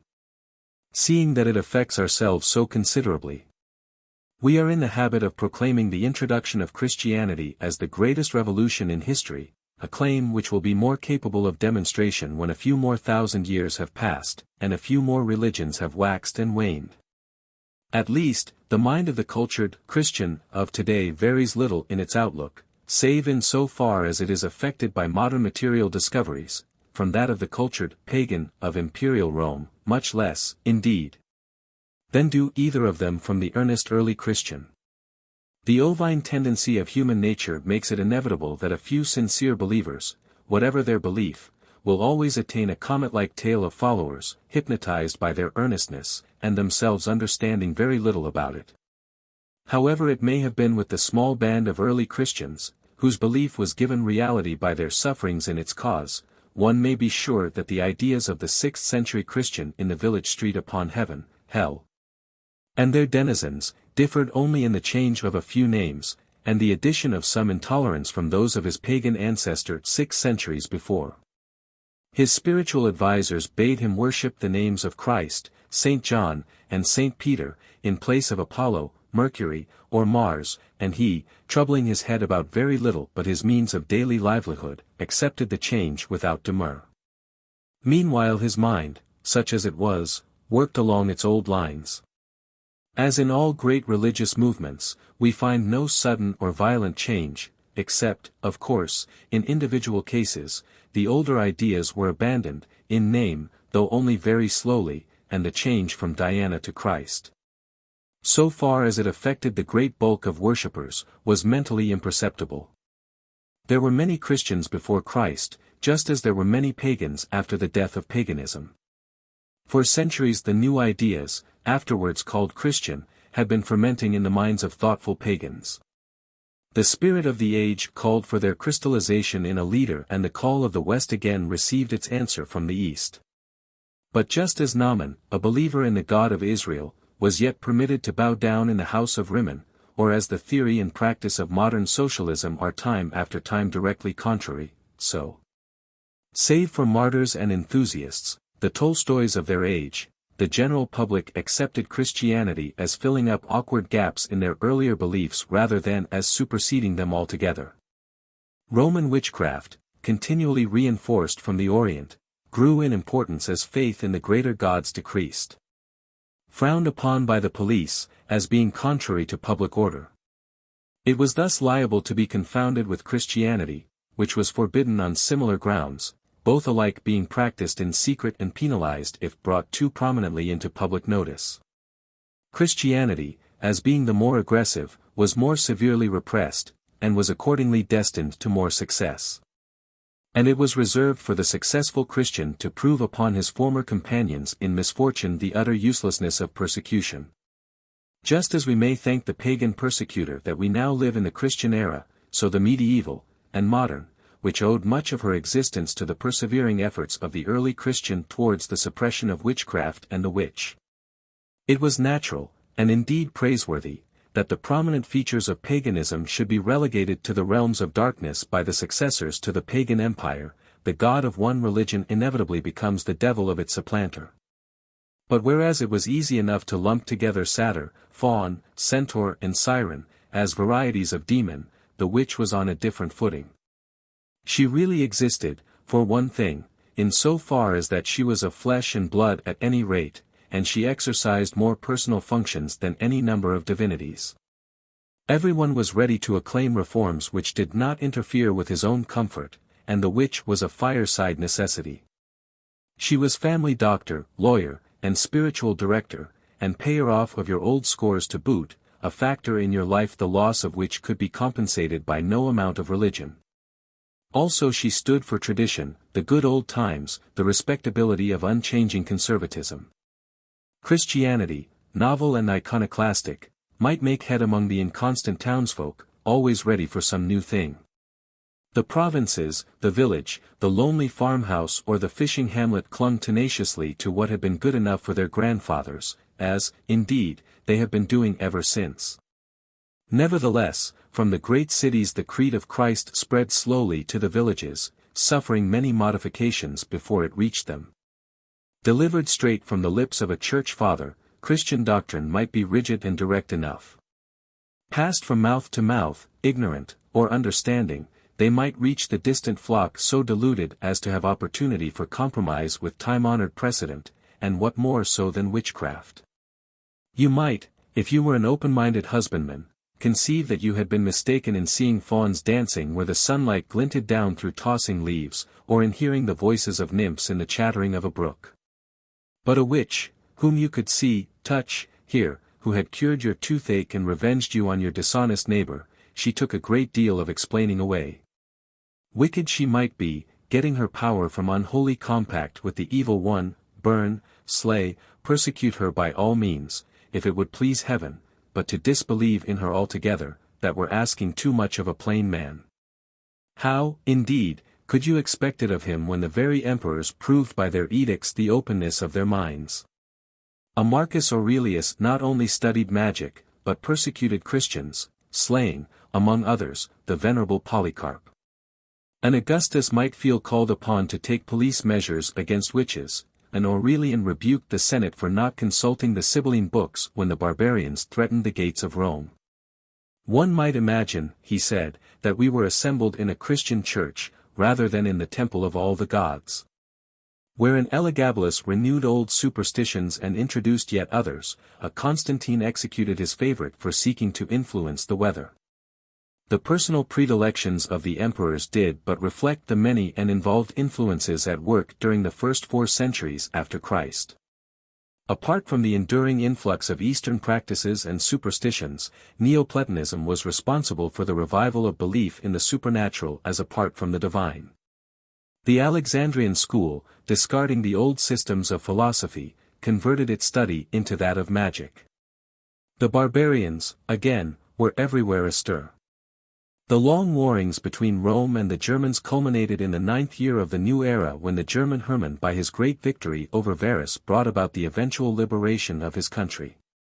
In 259 AD, the Emperor Gallienus married a barbarian princess, and before the close of the 3rd century AD, the empire had become largely barbariced by the Goths and Vandals who did it military service, and who, incidentally, served to bolster up paganism and to introduce new features into it. The Teutonic witch met her Roman sister, and introduced her to darker, grimmer, and more vigorous conceptions of her art. The dreadful pestilence which, in the 3rd century, ravaged the empire gave a new popularity to the black arts. And the Roman witch was never more sought after than in the years preceding the last and most violent persecution of the Christians at the hands of Diocletian. Persecuted or petted, the witch was never able to progress in the good opinion of the Christian, whose protest against her existence was steady and constant whatever his own fate or condition. As soon as the last of his own persecutors had laid aside the sword, he at once seized it and set to harassing the witch with a deserving vigor which has never altogether relaxed. Whereas the pagan had chastised the witch with rods for injuring man, the Christian set about her with scorpions as an enemy of God. Nor was the exalted testimony of the Fathers lacking to inspire his energies. Tertullian, in the 2nd century, declared the world to be overrun with evil spirits, including among them all heathen gods, whether amiable or the reverse, from Hebe to Hecate. Origen, in his 3rd book on Job, mentions that enchantments are sometimes of the devil. Saint Augustine, in De Civitate Dei, has no doubt that demons and evil spirits have connection with women. The earliest ecclesiastical decree bearing on the subject is that of Ancyra, in 315 AD, by which soothsayers are condemned to 5 years' penance. In 525 the Council of Auxerre prohibited all resort to soothsayers. Witchcraft, which thus took upon its shoulders all the enormities of paganism, attained an importance it had never before possessed. The plain man began to realize that his family witch was a more important person than he had hitherto believed. If not herself of semi-infernal birth, he had it on St. Augustine's authority, as aforesaid, that she was in all probability the mistress of a sylvan, faun, or other variety of devil, and that her offspring were themselves no less diabolical. Naturally enough they increased and multiplied, so that between corporeal and spiritual devils the world was overpopulated. The Massalians, indeed, went so far as to make spitting a religious exercise, in the hope of casting out the devils inhaled at every breath, and the common superstition concerning sneezing has the same origin. It might almost be said, indeed, that in those early days devils filled, and to admiration, the part now played by the microbe in everyday life. It is to be feared that, except by those who seriously studied the question, the existence of so many devils of one kind or another did not cause such general uneasiness as the clergy might desire, very much as now happens when the medical world is appalled by the discovery of some new microbe in strawberry, telephone receiver, or shirt cuff. The plain man accepted them, and having after some centuries discovered that they made little practical difference to his life, ceased to feel more than a languid interest in even the most appalling new varieties discovered by saintly specialists. Their constant insistence upon the inherent wickedness of humanity and the almost insuperable dangers which assail the Christian on all sides lost something of their freshness in time, one may suppose, and were succeeded by a certain weariness. Granted that Christianity was the one sure road to salvation in the next world, it was so difficult to follow without stumbling that few, if any, could hope to arrive at the goal, save by some such lucky accident as a martyrdom. Christianity was thus bound, in practice, if not in theory, to come to some working agreement with the old, comfortable pagan customs it had superseded. Certain of the more popular pagan customs and festivals found their way into Christian observance, certain popular deities were baptized and became Christian saints. A familiar instance of this occurs in the case of Saint Walpurg. In Christian hagiology she occurs as a virgin saint, and as having accompanied Saint Boniface upon his missionary travels, all of which would seem to show that pious scandalmongering was less rife in contemporary religious circles than is the case today. In folklore we find many wells and springs associated with her and thus acquiring valuable medicinal qualities. The oil exuded from her bones upon Walpurgisnacht was valued as relieving the pangs of toothache and of childbirth. Potent in the cure of hydrophobia, the dog is included among her pictorial attributes, while she is also represented as bearing in her hand either oil or ears of corn, the symbols of agricultural fertility. The festivals and rejoicings which took place upon Walpurgisnacht, with their special connection with witchcraft, would further seem to show that Walpurg before she became a Christian saint had a long history as a mother goddess. In the same manner in the cult of the Virgin may be found traces of that worship of Diana which for 600 years persisted side by side with Christianity, and is far from being altogether extinct in Italy even today. As may readily be understood, these paganising tendencies were not favorably regarded by the Fathers. In the year 600 AD, Saint Eligius felt called upon to forbid dancing, capering, carols, and diabolical songs upon the festival of Saint John. A statute of Saint Boniface forbids choruses of laymen and maidens to sing and feast in the churches.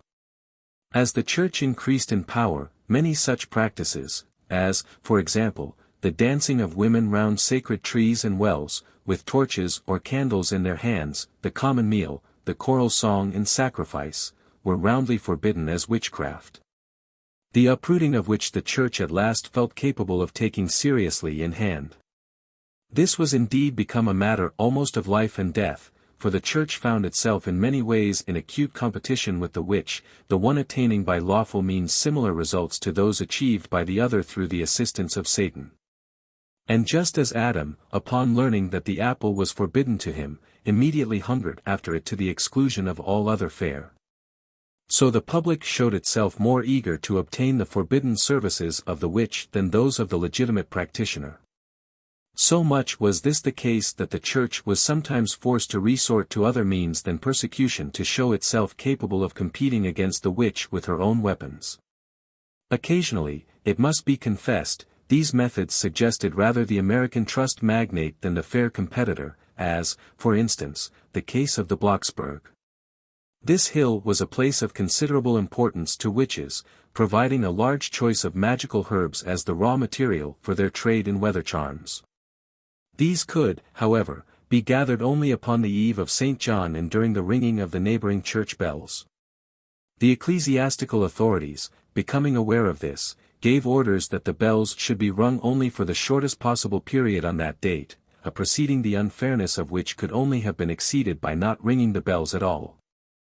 Another story of the kind, quoted by Mr. Lecky, shows that, even in fair and open competition, holy water could hold its own against the most powerful of black magic.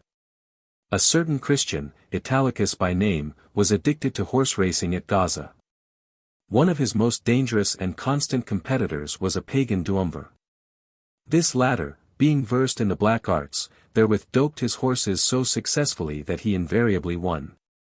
Italicus, being prohibited from following his example, at last appealed to Saint Hilarion, exhorting him to uphold the honor of the Church by some signal display of supernatural power.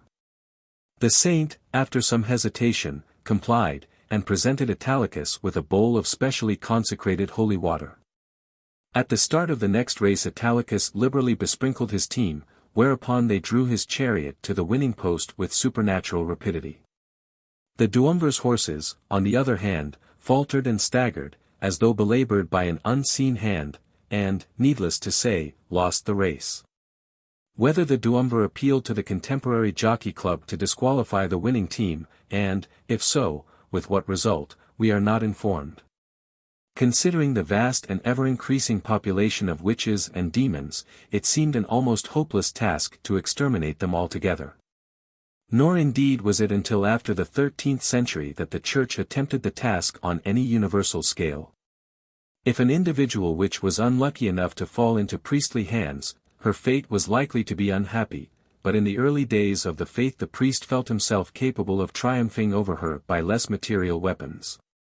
Only, as priests could not be everywhere, and the number of witches so largely exceeded their own, means were provided whereby even the layman might withstand them. Thus burning sulfur was very efficacious in the driving out of devils, the subtlety, of its odor having great power of purification. The gall of a black dog put in perfume was another acknowledged recipe, as was the smearing of his blood upon the walls of the infested house. It is noteworthy, and a fact that vouches strongly for the sincerity of the early church, that although she thus practiced what was nothing less than sanctified witchcraft, she never attempted one of the most frequent and popular of witch practices, the foretelling of the future, so far, at any rate, as this world was concerned. It is true that the Christian's earthly future, being but an uncomfortable preliminary to posthumous joys, might be more happily left unforetold.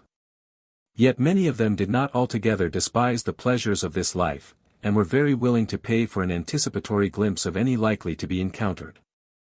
Familiarity in some measure breeding contempt, the public in these early days thus regarded neither witch nor demon with the dread and hatred so manifest in the 15th century and onwards. For one thing, faith in the power of the Church was more implicit. To dally with the forbidden had all the fascination of a sport with a spice of danger in it, when you knew that at any time a power vastly greater than those of evil was ready to step in to protect you from the consequences of your over-rashness. Before the name of a fairly efficient saint the most powerful demon must bend his head, especially with holy water anywhere in the neighborhood. If you fell under the power of a witch it could only be through neglecting to take proper precautions or to employ someone else to do so for a moderate fee. Our own Anglo-Saxon forefathers showed a very nice spirit of prudence in such matters, as in the famous meeting between Ethelbert King of Kent and St. Augustine, held, by royal command, in the open air, lest the missionary, being under a roof, might practice unlawful arts upon the king. The witch, in a word, was everywhere, but so were the necessary antidotes, some of them of the simplest. Thus, in the story of Hereward we learn how the wise woman of Brandon, near Ely, anathematized the hero from a wooden scaffolding. To be really efficacious her curses must be thrice repeated, but before she had time to do this the scaffold was set on fire by Hereward's followers, and the wise woman perished miserably. The witch, in fact, like her gossip the devil, always comes off second best in folklore where she is matched against the truly virtuous, a comforting reflection for everybody, however ominous for their friends. She was still to some extent a shadowy personality, of shifting and indefinite attributes. Although in 696 the Council of Berkhamsted decreed that any person sacrificing to the devil should be punished, a clear enough reference to witches, it was not until some centuries later that the conception of the witch definitely crystallized into its modern form of a woman carrying out an actual compact with Satan, working miracles by his power, and frequently transported through the air to pay him homage at Sabbath gatherings. Until then the Church may be said to have been obtaining and sifting evidence, building up a formidable mass of precedent and tradition, to be employed with deadly effect when witchcraft was definitely branded as heresy. Whether or not the sins of witch and sorcerer be definitely codified, it is the duty of the lawgiver to provide for all contingencies. And just as Justinian devoted part of his code to dealing with witchcraft, so Charlemagne, 2 centuries and a half later, enacted new and stringent laws for the abatement of sorcery, as in the Capitular of 789, wherein supernatural meteorology is forbidden.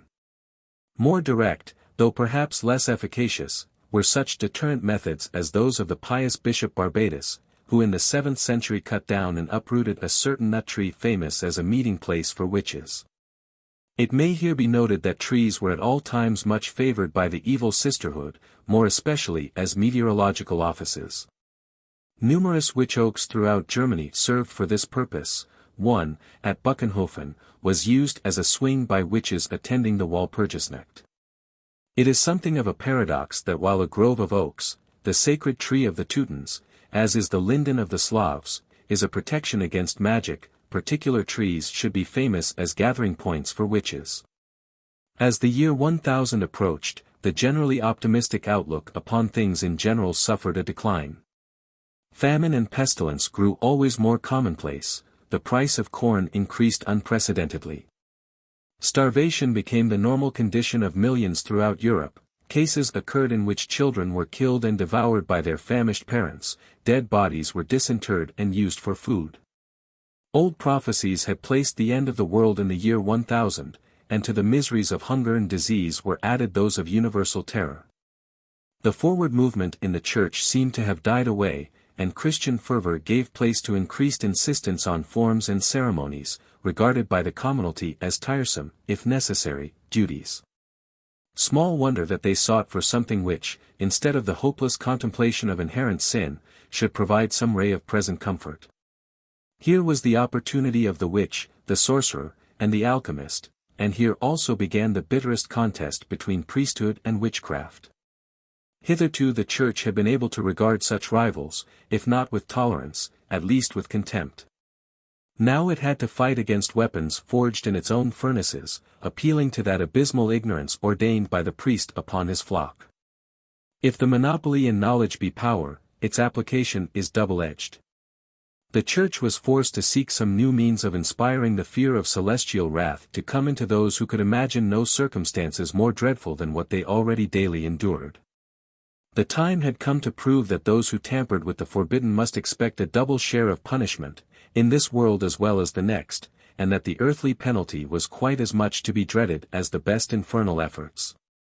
In 1025, Burchard of Worms inserts the significant question in the confessional: have you believed that there are women who can turn love into hate and hatred into love, or who can harm their neighbors and seize their goods for themselves? Have you believed that godless women blinded by the devil ride abroad at night with the demon Hulda, obeying her as goddess? Followed in due course Ethelred's decree of banishment against witches, soothsayers, and magicians, and that of Canute, which included love witchcraft as a branch of heathendom. Though the anathemas of the Church might for a time stem the increasing tide of witch popularity, they were fundamentally only incentives towards a cult which did not include anathemas or persecution, except, indeed, those within the control of the humblest individual. In the 12th century, moreover, the century of the Crusaders, many new influences were at work. To counteract the general lethargy into which the Church was sinking, the popes availed themselves of their knowledge of human nature. Epidemical frenzy was aroused by remission of penance, absolution of all sins, past, present, and to come, and the assurance of eternal felicity for all who took the cross. Sham miracles and prophecies stimulated the popular enthusiasm, and more potent than either was the knowledge among millions that any change they might experience must be for the better. But however promising at the time, the great revival was fraught with danger to the Church that provoked it. New conditions evolved new ideas. Asia provided greater luxury for body and mind than any hitherto known to its European invaders. The new world thus opened before them might be sinful, it was at least very pleasant. Future damnation presents few terrors to the well-fed, and the discovery that millions existed, and in comfort, who had never taken off their hat to a priest in their lives, however shocking it might seem at first, was bound to give furiously to think. Among the forbidden institutions upon which the Crusader found reason to reconsider his ideas, witchcraft took a prominent place. Anathema though it might be, it had a multitude of Oriental exponents, who, whatever they might have to look for in the next world, had little cause to complain of this. Such abominations cried for intelligent investigation, if only that they might be refuted, with the result that the Crusader returned home with the knowledge of many novel features that might be profitably added to the Western ritual of magic. Meanwhile in his absence his own native practitioners had not been idle. Faithful wives were anxious to know something of their lord's whereabouts, safety, or, it may be, fidelity. Those who were not faithful had even more need of tidings as to his probable return and of means for delaying it. In such emergencies the services of the witch were indispensable, and priestly prohibitions only served to advertise her powers and to increase the number of her suppliants. These various causes, and more particularly the last, combined to give witchcraft an importance in social life hitherto denied to it, and to draw down upon it more and more the wrath of Mother Church. She had, indeed, other no less pressing calls upon her attention. The long slumber of orthodoxy was at an end, many heresies disturbed the minds of the faithful. The revival of Latin literature stirred thoughts and feelings long blurred by church teaching. The Crusaders were not the sole importers of Oriental ideas. Greek traders also, along with the drugs and perfumes of the East, brought new doctrines, received with dangerous tolerance. The vigorous Innocent III quickly perceived the danger, and entered upon a systematic persecution of heretics. In 1208, a papal legate having been murdered by Raymond of Toulouse, against whom the Church had already serious cause of complaint, Innocent at once proclaimed a crusade. And the heretical Albigenses were involved in the ruin of their most powerful protector, suffering a persecution of almost unprecedented severity. The establishment of the Inquisition now became a logical necessity if the spread of heresy was to be saved, and little time was lost in its creation. By this time Satan had assumed a definite form and personality in the public mind, and the idea that the witch obtained her powers through a compact with him, long sedulously inculcated, had taken root. It is true that even yet the Sabbath was but a harmless servile carnival, frowned upon, indeed, and discouraged wherever possible.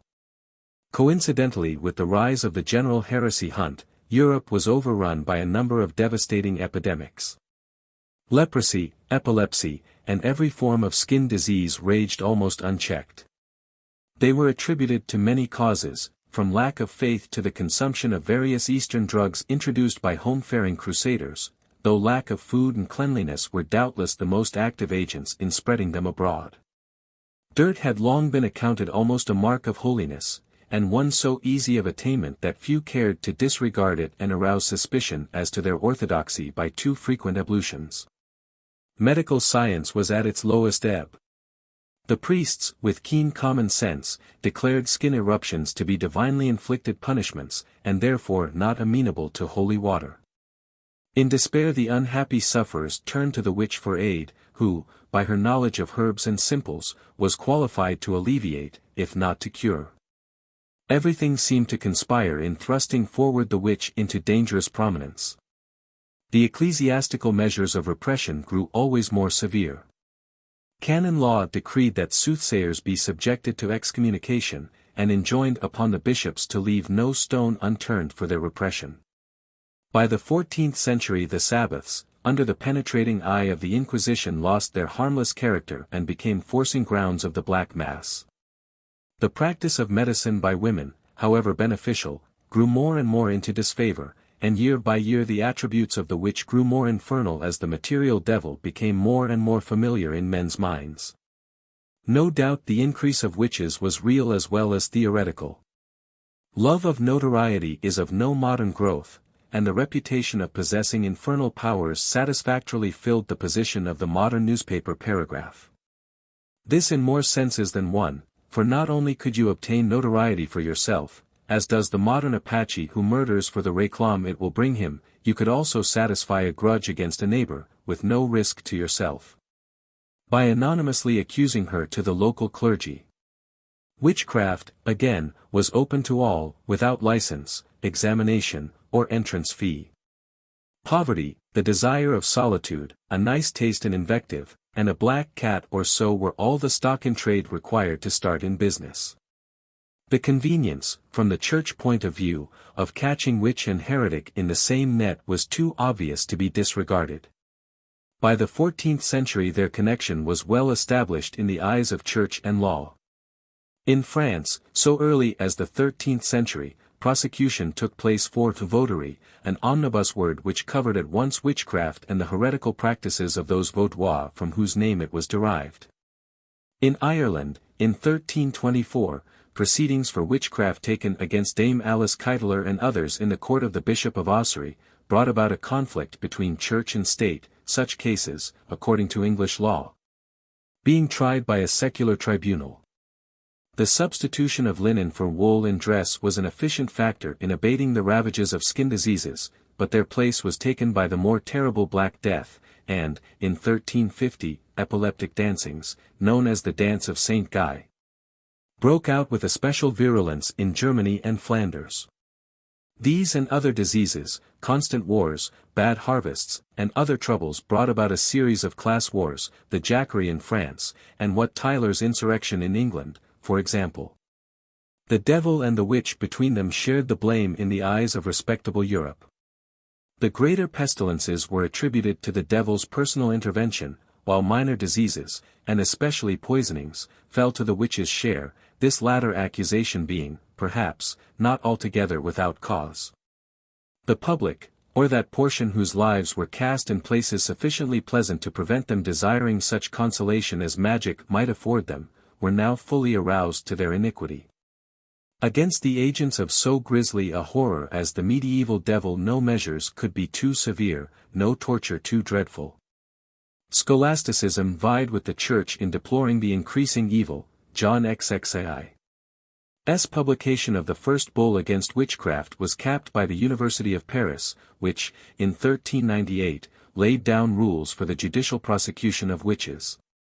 Expressing at the same time regret that the crime of sorcery should be growing more common than in any former age. In England, from the Conquest onwards, commissions were issued from time to time empowering the bishops to seek out sorcerers. In 1406 such a mission was delegated to the Bishop of Lincoln. It was not, however, until 1542 that penalties more severe than fine and imprisonment were inflicted by the ecclesiastical courts. The ever-increasing prestige of witchcraft in time raised it to a point where it could be made an apt weapon for political intrigues. The burning of Jeanne d'Arc as a witch is a case in point, her tormentors by their choice of indictment dimming for long centuries the halo which surrounded her efforts towards the freeing of her country. While at the same time it provided ample opportunity for those who, having been among the first to hail the rising popular star, are also first to enjoy his fall from greatness. Another case, even more definitely political, was that of Eleanor Duchess of Gloucester, in which the charge of witchcraft proved a serviceable weapon in the hands of Cardinal Beaufort. The Duchess, although accused of no less a crime than procuring a wax image of Henry VI, manufactured by the Witch of Eye, with nefarious intent, escaped the death penalty indeed, but was condemned to public penance, followed by lifelong banishment. As the Reformation grew nearer, public opinion veered round to some slight extent in the direction of leniency. The Inquisition was itself becoming so unpopular that its victims were bound to excite some secret sympathy. The Renaissance, throwing wide the door to all the intellect of classical days, already shook the dominion of the Church to its foundations.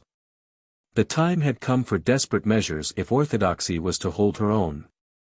In 1484 the witch bull of Innocent VIII definitely handed the witch over to the care of the inquisitors, and thus gave the signal for a series of persecutions of unexampled horror, enduring through more than 2 centuries, and the last echoes of which have scarcely died away even today. X. The witch bull and its effects.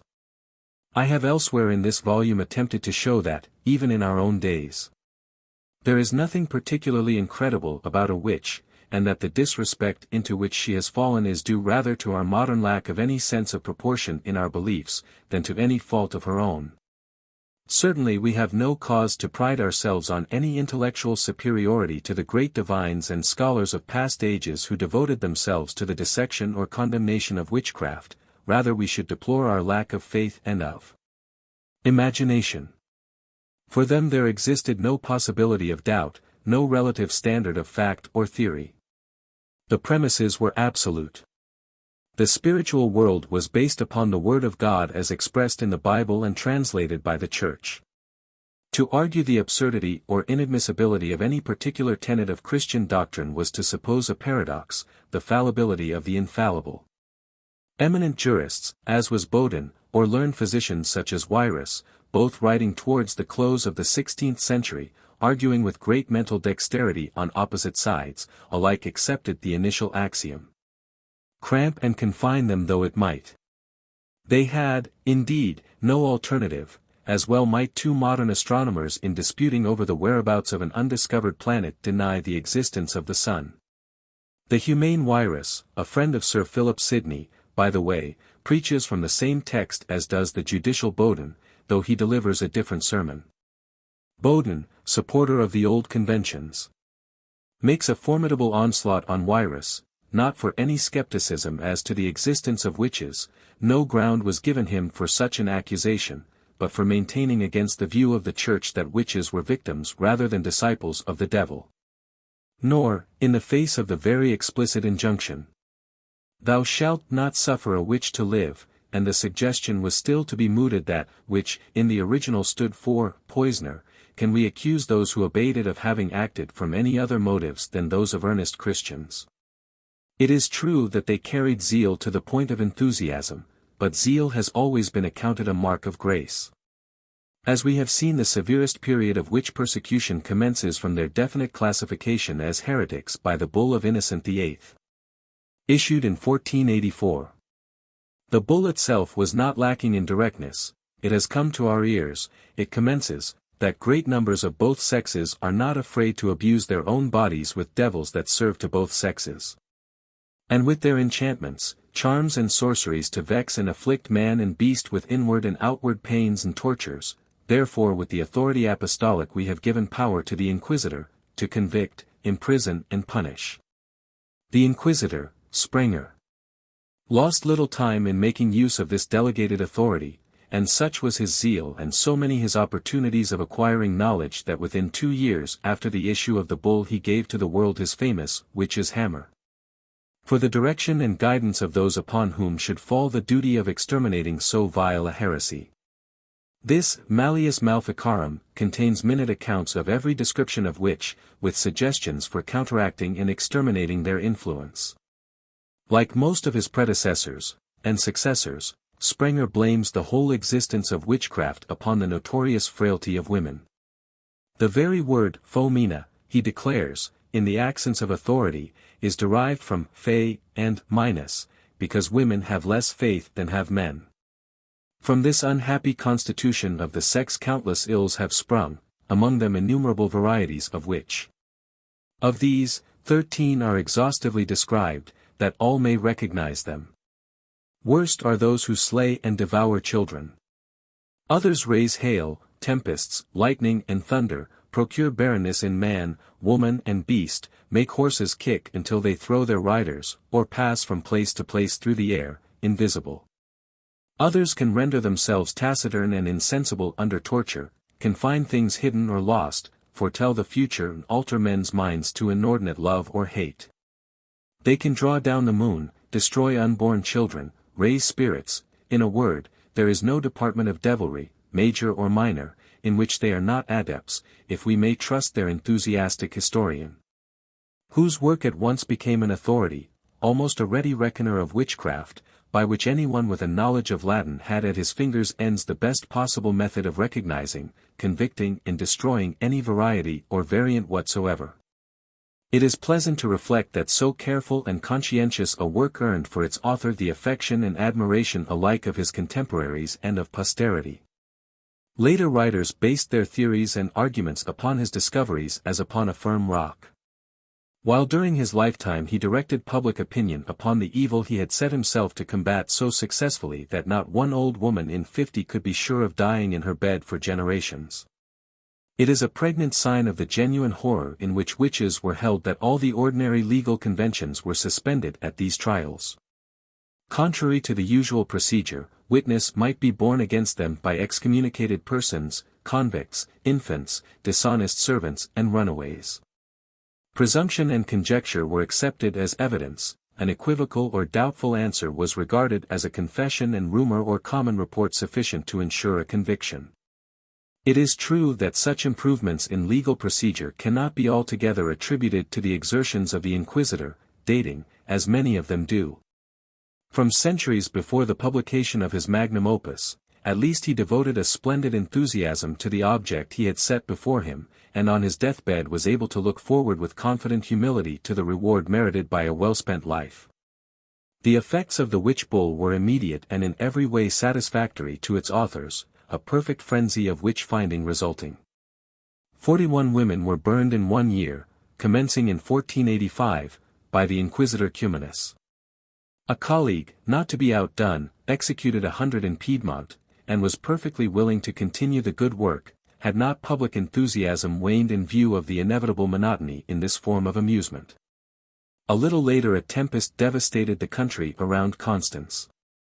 The inhabitants recognizing that, in face of the recent bull, it were blasphemous to attribute such a storm to natural causes, seized 2 old women, obtained confessions in the usual way, and burned them.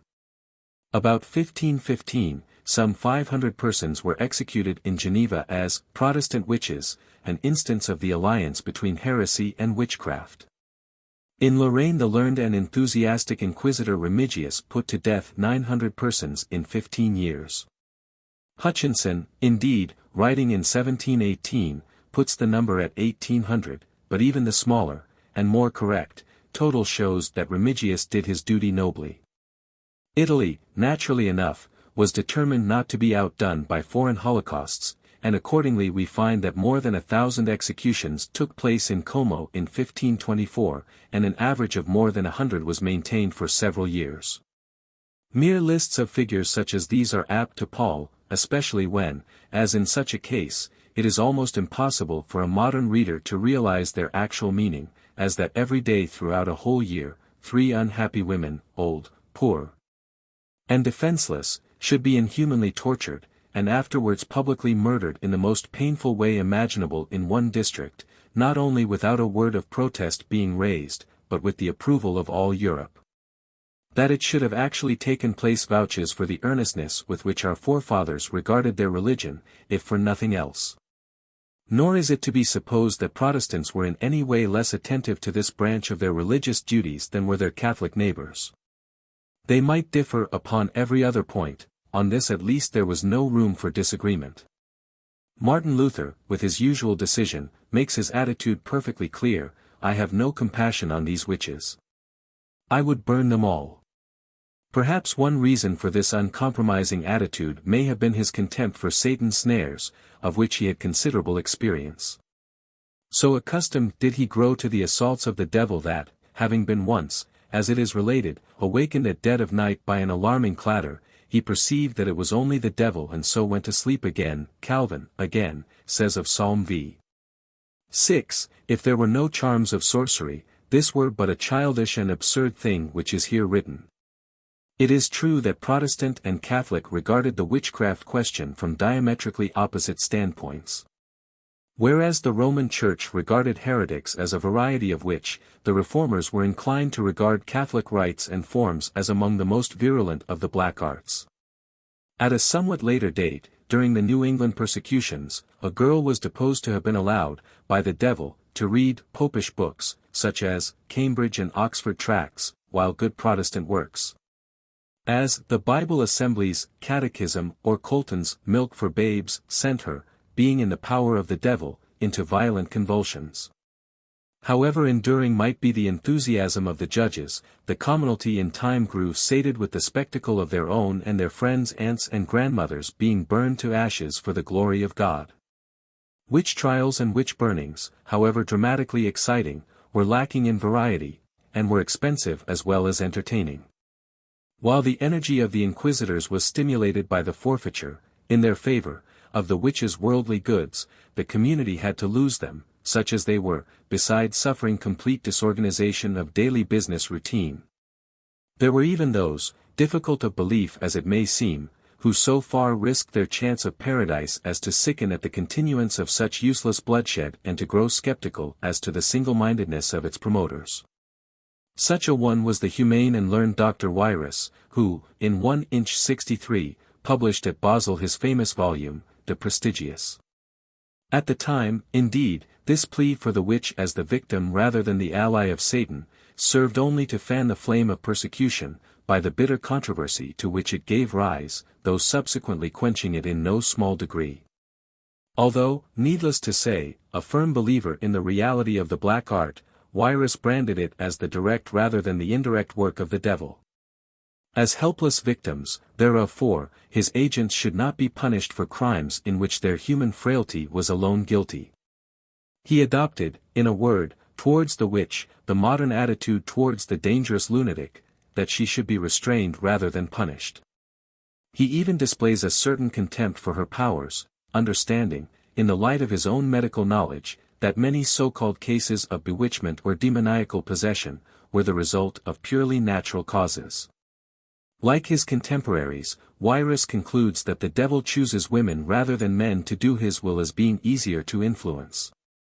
Naturally malicious and impatient, they are unable to control their affections and are all too credulous, qualities of which Satan takes every advantage. Particularly does he appreciate stupid, weak old women, the shakiness of whose wits places them the more surely in his power. Wierus parts company from his contemporaries in urging that this very frailty should arouse compassion, that they should be pitied rather than treated as stubborn heretics, and that if punished they should be treated less severely than were men. Because of this infirmity of their sex.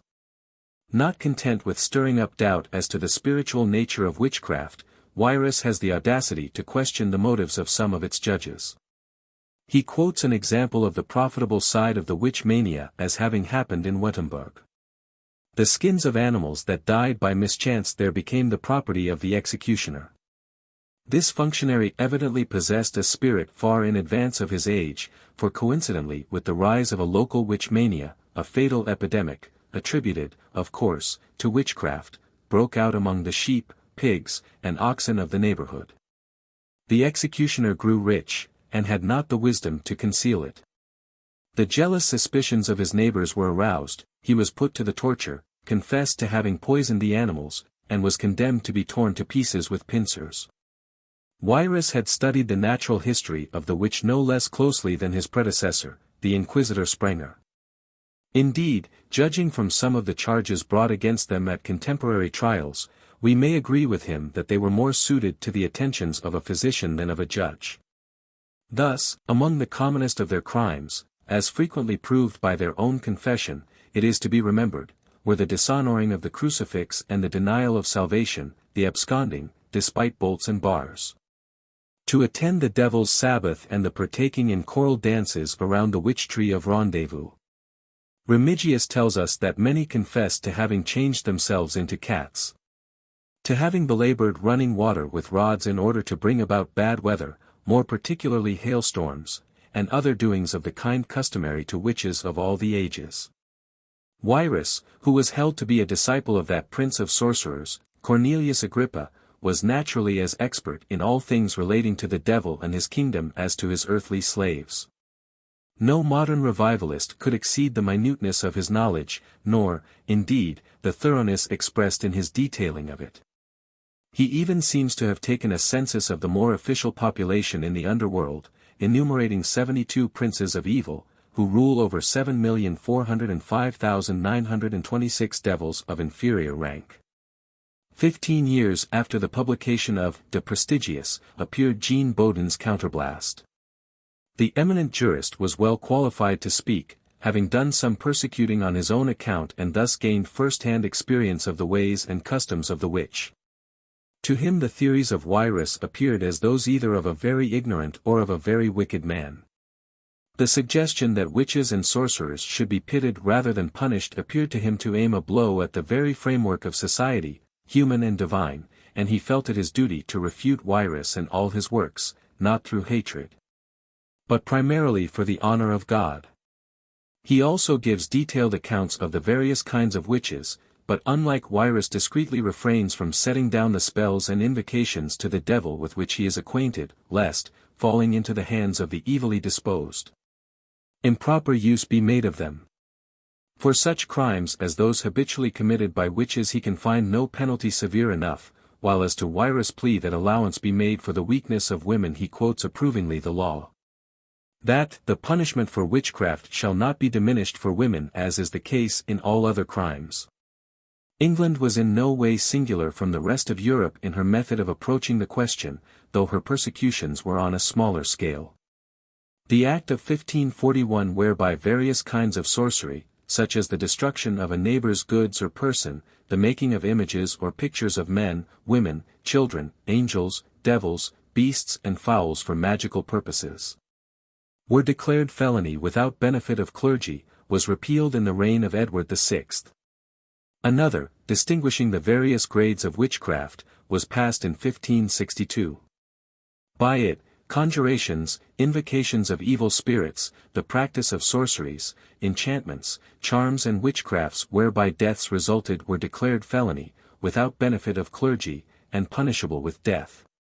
If only bodily harm ensued, the penalty for the first offense was a year's imprisonment and exposure in the pillory, and for the second, death. Notwithstanding such laws, the highest in the land were not averse to personal dealings with followers of the black art. Queen Elizabeth herself so far exercised her royal prerogative as to have been, unless rumor lie, on excellent terms with Dr. John Dee, the eminent crystal gazer, whose black stone is now in the British Museum. In Scotland the Principal Act was passed in 1563. By it the practice of witchcraft, sorcery and necromancy, the pretence of possessing magical knowledge, and the seeking of help from witches were declared capital offences. It says much for the common sense of the English nation that it should, at such a period, have produced so enlightened a writer on the subject as was Reginald Scot. As against his contemporary, Holland, who, writing in 1590, urges that since witches were in the Bible, shall Satan be less cruel now? Scott, in The Discovery of Witchcraft, scoffs at Sprenger's Fables and Boden's Babies, a conceit that must have afforded him infinite satisfaction. I deny not, he argues, that there are witches or images, but I detest the idolatrous opinions conceived of them. And again, I am well assured that if all the old women in the world were witches, and all the priests conjurers, we should not have a drop of rain the more or the less for them. The suggestion of priests as conjurers is, of course, a hit at papish practices, and another description of witches as papists betrays his religious attitude.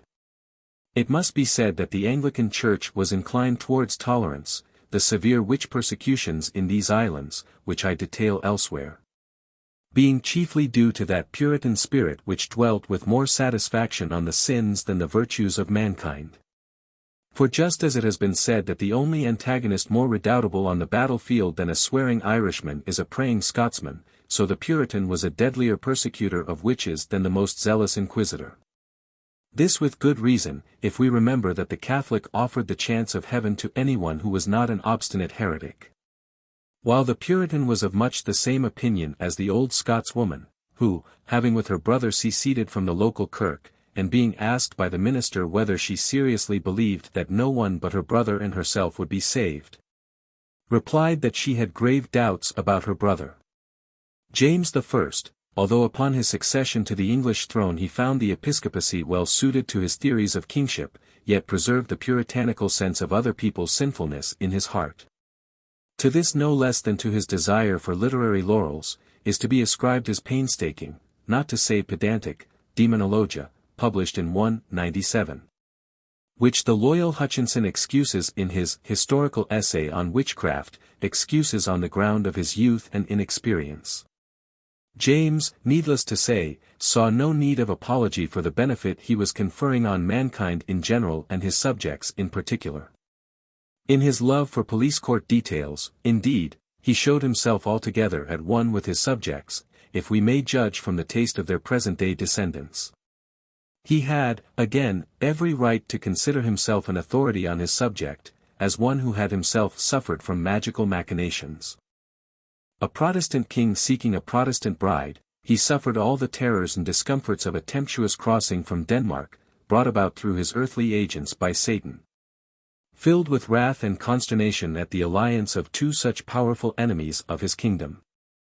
As he might have expected, his plans were brought to naught, and his servants, Agnes Simpson and Dr. Fian, suffered the appropriate penalty, the last named especially being subjected to perhaps the most sickening torture on record.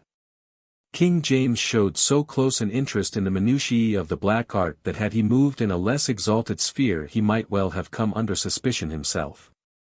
Thus on one occasion he sent for Grellis Duncan, a performer on the Jew's harp, and caused her to play before him the identical tune to which Satan and his companions led the brawl at a Sabbath in North Berwick churchyard.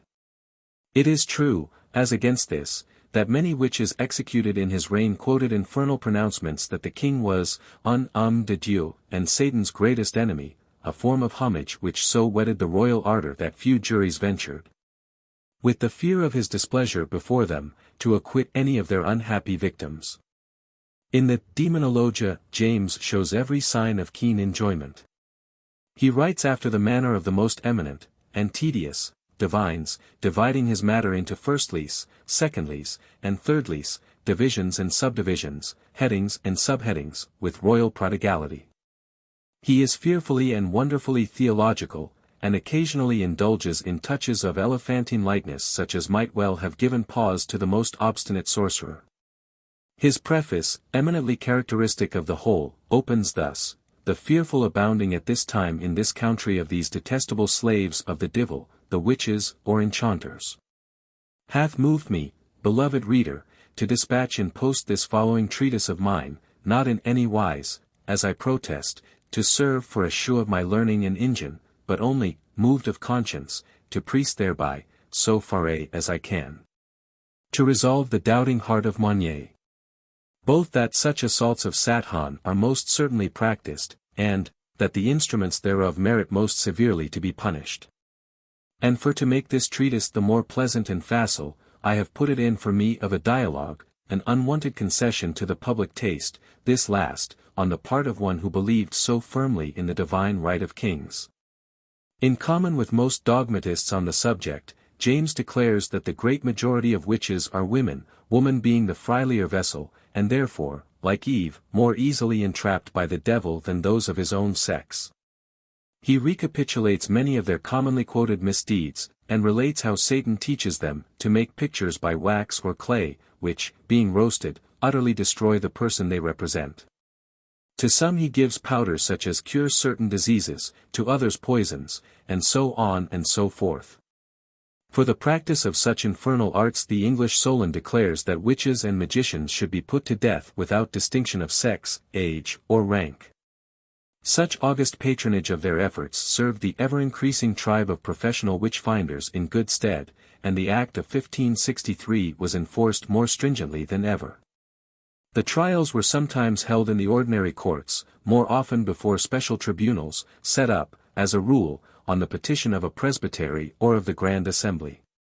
For the greater convenience and protection of the public, boxes were placed in many churches to receive anonymous accusations, giving magnificent opportunity to slanderers and backbiters. To such a pitch had matters come by 1661 that Parliament directed the judges to visit Dalkeith and Musselburgh, two notorious centres of the art magical, twice a week to try those accused.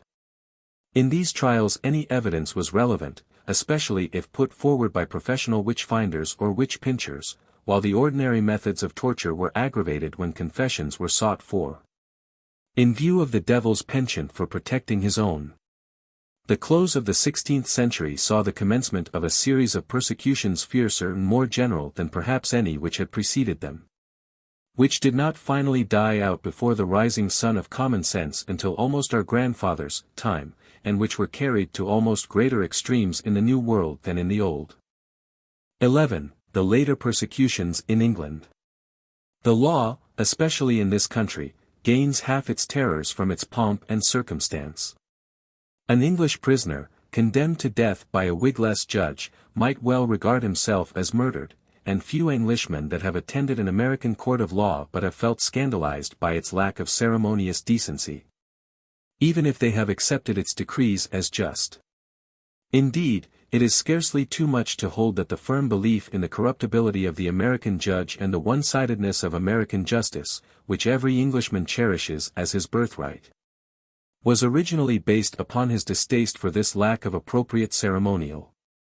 If this judicial dignity be needed even for the trial of an ordinary fellow mortal, how much more must it be needed when Satan himself and his human agents are at the bar? Accordingly, we find the inquisitor or judge always ultra-punctilious in bringing all due form and ceremony to bear upon a witch trial. No detail was without its special significance, no circumstance too trivial for august consideration, the more so that from its very nature a witch trial could not exactly follow ordinary procedure. The power of Satan, in the 17th century at any rate, was more than a match even for the trained legal intellect, and special precautions were necessary to provide for the safety of the judge and the conviction of the witch. So exhaustive were these precautions, indeed, that we can find no trace that any judge in England or elsewhere was ever injured by the assaults of the devil, when in court, while but very few witches, once put on trial, succeeded in escaping conviction, the accusation being, to all intents and purposes, tantamount to a verdict of guilty. A host of precautionary measures to be taken by the judge when the witch was brought into court, have been recorded. On no account must he allow her to touch him, especially, as Reginald Scott has it, upon his bear. He must wear about his neck conjured salt, palms, herbs, and hallowed wax. The prisoner must approach the judge backwards, just as she approaches Satan's throne at the Sabbath, by the way, and he must make the sign of the cross frequently the while. As we have seen, any evidence, even pf those debarred from testifying in ordinary cases, might be given against a witch. This, of course, provided an excellent opportunity for the dishonest servant, who, having stolen his mistress' property and with it Levant, need only accuse her of witchcraft to escape any unpleasant consequences to himself. It was, however, the only means by which the law could escape from the horns of a serious dilemma, as none that are honest can detect a witch. Again, she must be denied any chance of proving her innocence, or the devil will certainly take full advantage of it on her behalf, and once arrested, she must on no account be allowed to leave the prison or go home. Popular suspicion, presumption, and conjecture are sufficient to ensure a conviction, for in such a case vox populi is emphatically vox Dei. Confession must, however, be extorted at all costs. As the great inquisitor, Sprenger, from whose authoritative pronouncements I have already quoted freely, has it, if she confess nothing she must be dismissed according to the law, therefore every care must be taken to ensure confession. Before burning the witch, it was, however, necessary to catch her. Here, and more particularly in England, private enterprise stepped in to supplement public effort.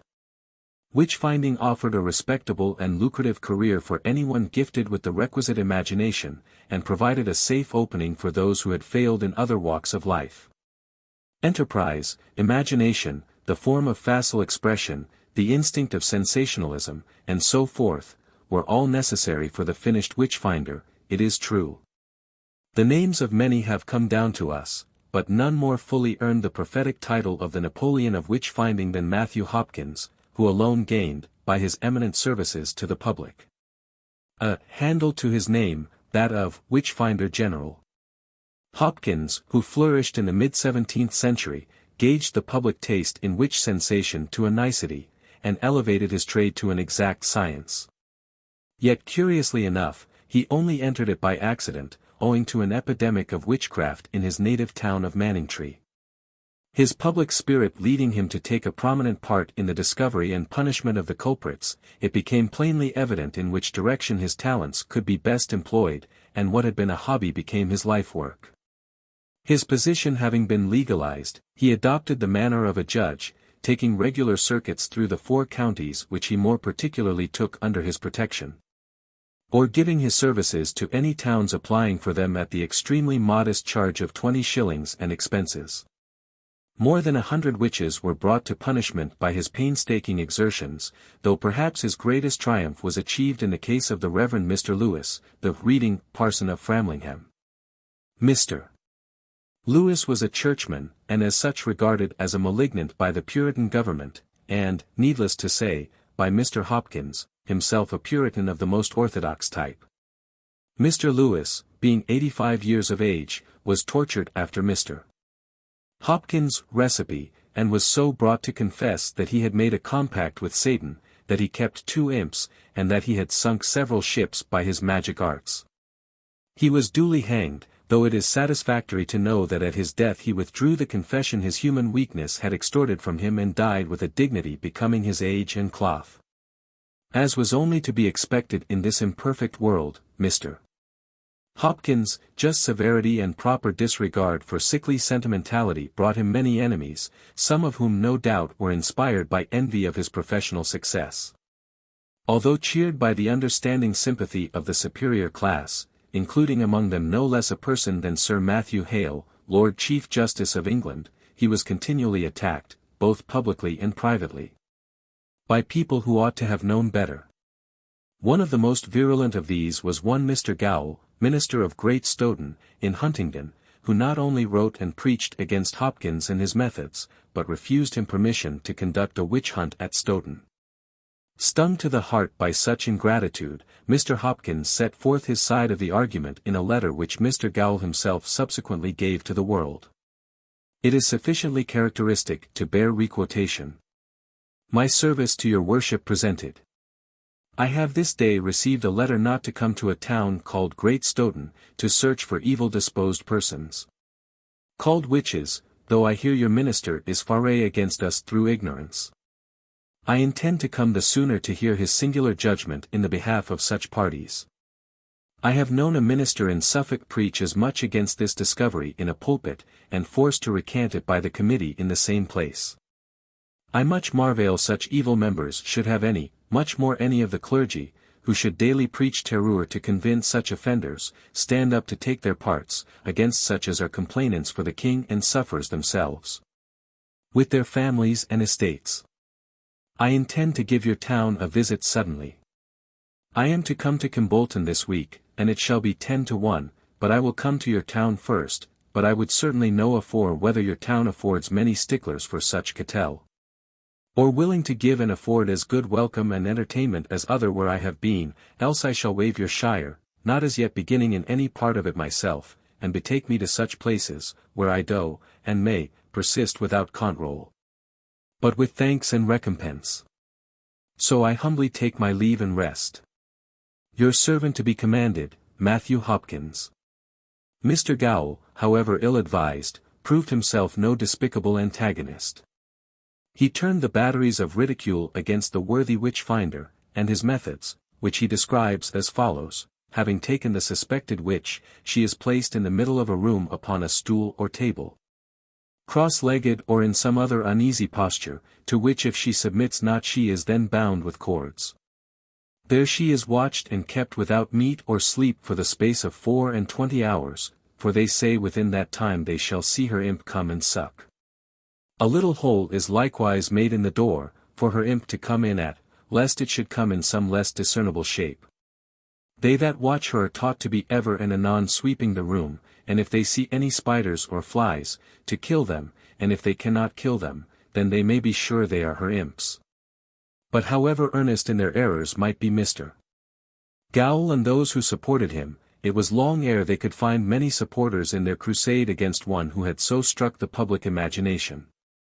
Hopkins' methods of torture might be severe, but they produced results, such as the following: one penitent woman confessed that her mother, lying sick, and she looking at her, somewhat like a mole ran into the bed to her, which she being startled at, her mother bade her not fear it, but gave it her, saying, Keep this in a pot by the fire and thou shalt never want. And so on and so forth.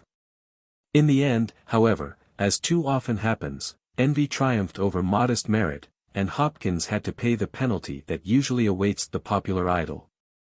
Either his severity outran his discretion, or he showed too openly his belief that the chief object of a profession is to provide a handsome income, or perhaps his inventive faculties did not keep pace with the public desire.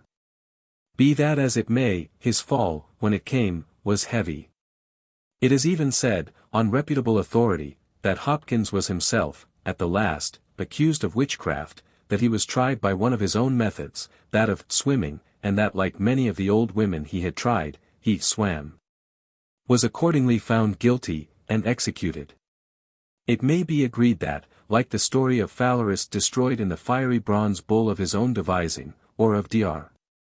Guillotin, first to suffer on the guillotine he had invented, this end of Hopkins has too much of poetic justice about it to be altogether credible.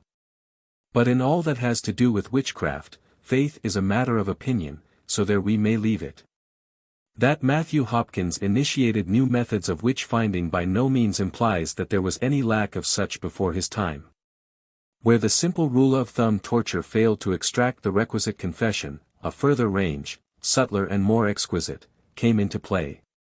No witch could say the Lord's Prayer, a possible enough contingency under great nervous strain even for a good Christian. Thus Fairfax relates how Thorpe's wife, accused of bewitching his children, being put to this test, could not say, Forgive us our trespasses, and thus convinced the justices of her guilt. Another method much practiced by Hopkins was the searching for the devil marks. These marks, as we have said, were the corporeal proofs of her contract with Satan, borne by every witch upon some part of her body, and were further the places whereat her imps came to suck her blood.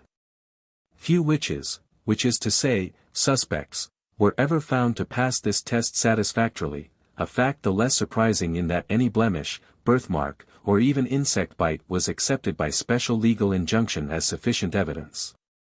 The witch mark was believed to be insensible to pain, whence arose the popular and lucrative profession of witch pricking. The witch pricker, having blindfolded the witch, proceeded to prick her in suspected places with a 3-inch pin, afterwards telling her to point out to him the places where she felt pain. If the suspect, half crazed with shame and terror, was unable to do so with sufficient exactitude, the spot was declared insensible, and her conviction followed. Before the actual pricking, when the witch had been stripped of her clothes, she was shaven, lest she should have concealed in her hair some charm against confession under torture. Great care was taken at the same time lest the devil, by sucking blood from her little finger or left foot, should make it impossible for her to confess. Further, as a witch was notoriously unable to shed tears, another test of her guilt was to call upon her to weep to order, very much as Miss Havisham in Great Expectations commanded little Pip, "Now, play." Most popular test of all, as taking place in the open and thus providing a general holiday, was witch ducking, or swimming. So near was it to the great heart of the British public that its celebration continued informally well into the 19th century. In Monmouth, so late as 1829, several persons were tried for the ducking of a supposed witch. While in 1807 the vicar of East Thorpe, in Essex, perhaps the most noted witch stronghold in England, was compelled to mount guard in person over the door of a suspected witch to prevent her from undergoing a similar fate. The procedure was of the simplest. The thumbs and great toes of the suspect were tied across, and she was thus dragged in a sheet to a pond or stream. If she floated, she was pronounced a witch; if she sank, she was in all probability drowned. Even if by a lucky chance she escaped both these perils, the nervous shock, to say nothing of what was probably the first cold bath she had ever experienced, acting upon her advanced age, gave her little chance of final triumph over her accusers. Another well-known and popular test was that of weighing the suspected witch against the Church Bible. Had the authorities provided one of more than common weight which outweighed her skin and bone, woe betide her. For her guilt was proved beyond further question. Such forms of extraneous evidence were, however, held in less store than was the obtaining of a definite confession, which had the double advantage of justifying the judges to the full as well as of convicting the accused. Of how it might be obtained Reginald Scott gives us a vivid example. "The 7 words of the cross," he says, "be hanged about the witch's neck, and the length of Christ in wax be knit about her bare body with relics of saints." If torture and other means of persuasion cannot obtain a confession, the jailer must pretend to leave her, and some of her friends must visit her, promising that if she will but confess they will help her to escape from prison. Friday, according to the same writer, was the most auspicious day for the purpose. As to the actual torture, the prisoner must first be stripped lest the means of witchcraft be sewn into her clothing, the instruments of torture being so placed that she has an uninterrupted view of them. The judge then exhorts her that if she remains obstinate, he bids the attendants make her fast to the strappado or other chosen instrument. Having been tortured, she is taken aside and again urged to confess by the promise of thus escaping the death penalty. As the Church conveniently absolved the faithful from the necessity of keeping faith with heretics or sorcerers, this promise was never kept. To put it briefly, every possible avenue of escape was denied the accused. Even an alibi, however complete, was unavailing, seeing that in her absence her place was always filled by a demon. However much we may sympathize with the victims of such judicial proceedings, it would be less than fair to blame the general public for its attitude towards them when such men as Blackstone or Sir Matthew Hale were convinced of their reasonableness. Blackstone, indeed, one of the greatest of English lawyers, went so far as to declare that, to deny the possibility, nay, the actual existence of witchcraft is at once flatly to contradict the revealed Word of God. The attitude of Sir Matthew Hale, Lord Chief Justice, an enlightened and God-fearing man, may best be gathered from an account of one of the trials in which he was concerned. In 1664, at St. Edmundsbury, 2 women, Amy Duny and Rose Cullender, were tried before him upon the usual charges.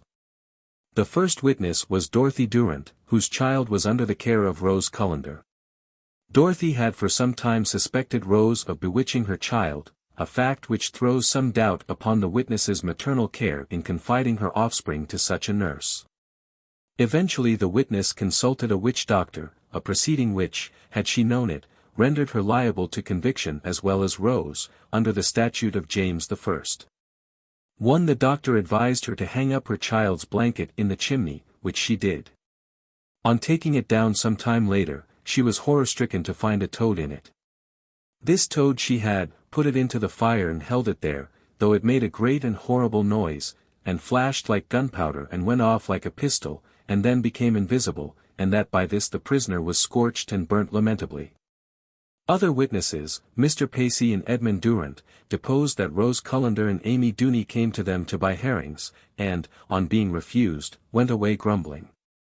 Further, it appeared that Amy Dooney had told Cornelius Sandwell's wife that if she did not fetch her geese home, they would be destroyed. She also told Cornelius that if he did not attend to a rickety chimney in his house it would fall. John Soane deposed that he had 3 carts wherein to carry corn. One of them wrenched Amy Dooney's house, whereat she scolded him. That very day his cart overturned 2 or 3 times, and his children had fits. Probably such damning evidence would have sufficed by itself. It was driven home by that of Sir Thomas Browne, who declared with dangerous moderation that the fits were natural, but heightened by the devil cooperating with the malice of the witches, at whose instance he did the villainies. This was too much for the Lord Chief Justice. He was in such fears and proceeded with such caution that he would not so much as sum up the evidence, but left it to the jury, with prayers that the great God of heaven would direct their hearts in this weighty manner. Needless to say, the jury returned a sentence of guilty. Amy Dooney and Rose Cullender were hanged at Cambridge accordingly, obstinately refusing to confess, and no sooner were they dead than the afflicted children were cured of their fits and returned to the best of health.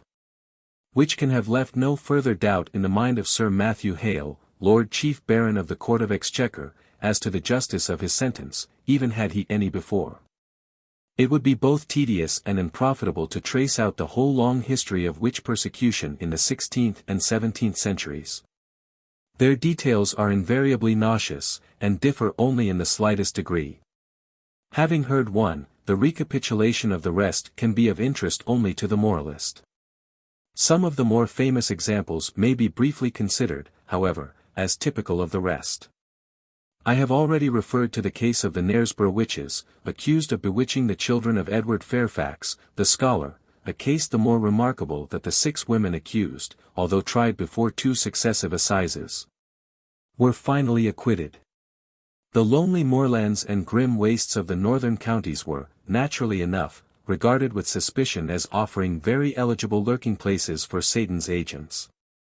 And accordingly we find that the majority of the earlier persecutions concerned that part of the county. 10 years before the Knaresborough trial, in 1612, 20 witches were tried at the Assizes and Generali Gaula holden at Lancaster, before Sir Edward Bromley and Sir James Eltham. They came from Pendle Forest, a wild district on the eastern extremity of the county, and the most prominent among them was Elizabeth Southerns, more generally known as Mother Demdike, who, by her own confession, had been a practicing witch for nearly half a century, having been led astray thereto by one Tib, a spirit or devil in the form of a boy wearing a party-colored coat of brown and black, whom she met upon the highway. She and her fellow prisoners were charged with murders, conspiracies, and other damnable practices, upon evidence fully borne out by their own confessions. Nevertheless, of the 20 only 12 were hanged, 1, Mother Demdike herself, cheating the gallows by dying in prison, while the remaining 7 were acquitted, for the time. That so large a proportion should have escaped speaks ill for the abilities of the prosecution, for an example was badly needed. This remote country, says Scott, was full of popish recusants, travelling priests, and so forth. And some of their spells are given in which holy names and things alluded to form a strange contrast with the purpose to which they were applied to secure a good brewing of ale, or the like. One such charm, quoted at the trial, was used by an Whittle, alias Chattox, one of the 20, in order to remove a curse previously laid upon John Moore's wife's brewing, and ran as follows. 3 biters hast thou bitten. The host, ill eye. Ill tongue. 3 bitter shall be thy boot. Father, Son, and Holy Ghost. A God's name. 5 paternosters, 5 aves. And a creed. For worship of 5 wounds. Of our Lord. Which would seem to show that whether or not Anne Whittle was a witch, she was certainly a papist, so we need feel little surprise that she was among the 12 executed. The second great persecution in Lancashire, in 1633, rested almost entirely on the evidence of a boy of 11. His name was Edmund Robinson, and he lived with his father, a very poor man, in Pendle Forest, where no doubt he heard many legends of the redoubtable Mother Demdike and her colleagues. Upon All Saints' Day, when gathering bullows in a field, he there saw 2 greyhounds, one black, the other brown, each wearing a collar shining like gold. They fawned upon him, whereafter, seeing no one, he took them, thinking to course with them. And presently a hare did rise very near before him. Whereat he cried, Loo, Loo, Loo, but the dogs would not run. Whereupon he, being very angry, took them, and with the strings that were about their collars, tied them to a little bush at the next hedge, and with a switch that he had in his hand he beat them. And instead of the black greyhound, one Dickinson's wife stood up, a neighbour, whom this informer knoweth. And instead of the brown one a little boy, whom this informer knoweth not. Dickinson's wife offered him a shilling as the price of his silence, but he answered, Nay, thou art a witch. Whereupon she put her hand into her pocket and pulled out something like a bridle, that gingled, and put it over the little boy's head, upon which he turned into a white horse. Mrs. Dickinson then seized upon the informer, set him before her on the white horse, and carried him to a new house called Horstones, about 1/4 of a mile away. Here he saw about 60 persons, some by the door, others riding towards the house on horses of different colors. In the house was a fire with meat roasting before it. A young woman offered him flesh and bread upon a trencher and drink in a glass, but after the first taste he would have no more of it. On going into the adjoining barn, he there saw 6 persons kneeling and pulling at ropes fastened to the top of the barn. Whereupon, there came into the informer's sight flesh smoking, butter in lumps, and milk as it were silling, streaming, from the said ropes. All of which fell into basins placed under the said ropes. And when these 6 had done, there came other 6 which did likewise, and during all the time of their said pulling they made such ugly faces as scared the informer, so that he was glad to run out and steal homewards. They pursued him, but he met 2 horsemen, whereupon they left him. The foremost of his pursuers was one Loyn's wife. The troubles of the informer were not yet at an end. After he had come from the company aforesaid, his father bade him go and fetch home 2 kine, and he happed upon a boy, who fought him. The informer had his ears and face made very bloody in the fight, and looking down he saw the boy had a cloven foot. With commendable prudence he ran away, only to see a light like to a lantern, which he pursued, thinking it might be carried by a neighbor. But he only found a woman, Loyn's wife, standing on a bridge, and running from her he met the cloven-footed boy again, who hit him and made him cry. Such was the dread story told in court, and partly corroborated by the boy's father. The wives of Dickinson and Loyn, along with some 18 other persons, were arrested at once, while the informer and his father made a comfortable little sum of money by going the round of the neighboring churches and there detecting others. The trial took place at Lancaster Assizes, when 17 of the accused were found guilty, but the judge, not being satisfied with the evidence, obtained a reprieve. 4 of the accused were sent up to London, and committed to the Fleet prison, where great sums of money were gotten by shoeing them. The Bishop of Chester held a special examination of the case, and the informer, being separated from his father, soon confessed that his estimable parent had invented the whole story as a means towards an end. So the trial ended in a lamentable fiasco, from the point of view of that public who were looking forward to the public executions as a holiday. Although the activities of Matthew Hopkins reached their culminating point in the trial of the Manningtree witches, held before Sir Matthew Hale at Ipswich in 1645, they were only a part of his bag in that year.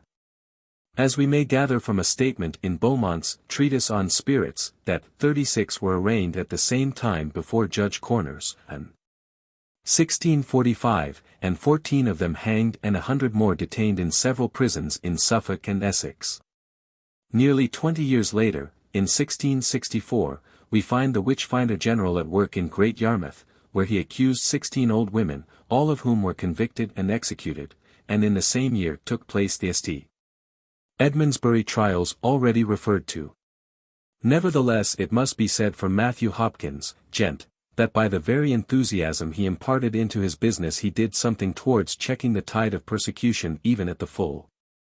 Although the general public gave little sign of satiety, those in authority and the more educated class in general were growing tired of so much useless bloodshed. Witch trials continued unabated, but towards the close of the century the judge's directions to his jury were frequently such as to ensure an acquittal, while, even when found guilty, the accused were often reprieved through the judge's exertions.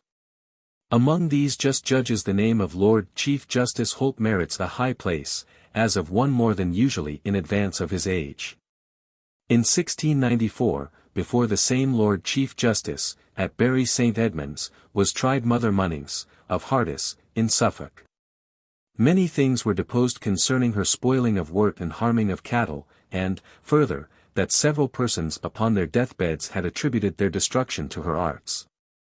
Thus it was sworn that Thomas Pannell, the landlord, not knowing how to turn her out of his house, took away the door and left her without one.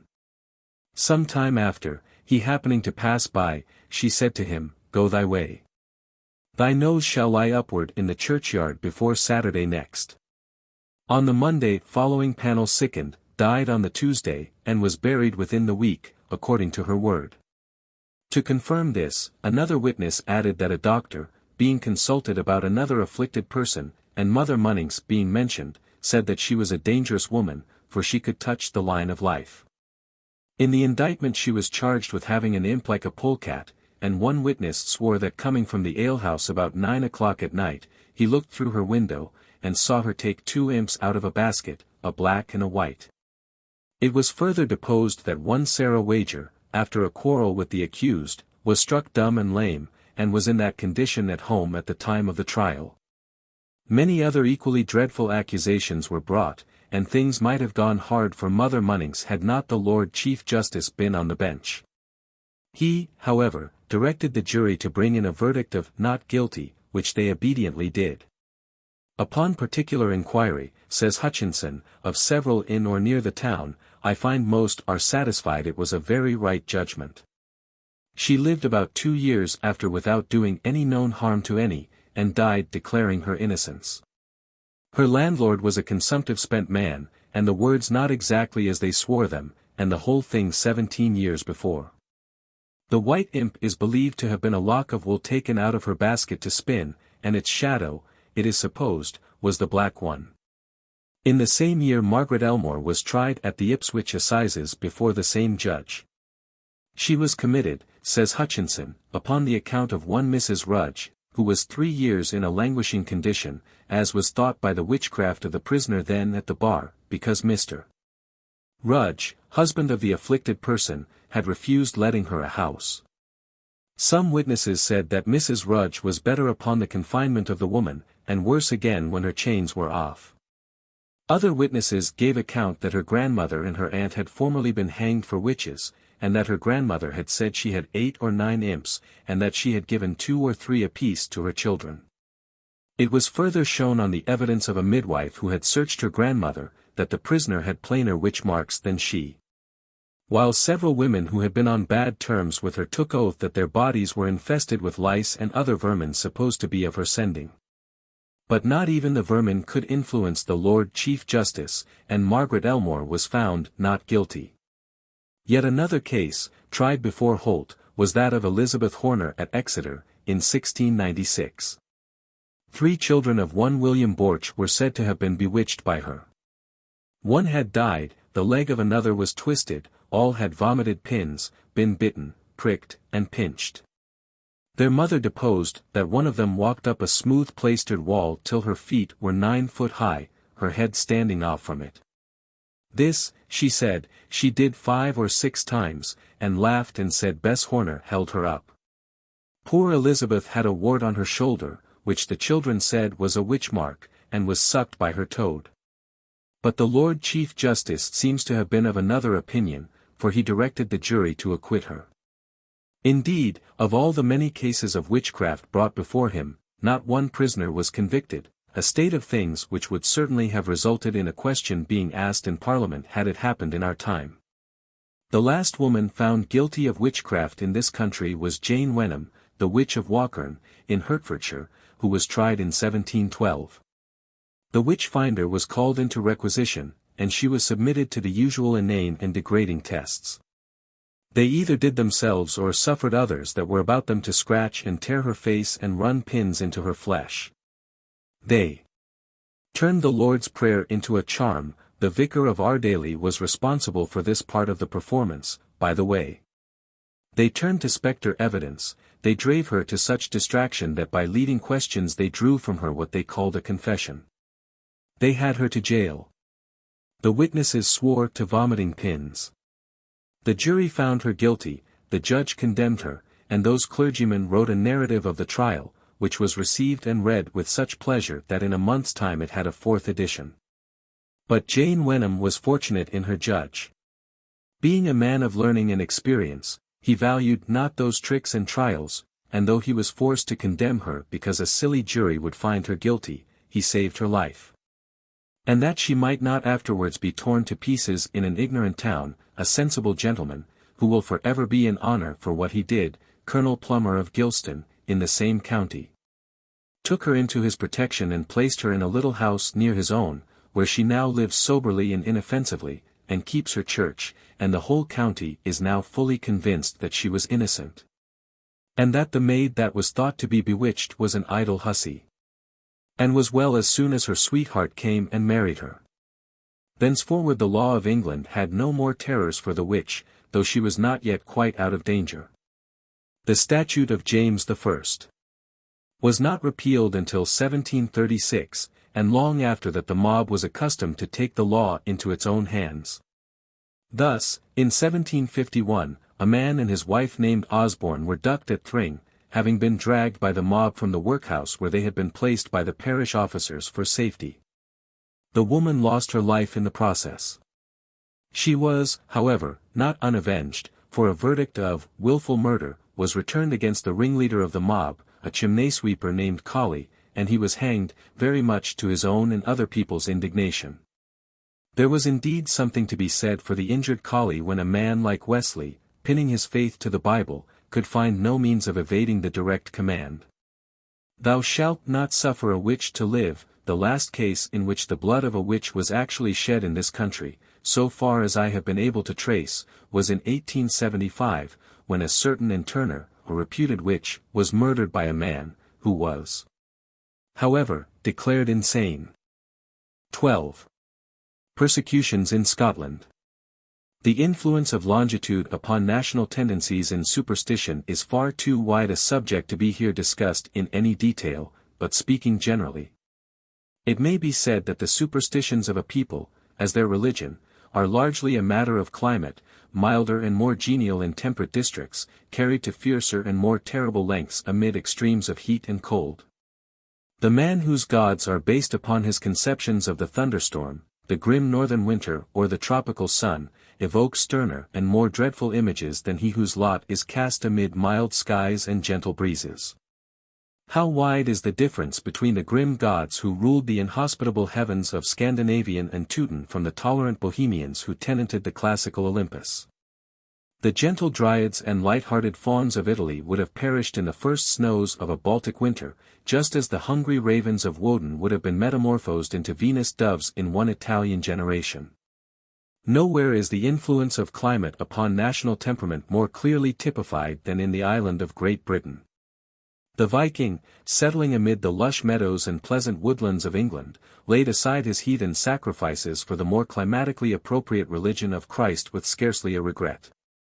Thor and Woden long held their own in the bare northern fastnesses, not to be finally driven out until they had tinged the Christianity which took their place with something of their own hopelessness and gloom. Just as the gods of Valhalla ever looked forward to the day of their destruction, so hell rather than heaven has always held the leading place in the Scottish imagination. So it came about that the superstitions of the Scot were gloomier than were those of his neighbor over the border. The conviction of his own sinfulness was always with him, how much deeper and more certain that of his neighbors.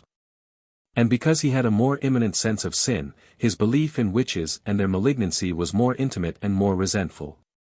The Englishman, again, feared the witch chiefly on his own personal account. The Scotsman took up the cudgels on behalf of his Creator as well. The devil seemed so much more powerful to the dwellers of a bleak Highland glen than to the stout yeoman walking amid his opulent English pastures. In Scotland he was on terms almost of equality with God. It is scarcely too much to say that to the majority he was even more powerful, and his earthly agents all the more to be feared and hated. As in Rome and Greece, the witch was firmly settled in Scotland centuries before the coming of Christianity. But she was of another breed, as befitted her sterner ancestry. She and her demoniacal coadjutors held all the land under a grip of blood and iron. There was nothing amiable, nothing whimsical, nothing human about the spirits, of one kind or another, that lorded it among the mists and heather. Even the fairies had more in common with Logi than with Oberon. Elfame, their dwelling place, resembled rather hell than fairyland. In place of a Loblai by the fire, who found his highest pleasure in the helping of good housewives without fee, of a Queen Mab, who tormented no one but the idle or the wicked, you had a Kelpie, lurking in lonely places intent upon your murder. Or a Banshee, prophesying your coming death or ruin. When at last Christianity came, it had a long, stern struggle against such antagonists, nor, indeed, could it ever altogether overcome them, even though it forced them to adopt new names and new disguises. The missionary saints found their task of conversion increased tenfold by the strenuous opposition of the witches and other evil spirits. St. Patrick, in particular, so enraged them and their master the devil, by his pertinacity, that he was forced, for a time, to flee before their assaults back to Ireland. One of their most famous exploits was the bombardment with a mountain-top of the vessel in which he was embarked. It is true that their aim, like that of Polyphemus, a member of their own family, was bad, and the mountain-top fell into the sea instead of drowning the saint. But by this very mischance they provided permanent proof of their exploit. For the mountain-top remains to this day to testify unto it, being that upon which Dumbarton Castle was subsequently built. Among the many legends dealing with these same early Scots witches, I am tempted to quote from one, taken down verbatim from the lips of an old Highland woman, by the late Dr. Norman MacLeod and related by him in his Reminiscences of a Highland Parish. In its modern form it was woven around the imaginary misadventures of a Spanish princess, and the real shipwreck of the Florida, one of the vessels forming the Spanish Armada, sunk near Tobermory, in Mull, in 1588. Actually, however, the magical passages have some much more ancient history, probably, as we may judge from incidental reference to Druidism, from pre-Christian days. The first part of the legend relates how the Spanish princess came to Mull, there had a love affair with Maclean of Duart, and was murdered by his jealous wife. The King of Spain, hearing of his daughter's fate, fitted out a war vessel and dispatched it to Tobermory to take summary vengeance. Maclean and his people, feeling unequal to resisting it by ordinary means, sought aid from magic, Druidism, in fact, and by powerful spells and charms gathered all the witches of Mull, the Doidegan Mui Leech, together. He explained the position and begged them to raise a tempest and sink the Spanish vessel, pointing out at the same time that her commander, one Captain Forrest, was himself a magician. The chief witch asked if the Spaniard, when declaring his unfriendly intentions, had said, "with God's help." On learning that he had omitted that precaution she professed herself ready to undertake the task. This passage is so unsuggestive of the pagan witch's usual attitude that I take it to be a pious interpretation of later date. In due time the witches began their work of ubag, obag and jisrig, charm, incantation and chanting, but with little initial effect. Stronger measures becoming necessary, the chief witch tied a straw rope to a cornerstone, passed it over a rafter, and raised the stone as high as she was able. As it rose the wind rose with it, but she could not get it very high owing to the counterspells of the Spanish captain with the English name. Accordingly she called her sister witches to help her, witches with very much finer names, by the way, than their English colleagues could boast of. They were 9 in all, and the names of 5 were Luadig, which is to say, Raggy, Agus Doidiag, or Frizzle Hair, Agus Soarag Nyan Jane Bane, the finger of White John's daughter. Cass A Mogain Reabhaik a Gleencomum, Hagenfoot from Glencoe, and Agus Gormshal Mor Bar Naame, Great Blue Eye from Moy. All pulled together at the rope, but could not raise the cornerstone. Some of them then flew through the air and climbed about the ship's rigging in the shape of cats, spitting and swearing.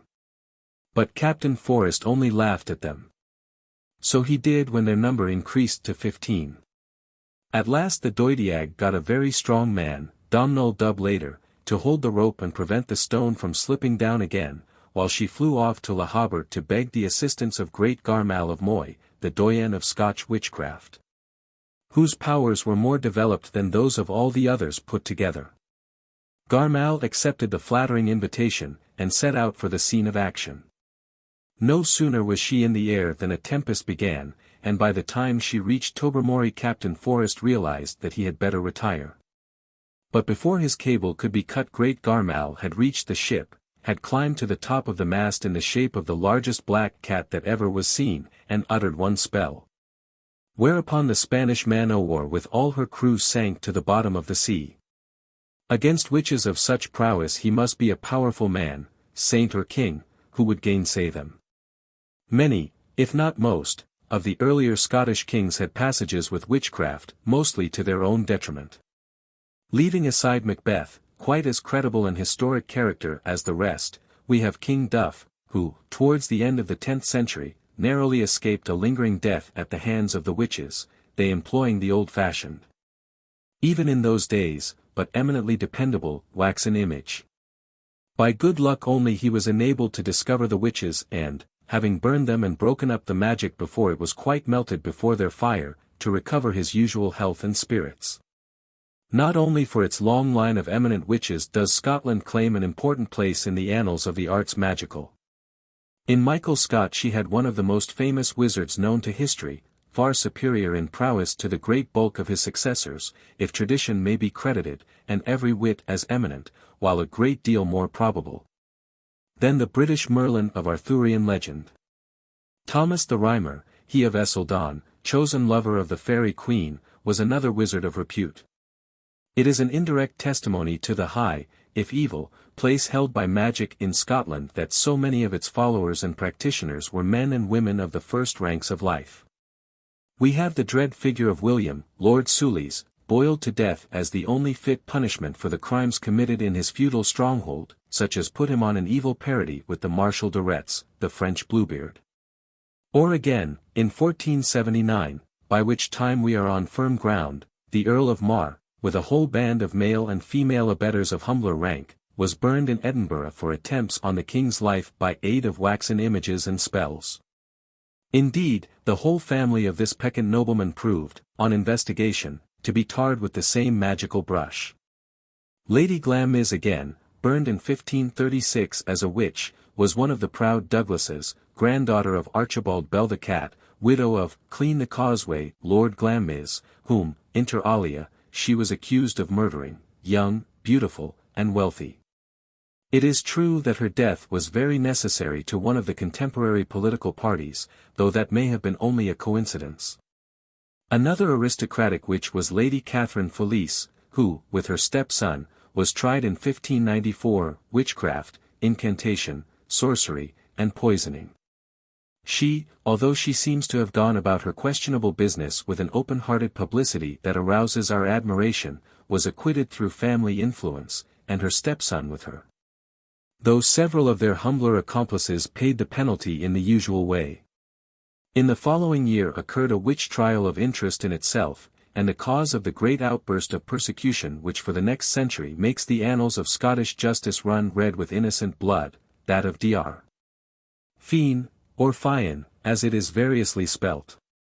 The story of the secretern register to the devil has been often told, but it will bear recapitulation. Fian was a schoolmaster at Saltpans, Lothian. He was further, according to his accusers, a wizard. More exactly, perhaps, he should be described as a male witch, seeing that he had no control over Satan, but, on the other hand, had sworn allegiance to him. Received witch marks, under his tongue, and otherwise conformed to the etiquette of the lower grade in the profession. This seems, indeed, to have been customary in Scotland, where the distinction which I have endeavoured to lay down between the sorcerer and the witch is often hard to trace. His magic, however, gains its chief interest from its object, no less a person than James I and VI. This learned and Protestant monarch, being on his way to visit his Danish bride in her native land, the devil and his secretary laid a plot to drown him. They put to sea, after the vessel, along with a whole regiment of witches, and there cast an enchanted cat into the sea, raising a fierce storm, which could not, however, prevent the divinely protected James from reaching Denmark in safety. On his return journey the plotters tried another plan, to raise a fog whereby the royal ship might be driven ashore on the English coast. Towards this end Satan cast a football, or its carrot misty semblance, into the sea, and succeeded in raising what may be accurately described as the devil's own fog. But angels guided the ship upon its proper course, and again the king escaped the assaults of his enemies. For these and other crimes Dr. Fian, with a number of women witches, was tried, tortured, forced to confess, and burned on Castle Hill, though he withdrew his confession before the end and died like a gentleman and a scholar. It is an interesting point about the trial that in it occurs the first Scottish mention of the devil's mark. The effects of this outrage upon the Lord's anointed were not to end with the death of its presumed concoctors. If the tribe of witches had grown so bold, it was high time they were extirpated, and gallantly did the king and his advisers set about it.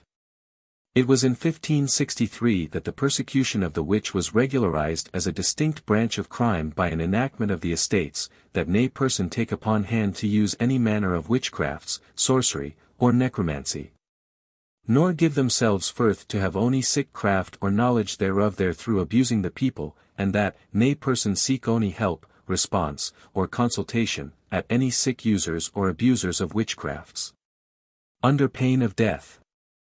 Thenceforward, until the last witch burning in 1727, the fires were seldom allowed to go out, and to be an old and ugly woman was perhaps the most dangerous trade in Scottish industry. There was, indeed, one incidental to a witch burning which may, it is at least to be hoped, have sometimes moved the economical Scotsman in the direction of toleration, the expense. Here, for instance, are the items expended in the execution of one batch of witches in Fife in 1633. For 10 loads of coal to burn them 3 pounds s.6 d.8. For a tar barrel s.14 d.0. For tows s.6 d.0. For harden to be jumps to them s.3 d. 10. For making of them d.8. Or a grand total of 4 pound us.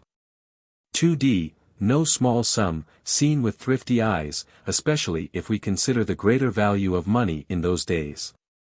It is, perhaps, only characteristic of the national attitude towards the whole subject that the white, or amiable, which was held in as great detestation as her black, or malignant, sister.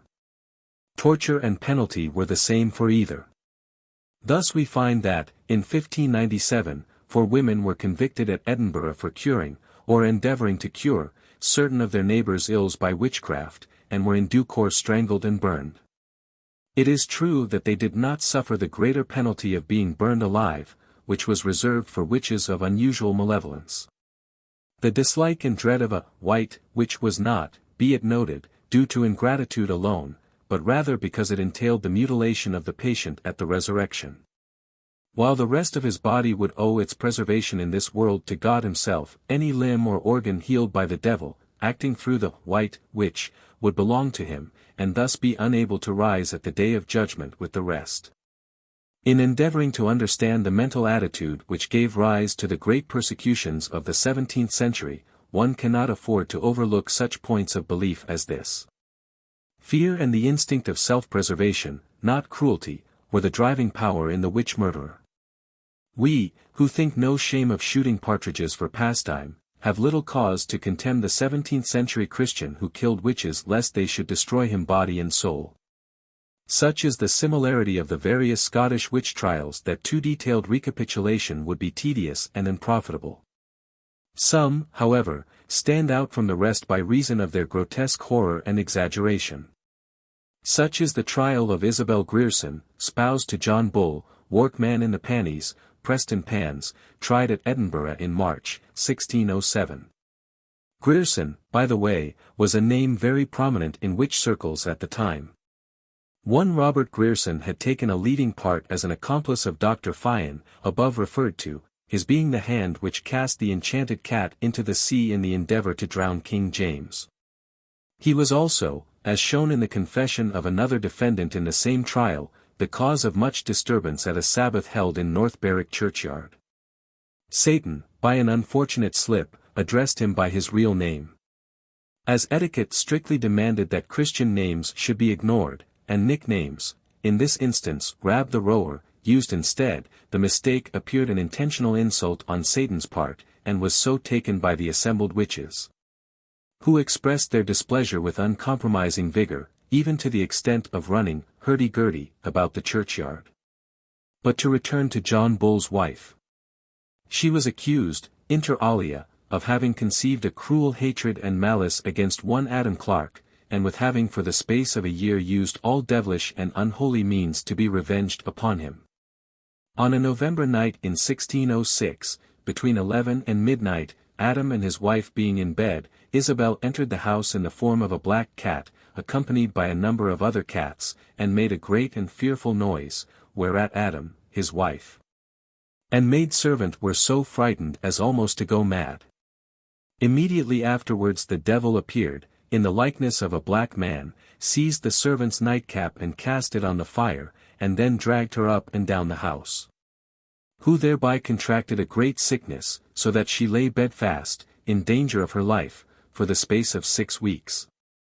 Isabel was further accused of having compassed the death of William Burnet and of laying on him a fearful and uncouth sickness, by casting in at his door a gobbet of raw, enchanted flesh. Whereafter the devil nightly appeared in poor William's house in the guise of a naked infant child for the space of half a year.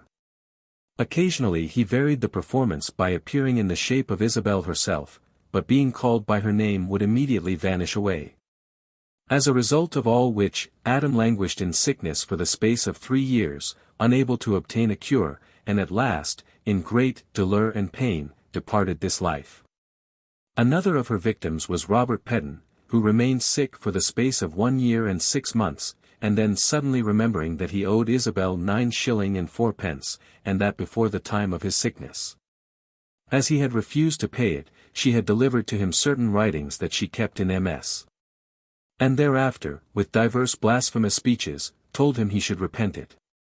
Remembering this, he sought out Isabel and satisfied her the said sum, at the same time asking his health of her for God's sake, saying, If ye have done me any wrong or hurt, refrain the same and restore to me my health. And within 24 hours he was as well as ever before. Yet again, Margaret, the wife of Robert Pedden, lying in bed, Isabel, or a spirit in her shape, entered his house, seized Margaret by the shoulder and flung her upon the floor, so that she swooned with fright, and was immediately seized with a fearful and uncouth sickness. Isabel, hearing that rumours of her ill-doing were abroad, caused Mrs. Pedden to drink with her, whereupon her sickness left her for 8 or 10 days. But as Mrs. Pedden, learning nothing from experience, declared high ubique that Isabel was a foul witch, she straightway laid another charm upon her, so that the sickness returned.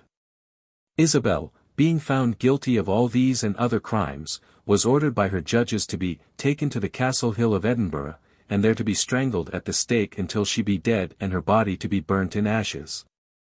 As convict of the said crimes. And all her movable goods to be escheat and inbrought to our sovereign Lord's use, as convict of the said crimes. Which was done accordingly. In 1622 Margaret Wallace was executed on the charge of inflicting and causing diseases. The chief count against her was of having consulted with Christian Graham, burned as a witch some time before Margaret's trial, how to cure Margaret Muir, a bairn, of a disorder, to which end they went about 12 at night to a yard. And there used their devilish charms, whereby the disease was removed from the bairn. The next 20 years are filled with a monotonous record of witch trials, similar in essentials to those already quoted. Perhaps the most outstanding is that of Catherine Oswald, who kept many rendezvous with Satan, and cursed the yard of John Clerk so effectually that for 4 years neither kale, hemp, nor other grain would grow therein. Alice Nisbet, also famous in her day, was likewise convicted of having took pains off a woman in travel, by some charms and horrible words, among which there were some, the bones to the fire and the soul to the devil. In 1633 20 witches were executed, Sir George Home, of Manderston, being the most zealous persecutor, chiefly, it was said, to spite his wife, with whom he was not on good terms, and who had a taste for black magic. 10 years later arose another fierce persecution, so that in Fifeshire alone 30 women were executed, the local ministry taking the lead in the prosecution. 2 of the accused were domestic servants in service at Edinburgh, and with that love of finery which even now attends their kind. By their own confession they had been introduced to the devil by Janet Cranston, a notorious witch, and had by him been promised that, if they gave themselves bodies and souls to his allegiance, they should be as trimly clad as the best servants in Edinburgh. Janet Barker, one of the twain, admitted having the devil's mark between her shoulders, and when a pin was thrust therein it remained there for an hour before she noticed it. Needless to say, both were worried, strangled, at the stake and burned. Agnes Finney was convicted on no fewer than 20 counts of different offences, chiefly of harming the health of personal enemies. Her defence was more vigorous than was customary, but although she pleaded that of all the witches already burned not one had mentioned her name, she was found guilty and executed. It must not be supposed that Satan did not make occasional efforts to befriend his own. Thus we may learn from Sinclair's Invisible World Discovered, that he directly interfered, endeavouring to save the wife of one Goodale, a most beautiful and comely person, for whom he had a particular regard. Much to the jealousy of less well-favoured witches. He even visited her prison and endeavoured to carry her off through the air. So that, she made several loops upwards, increasing gradually till her feet were as high as his breast. But James Fleming, the jailer, was a man of might. He caught hold of her feet, so that it was a case of pull devil, pull jailer, and the better man, which is to say Mr. Fleming, won, and the prisoner was saved for subsequent execution. On another occasion Satan actually released a witch from the church steeple of Culross, where she was confined. Unfortunately for her, before they had gone far upon their aerial flight, she happened, in the course of conversation, to mention the name of the deity, whereupon he dropped her. Political ups and downs, whomever else they might affect, made no difference in the hard lot of the witch, save, indeed, that she was regarded as belonging to the opposite party by that in power. That did not, however, gain for her the sympathy of the defeated. Thus the death of Charles I, according to many, could only have been compassed by the powers of darkness themselves. Even the brute creation seemed to have realized this, if we may judge from the reputed fact that some of the lions in the Tower of London died from the smell of a handkerchief dipped in the martyred monarch's blood. Old Noll was declared, by royalists anxious to explain away their defeats, to be Satan's direct agent, if not the devil incarnate, the Commonwealth representing his kingdom upon earth. Thus although the Republicans had done their utmost in the way of witch-harrying, their efforts were but feeble compared to those of the Royalists upon the glorious Restoration. Obviously a witch must be a friend to crop-eared Roundheads, and fearfully did she pay the penalty. Somewhere about 120 were executed in the year 1661, immediately following the king's entering upon his own again, the majority owing their arrest to the exertions of John Kincaid and John Dick, witch-finders as eminent, though less famous. Then Matthew Hopkins himself. And now it was the turn of the victorious Cavaliers to be regarded, by Presbyterian and Parliamentarian, as owing their success to the help of Satan and his agents. Their bishops were reported to be cloven-footed and shadowless, their military commanders to be bullet-proof by enchantment, and to possess horses that could clamber among inaccessible rocks like foxes. The justices who put fugitives on trial for treason were seen in familiar converse with the fiend, and one of them was known to have offered up his firstborn son to Satan. A representative example of the trials held in the latter part of the 17th century is that consequent upon the death of Sir George Maxwell, of Pollock, slain, as was supposed, by the malice of some hags and one wizard. A full account of it is given in the Memorials of Robert Law, writer, edited from his MS by Charles Kirkpatrick Sharp. To put it briefly, Sir George, having been ill for some time, having great pain in his side and shoulder, a dumb girl called at the house and explained by signs that his waxen picture was being melted before the fire in a certain woman's house, who had a grudge against him. Search being made, his image was found up the chimney. 2 pins being found stuck in the figure's shoulder were removed, whereupon Sir George recovered, and the woman was laid by the heels and found to have several witch marks. But very soon the baronet was again taken ill. The witch's house, now inhabited by her son, was again searched, and a second portrayed, this time of clay, found under the man's bolster. Arrested, he confessed that the devil had visited him, in company with 4 witches, had made the image himself, and stuck pins in the appropriate limbs. The 4 witches were apprehended, and, with the young man, burnt at Paisley. But this did not prevent their victim's death. A few months later he died, being worn to a shadow, owing, according to the dumb girl, to the existence of yet another picture, which his friends had slighted. The last Scottish execution of a witch took place in 1722. The prisoner was accused of having turned her daughter into a pony, shod by the devil and so ridden upon her, whence the girl was ever afterwards lame. Found guilty, this last of a long line of martyrs was burned at Dornach, and scandalized the spectators, the weather being chilly, by composedly warming her hands at the fire that was to consume her. In 173-inch, English and Scottish statutes against witchcraft were alike repealed, much to the horror of the seceders from the established kirk, who, in their annual confession of national and personal sins, gave a prominent place to the penal statutes against witches having been repealed by Parliament contrary to the express law of God.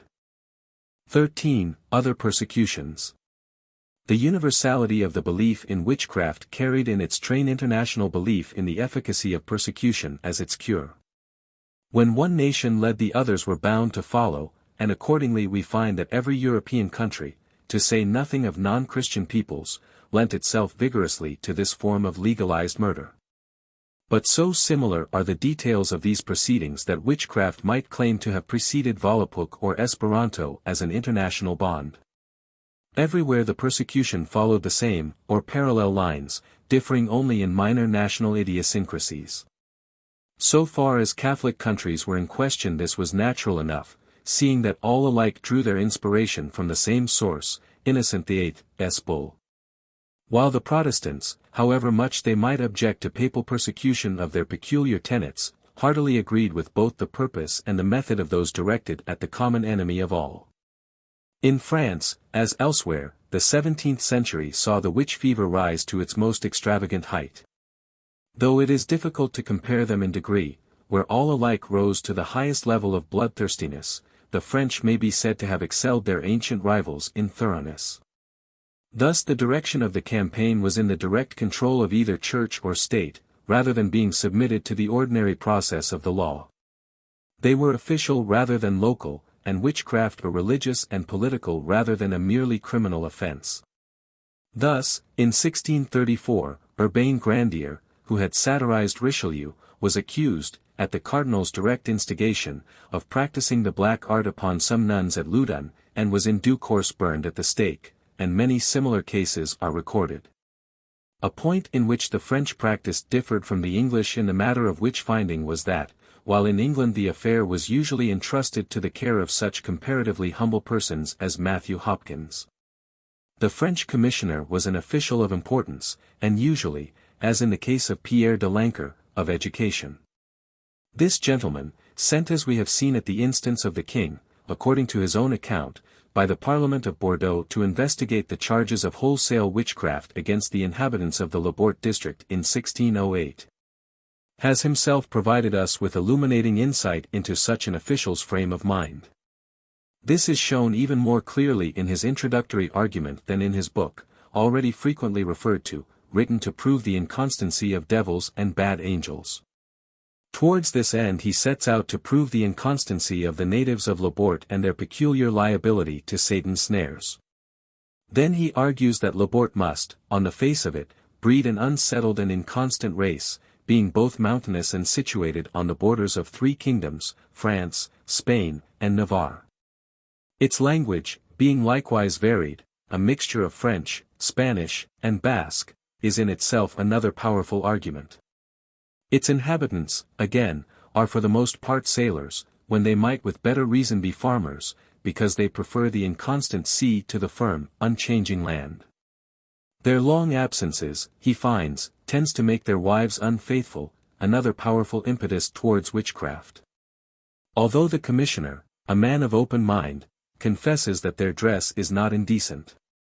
He has grave doubts about their dances, being not quiet and respectable, but rowdy in the extreme, and accompanied upon the tambourine, an instrument of baleful significance.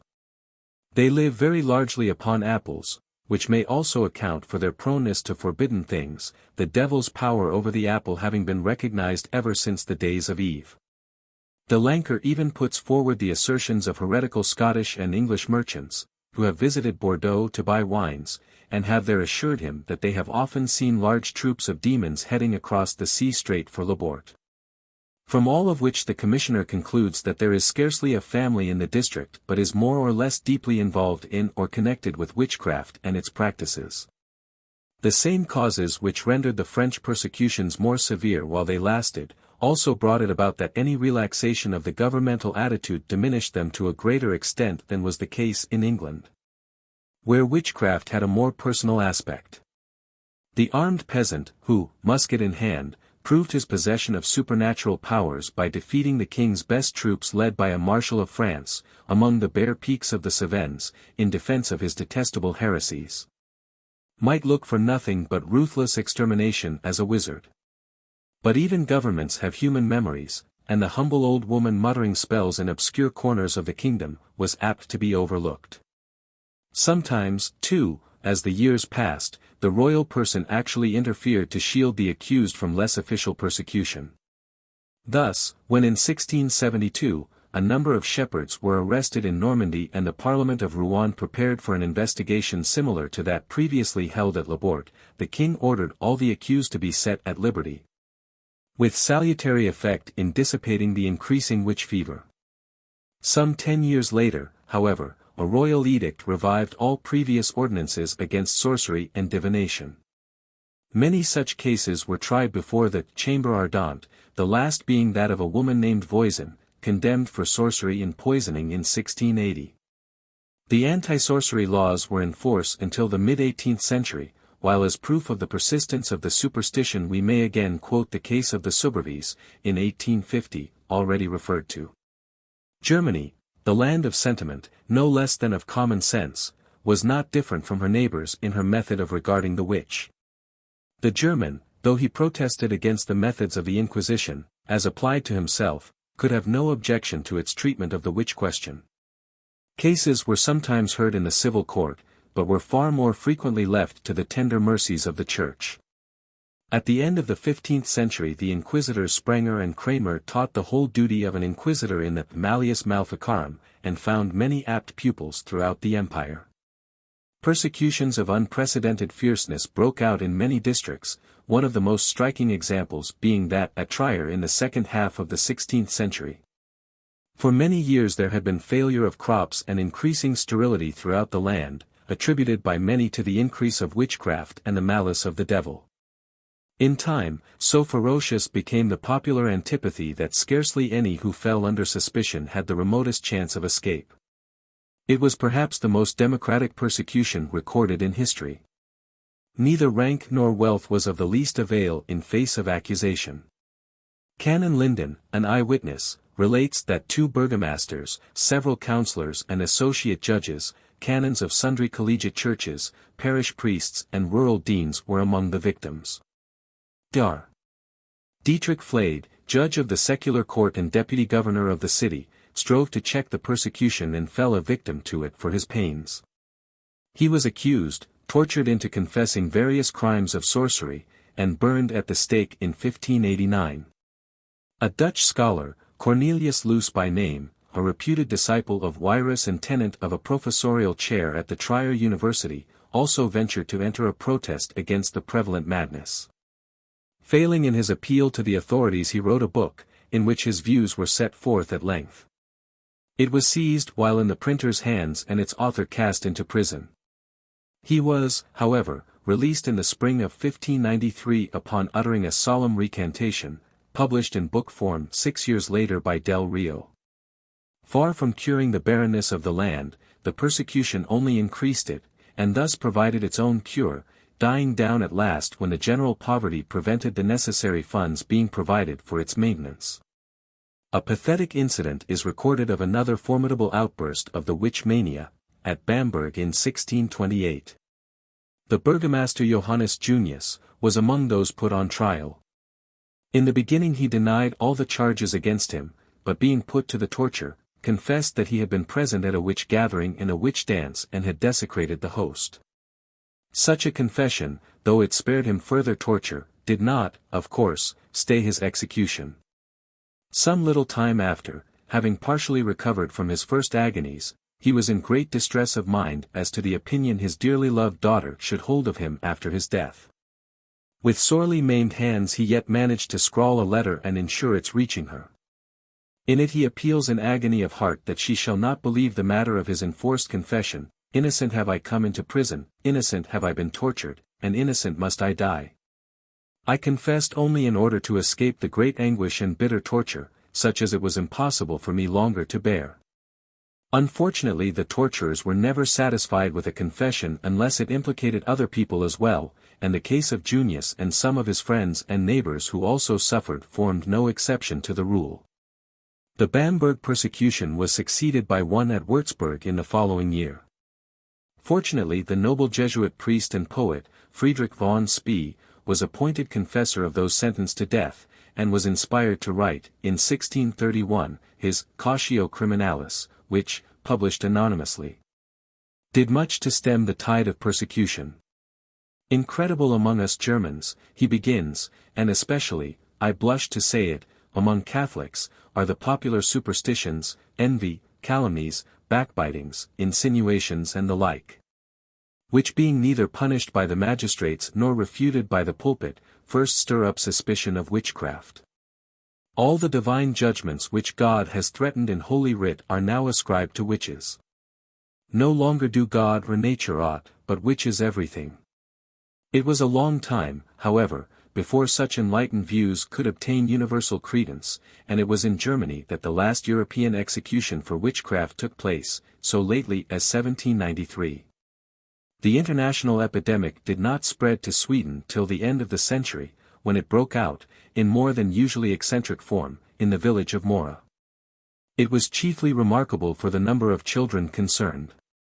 85 persons, 15 of them children, were condemned, and most, if not all of them, were burnt and executed.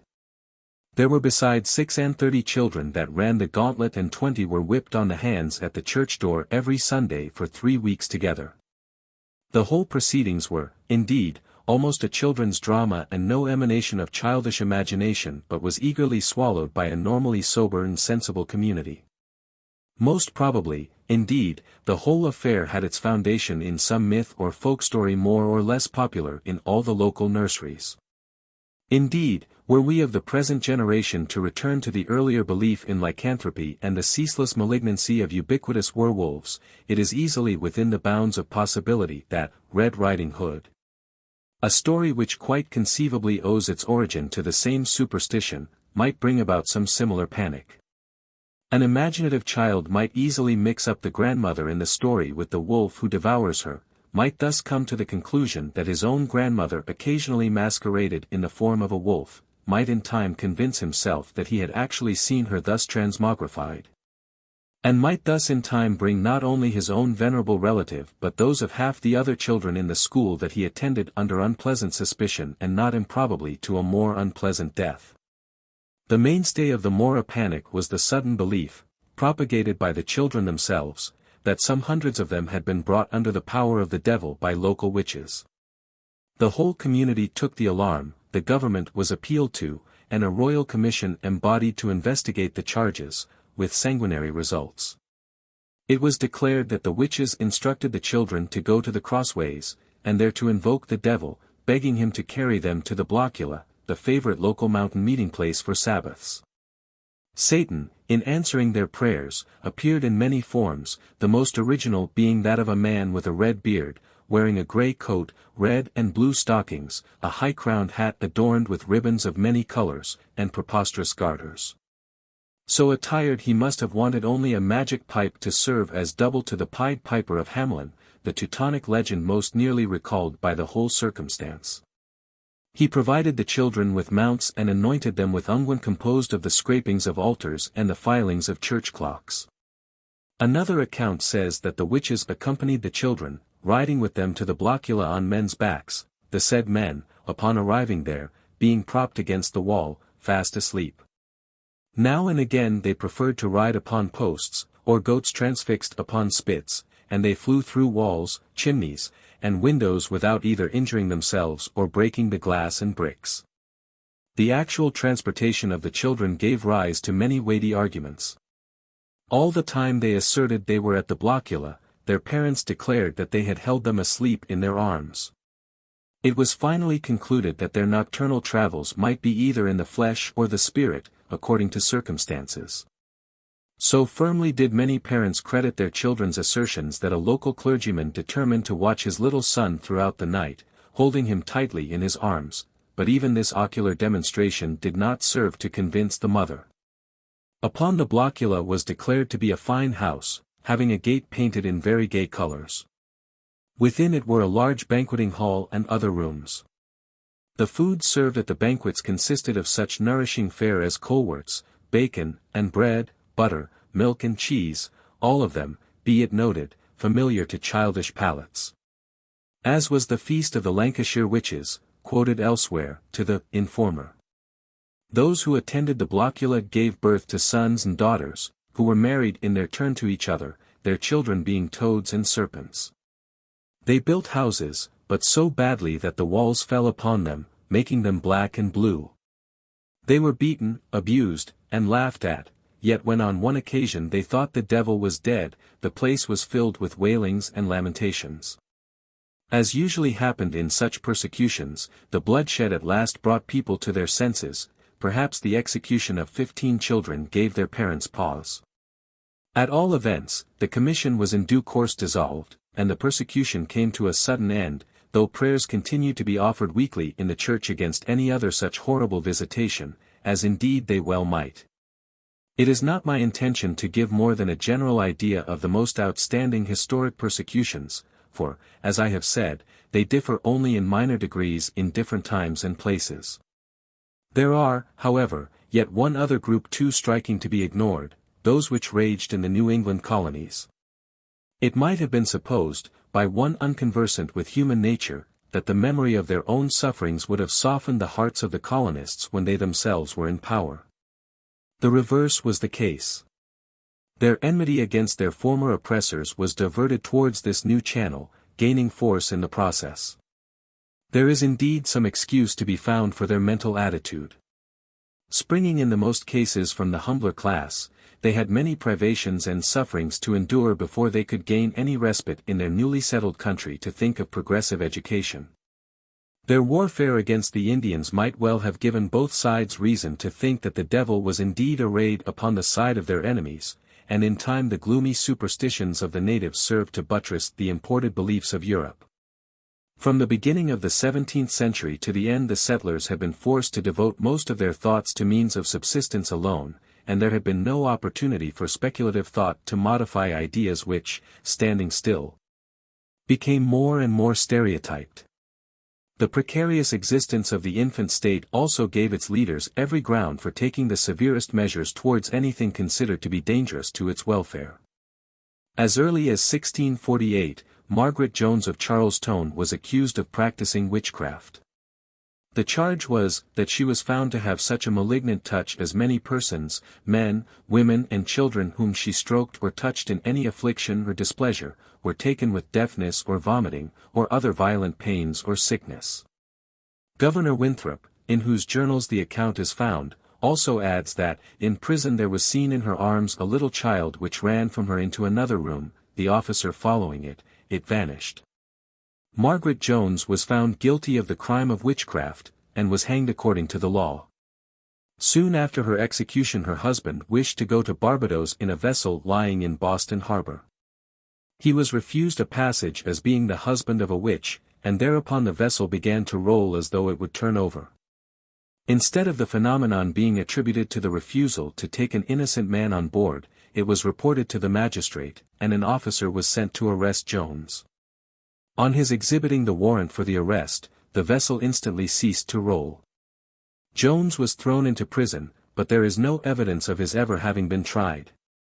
In 1655, Anne Hibbins was hanged at Boston for witchcraft. There were witch executions in different places at ever-decreasing intervals. One of the most interesting cases of witchcraft was that of the Goodwin family in 1688. A full account of this case is given by Cotton Mather, minister of the gospel, in a book which purported to contain a faithful account of many wonderful and surprising things that have befallen several bewitched and possessed persons in New England. In his own words, in 1689, there dwells at this time in the south part of Boston a sober and pious man, whose name is John Goodwin, whose trade is that of a mason, and whose wife, to whom a good report gives a share with him in all the characters of virtue, has made him the father of 6, now living, children.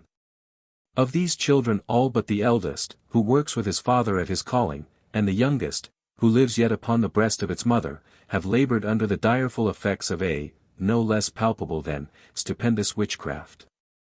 After explaining the godly and virtuous tendencies of the children and the excellence of their upbringing and religious education, Mather says, such was the whole temper and courage of the children that there cannot easily be anything more unreasonable than to imagine that a design to dissemble could cause them to fall into any of their odd fits.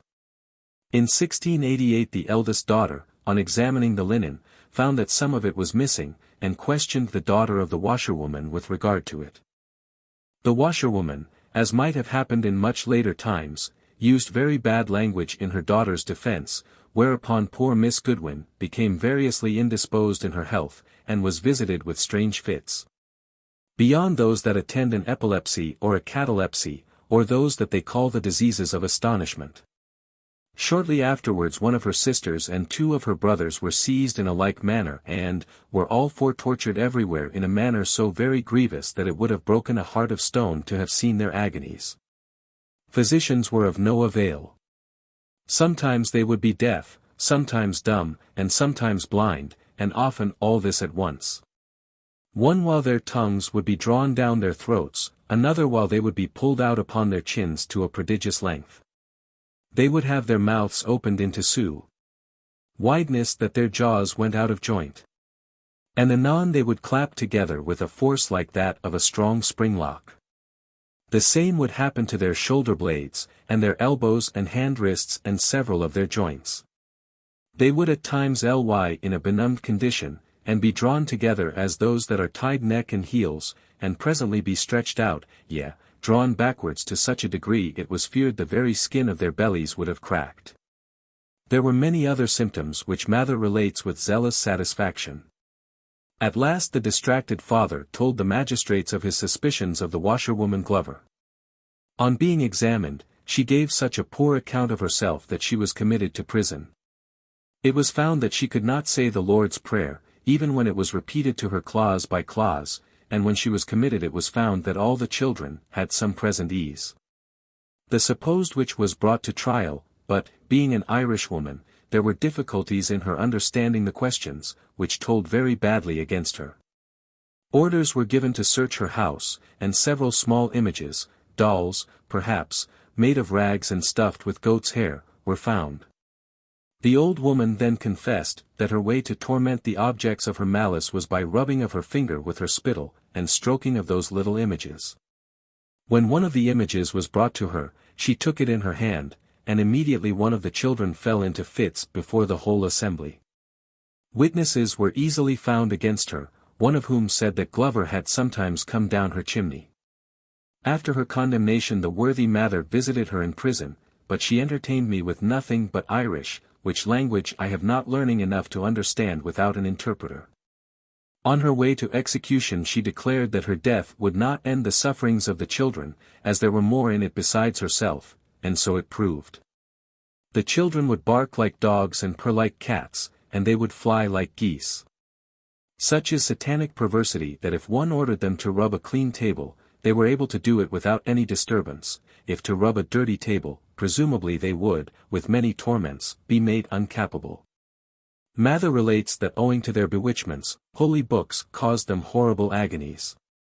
One girl told him that if she went to read the Bible, her eyes would be strangely twisted and blinded, and her neck presumably broken, but also that if anyone else did read the Bible in the room, though it were wholly out of her sight, and without the least voice or noise of it, she would be cast into very horrible agonies. A popish book, says Mather. She would endure very well, and also books such as the Oxford Tests. Mather must be forgiven for being a partisan, but my grandfather Cotton's catechism called Milk for Babes, and the Assembly's catechism would bring hideous convulsions on the child if she looked into them. With a certain unconscious jocularity, Mather hopes that he has not spoilt the credit of the books by telling how much the devil hated them. At last Cotton Mather and some devout neighbors kept a day of prayer on behalf of the afflicted children, and gradually, the liberty of the children increased daily more and more, and their vexation abated by degrees. Though demons and spirits continued to trouble Boston for some time after. In 1692 Salem village was the scene of a fierce outbreak against witchcraft, which lasted some 16 months. Cotton Mather attributes it to the Indian Pawmaws, but Hutchinson, with his usual common sense, probably hits upon at least one of the real causes. Mather had published a book on witchcraft in 1689. It was strongly recommended in England by Richard Baxter, who a short time later published his own Certainty of the World of Spirits. This contained a testimony to Mather, and he, in his turn, caused it to be widely circulated in New England. The witch epidemic at Salem occurred but a short time after this, and Hutchinson attributes it to Mr. Baxter's book and his father's, i.e. Mather's book and that of his father, and the false principles and frightful stories that filled the people's mind with great fears and dangerous notions. The witchcraft scare in Salem began in the house of Mr. Paris, minister of the place, and several other people soon began to act in an unusual manner. They crept into holes and under chairs and stools. They used antic gestures and spake ridiculous speeches and fell into fits. After some time and a day of prayer kept, the afflicted persons named several that they said they saw in their fits afflicting them, and in particular an Indian woman. The Indian woman, Tehuba was her name, was disposed to have used charms, at the beginning of the outbreak, for the discovery of the witches, but the fact of her being an Indian would probably have been sufficient to cast suspicion upon her. On being beaten and threatened by her master, she confessed to being a witch, and said the devil urged her to sign a book. Two other women, Osborne and Good, were accused by the Paris children of having bewitched them, and warrants were issued for their arrest. All three were sent to the jail in Boston. Good's little daughter, Dorcas, aged 5, was called upon to testify against her mother, and her evidence amounted only to this, that her mother had 2 birds, one black and one green, and these birds hurt the children and afflicted persons. Sarah Good was sentenced to be hanged. The Reverend Mr. Voys told her as she stood on the scaffold, "You are a witch, and you know you are a witch." She replied, "You are a liar." I am no more a witch than you are a wizard, and if you take my life God will give you blood to drink. Sarah Osborne died in prison, and the bill of the Boston jailer for the expenses of both women runs thus. To chains for Sarah Good and Sarah Osborne S. 14. To keeping Sarah Osborne from the March 7th to May 10th, when she died, being 9 weeks and 2 days £1 S.3d.5. Tihuba was kept in prison for 13 months and was then sold to pay her prison fees. The arrest of these 3 women was followed almost immediately by many more accusations. The arrival of Governor Phipps in May, armed with a charter which empowered the General Court to erect and constitute judicatories and courts of record, or other courts of which the governor was to appoint the judges, gave a great impetus to the persecution. Finding the prison full of witches, he gave orders for their immediate trial. All through June and July the cases crowded one upon another, and such was the pitch of superstitious terror to which the people of Salem had arrived, that 2 dogs were put to death for witchcraft. The cases of Martha and Giles Carey, and of Rebecca Nurse, are so well known that we will rather turn to the trial of Susanna Martin, held in the court of Oyer and terminated at Salem on June 29, 1692. Cotton Mather relates of her that, Susanna Martin, pleading not guilty to the indictment of witchcraft brought in against her, there were produced the evidences of many persons very sensibly and grievously bewitched, who all complained of the prisoner at the bar as the person they believed the cause of their miseries. At the examination the cast of Susanna's eye was supposed to strike the afflicted people to the ground whether they saw it or not. Magistrate. Pray what ails these people? Martin. I don't know. Mag. But what do you think ails them? Martin. I don't desire to spend my judgment upon it. Mag, don't you think they are bewitched? Martin. No, I do not think they are. Mag, tell us your thoughts about them then. Martin. No, my thoughts are my own when they are in. But when they are out they are another's. Their master. Mag. Their master. Who do you think is their master? Martin. If they be dealing in the black art, you may know as well as I. Mag, well. What have you done towards this? Martin. Nothing at all. Mag. Why, it is you or your appearance. Martin. I cannot help it. Mag. Is it not your master? How comes your appearance to hurt these? Martin. How do I know? He that appeared in the shape of Samuel, a glorified saint, may appear in anyone's shape. John Allen, of Salisbury, testified that he having refused because of the weakness of his oxen to cart some staves at Susanna Martin's request, she was angry and said, it had been as good that he had. For his oxen should never do him much more service. The witness answered her, Dost thou threaten me, thou old witch? I'll throw thee into the brook. To escape which she flew over the bridge and escaped. From that time various misfortunes happened to his oxen and they ended by swimming out into the sea. Of 14 good oxen only 1 was saved, the rest were cast up drowned in different places. John Atkinson also testified to the bewitching of cattle by Martin, and Bernard Peach said, that being in bed, on a Lord's Day night, he heard a scrubbing at the window, whereat he then saw Susanna Martin come in and jumped down upon the floor. She took hold of witness's feet and drew his body up into a heap. For 2 hours he could neither speak nor stir, but at length he caught her hand and bit 3 of her fingers to the bone.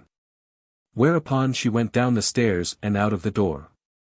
Snow was lying on the ground and drops of blood were found upon it, as also in a bucket on the left-hand side of the door. The marks of her 2 feet were found just without the threshold, but there was no sign of them any further off. Another accusation against Susanna was that after a long walk her feet were dry when other people's would have been wet. John Kemble had wished to buy a puppy of Martin, but as she would not let him choose the one he wanted he bought one elsewhere. Whereupon Susanna Martin replied, If I live I'll give him puppies enough. Within a few days after this, Kemble coming out of the woods, there arose a little cloud in the N.W. And Kemble immediately felt a force upon him that made him not able to avoid running upon the stumps of trees that were before him, albeit that he had a broad plain cartway before him. But though he had his axe also upon his shoulder to endanger him in his falls, he could not forbear going out of his way to tumble over them. When he came below the meeting house there appeared unto him a little thing like a puppy of a darkish color, and it shot backwards and forwards between his legs. He had the courage to use all possible endeavors of cutting it with his axe. But he could not hit it. The puppy gave a jump from him and went, as to him it seemed, into the ground. Going a little further, there appeared unto him a black puppy, somewhat bigger than the first, but as black as a coal. Its motions were quicker than those of his axe. It flew at his belly and away, then at his throat and over his shoulder one way and then over his shoulder another.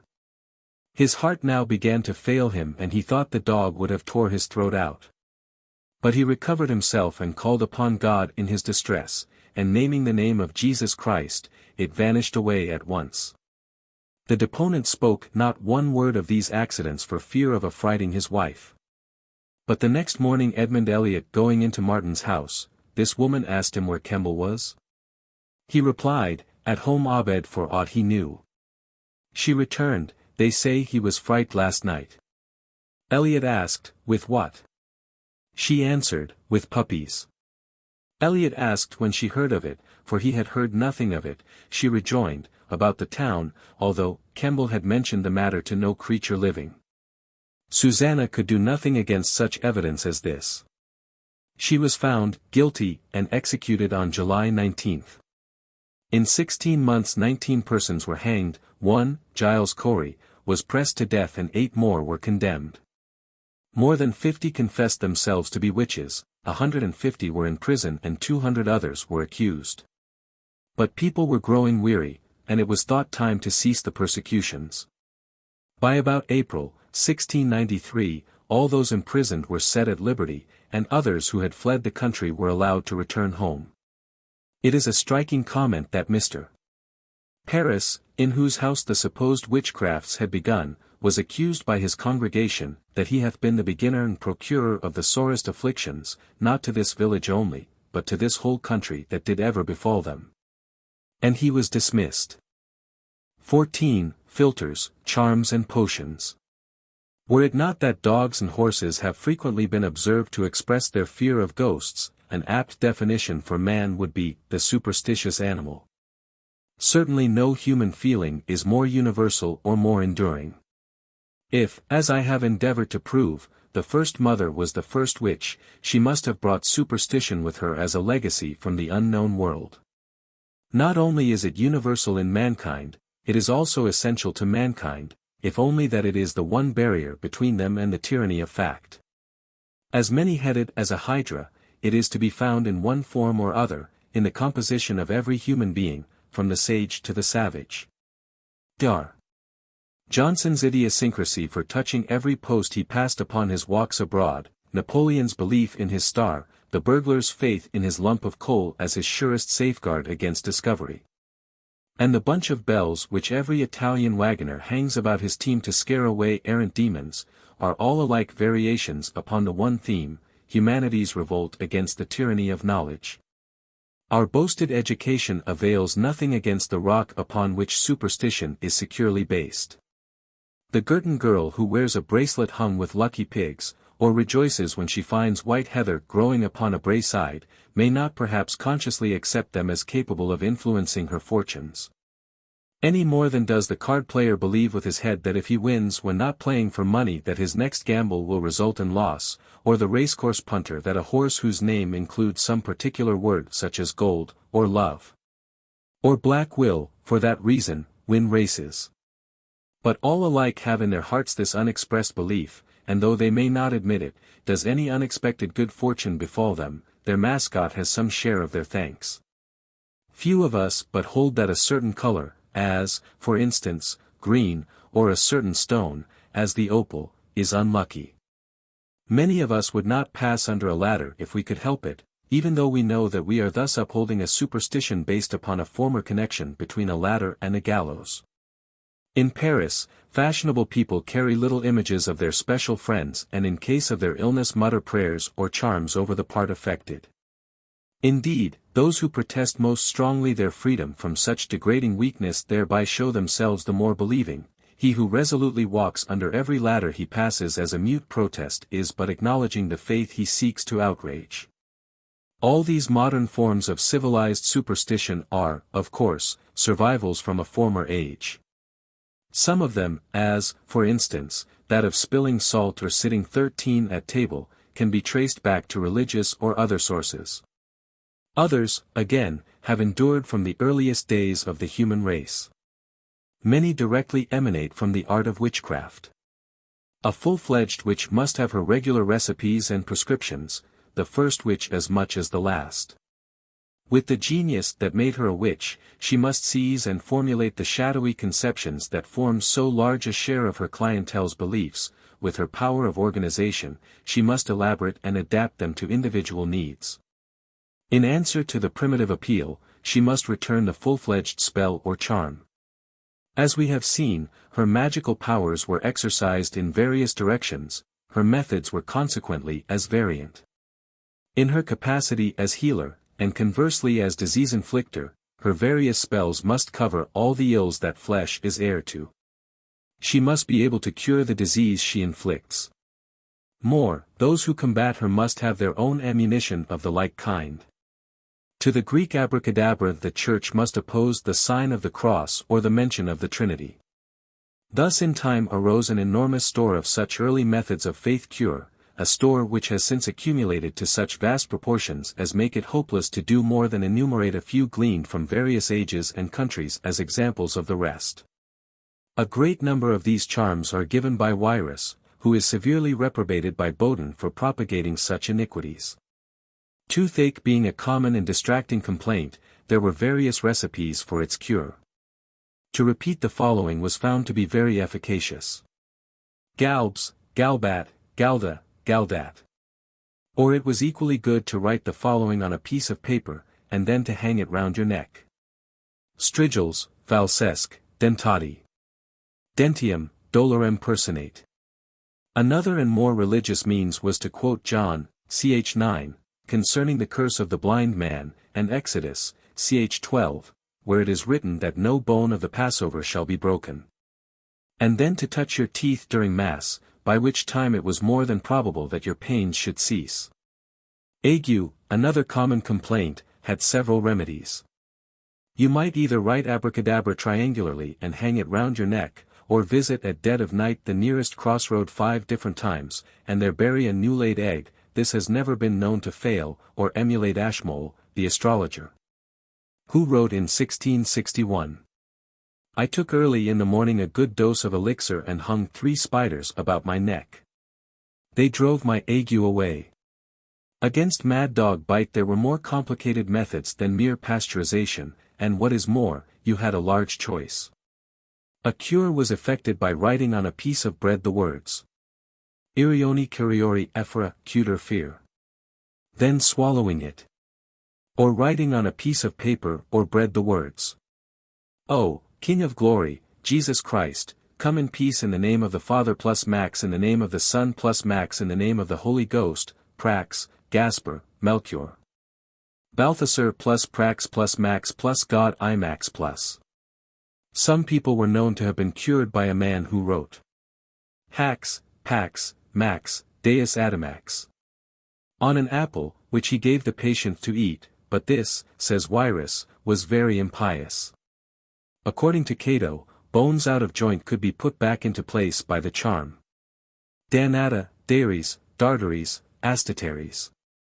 Divers were but little distinguished from one another, and we find a number of cures for fevers included under one generic form. Several cures are given by Wierus. Wash your hands with the patient and say Psalm 144. Exaltabo te, Deus meus rex. Or take the invalid's hand and say, Ac facilis tibi febris haec fit, ac Mariae Virgini Christi partis. Or take 3 holy wafers, and write on the first, so is the Father, so is life. On the second, so is the Son, so is the saint, on the third, so is the Holy Ghost, so is the remedy. Take these 3 wafers to the fever patient and tell him to eat them on 3 consecutive days, neither eating or drinking anything else. Also say 15 times daily the Pater and the Ave. A similar prescription is found in the following. Cut an apple, in 3 places and write on the first, Increatus Pater, on the second, Immensus Pater. And on the third, Eternus Pater. Then let the patient eat them fasting on 3 different days. The following savors little less of religion. For fever write these words on a laurel left plus Ismael plus a juro vos per angelum ut soperiter ist homo. And lay these left under his head that he meet not thereof and let hym eat let use oft and derwayan kipe seed small grounden in a mortar and temper whitey with ale. A cure for epilepsy was contained in the following words. Gaspar fert murum, thus Melchior, Balthasar orum. Haec tria cui secum portabit nomina regum. Saluiter a morbo Christi pietate caduco. Another remedy was to take the hand of the patient and say in his ear, I conjure you by the sun, the moon, the gospel of the day, given of God to Saint Hubert, Gilles, Corneille and Jean, that you get up without falling again. In the name of the Father, the Son and the Holy Ghost. Amen. For the cure of headache Pliny recommends a plant growing on the head of a statue, i.e., that has never touched the ground, gathered in the lappet of any one of the garments, and attached to the neck with a red string. Against the king's evil, vervain, plucked with the root, wrapped in a leaf, and warmed under cinders, was considered efficacious. This might at first sight seem to differ little in character from a medical prescription, whether useless or no, but to be efficacious certain conditions must be complied with. It must be applied, that is to say, by a young and fasting virgin, and the patient must receive it fasting. While touching his hand the virgin must say, Apollo, let not the plague increase which a virgin has allayed. And thereafter she must spit 3 times. Pliny also provides us with a recipe against accidents in general. Originally taken from the Druids of Gaul, carry about your person the plant celigo gathered without the use of iron and with the right hand passed through the left sleeve of the tunic, as though committing a theft. When you gather it your clothing must be white, your feet bare and clean, while a sacrifice of bread and wine must be offered previously. There were also many specific cures for different accidents. An incantation for thorn pricks is found in the recorded case of one Mr. Smerton. When our Saviour Christ was on earth he pricked his forefinger on the right hand with a black thorn, or whatever it may be, and the blood sprang up to heaven, nor moth, nor rust, nor canker did corrupt, and if Mr. Smerton will put his trust in God his will do the same. In the name of the Father and of the Son and of the Holy Ghost. This is to be repeated 3 times, and at the end Amen and the Lord's Prayer are to be said. A once popular prayer for a scald is the following. There was 2 angels came from the east.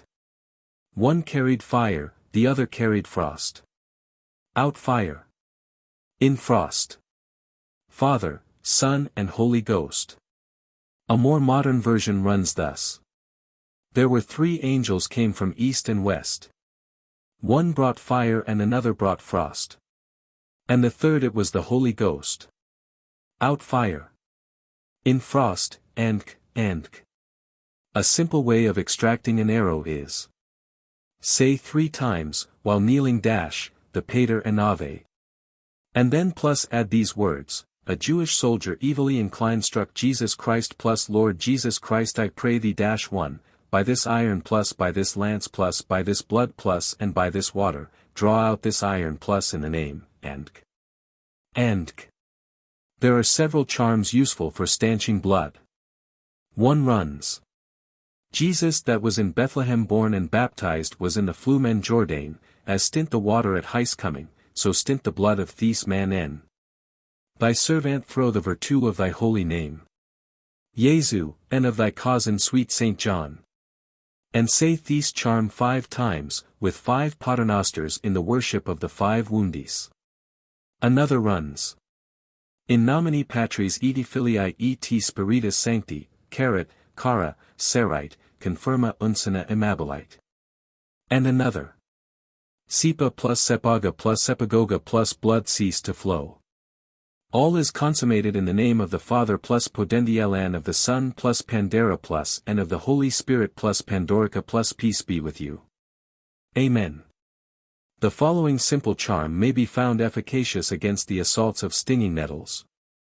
Nettle in, dock out. Dock in, nettle out. Nettle in, dock out. Dock rub, nettle out. The famous Nothhemd, or chemise de Nisi site, had such magical qualities that it was worn alike by men to protect them against arrows and other weapons in battle, and by women to assist them in their delivery. It was spun by virgins upon a night in Christmas week. On the breast were 2 heads, on the right side that of a bearded man wearing a morion, that on the left being hideously ugly and having a crown like that of Beelzebub. By a curious confusion of thought, a cross was placed on either side of these heads. From spells and charms against disease and accident we may turn to those intended to protect against injury from outside agencies, as, for example, caterpillars, serpents, and particularly thieves. Were your cabbages or roses suffering from the over-attentive caterpillar, you had no need to approach the chemist for a remedy. In Thuringia, for example, they might be banished from the cabbage patch if a woman could be found to run naked round the field or garden before sunrise on the day of the annual fair. In Cleves it was sufficient to say, "Beloved caterpillar, this meat that you are having in the autumn profits you as little as it profits the Virgin Mary when, in eating and drinking, people do not speak of Jesus Christ. In the name of God. Amen." Yet another infallible cure was to pick a switch in the neighborhood of an adulterer's house, or, by a curious contrast, that of an upright magistrate, and to strike with it the infected cabbages. Provided you walk straight through and across the cabbage bed, the caterpillars will faint and fall away, but if you turn round you lose all chance of getting rid of them. A good way of exterminating serpents, toads, lizards, and other vermin was to obtain a supply of the herb called serpentine. When making use of it you must draw 3 rings on the earth, and say, "In nomine Patris and plus e filii Elian et Spiritus Sancti Tedion plus Pater Noster." Then say 3 times, "Super aspidem et basilicum ambulabis et conculcabis leonum et draconem." The numerous aids towards discovering thieves seem to indicate that the difficulty of distinguishing between meum and tuum is of no modern growth. Many religious formulae were, of course, pressed into the detective service, perhaps the most famous being the curse of Saint Adalbert. Such value was placed upon it that the Church only permitted its employment with the license of the bishop under pain of excommunication. It is of interminable length, and commences as follows: "In the authority of all-powerful God, Father, Son, and Holy Ghost, and of the Holy Virgin Mary, Mother of our Lord Jesus Christ, and of the holy angels and archangels. And of Saint Michael and of John the Baptist, in the name of the Apostle Saint Peter and of the other apostles, of Saint Sylvester, Saint Adalbert, and of all confessors, of Saint Aldegond, of holy virgins.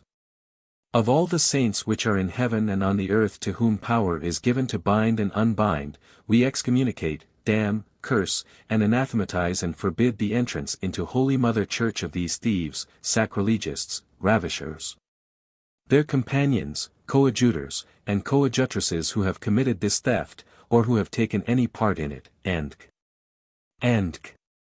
Another method combines an invocation with the use of a crystal. Turn towards the east, make a cross above the crystal with olive oil, and write the name of Saint Helen below this cross.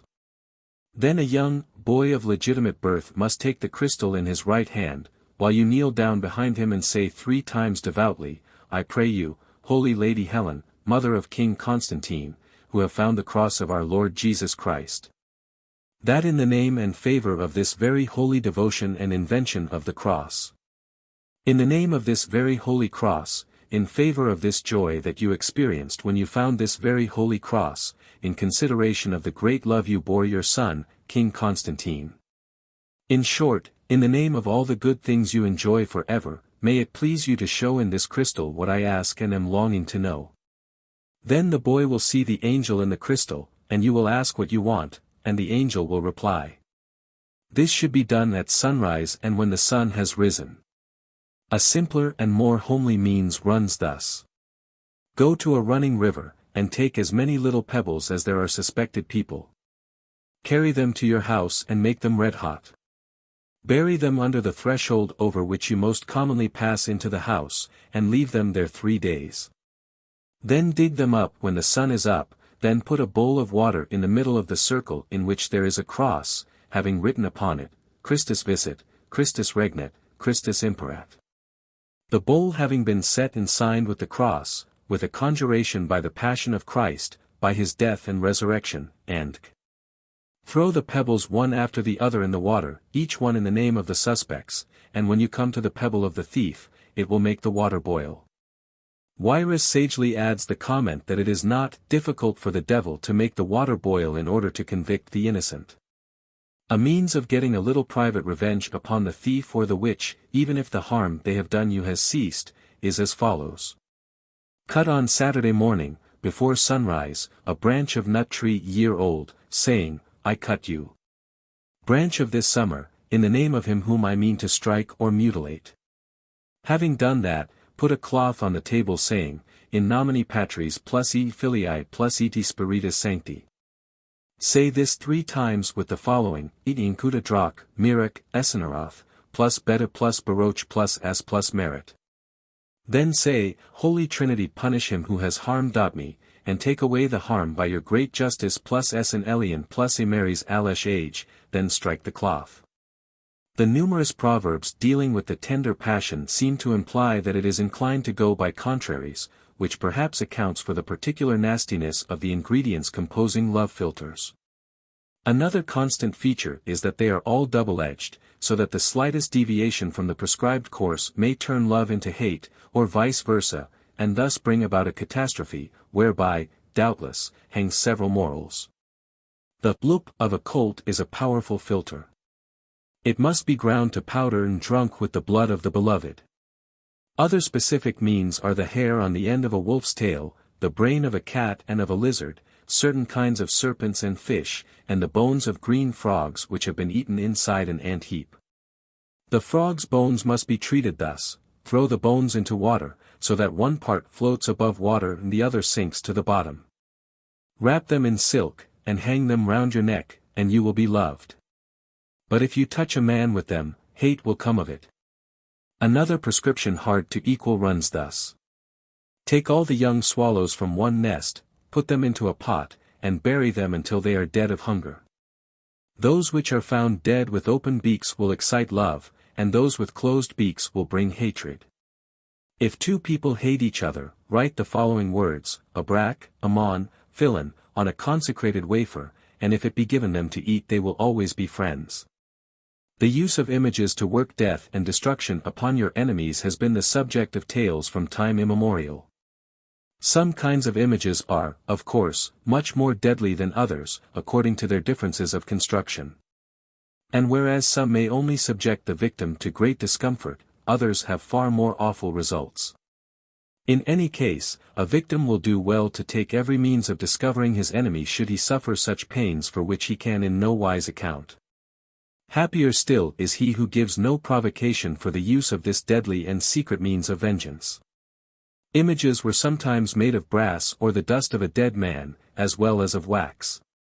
The limbs were often interchanged and inverted, a hand being in place of a foot, and vice versa. The head was also turned backwards. The worst kind was given the form of a man with a certain name, Wierus hesitates to give it, written above the head and the magic words, Aleph, Lafiel, Zazahit Mel Meltat Luatum Lutare, then it should be buried in a sepulchre. Reginald Scott gives the following variation. Make an image in his name whom you would hurt or kill, of new virgin wax. Under the right arm poke whereof a swallow's heart, and the liver under the left. Then hang about the neck thereof a new thread in a new needle, pricked into the member which you would have hurt, with the rehearsal of certain words, which for the avoiding of superstition are omitted. This was probably taken straight from Wierus' book, with which it corresponds almost exactly, and the following instructions are, with some changes in the magic words, identical with those given above. This does not, however, by any means exhaust Wyrus list, as will be seen by the following. Take 2 images, one of wax and the other of the dust of a dead man.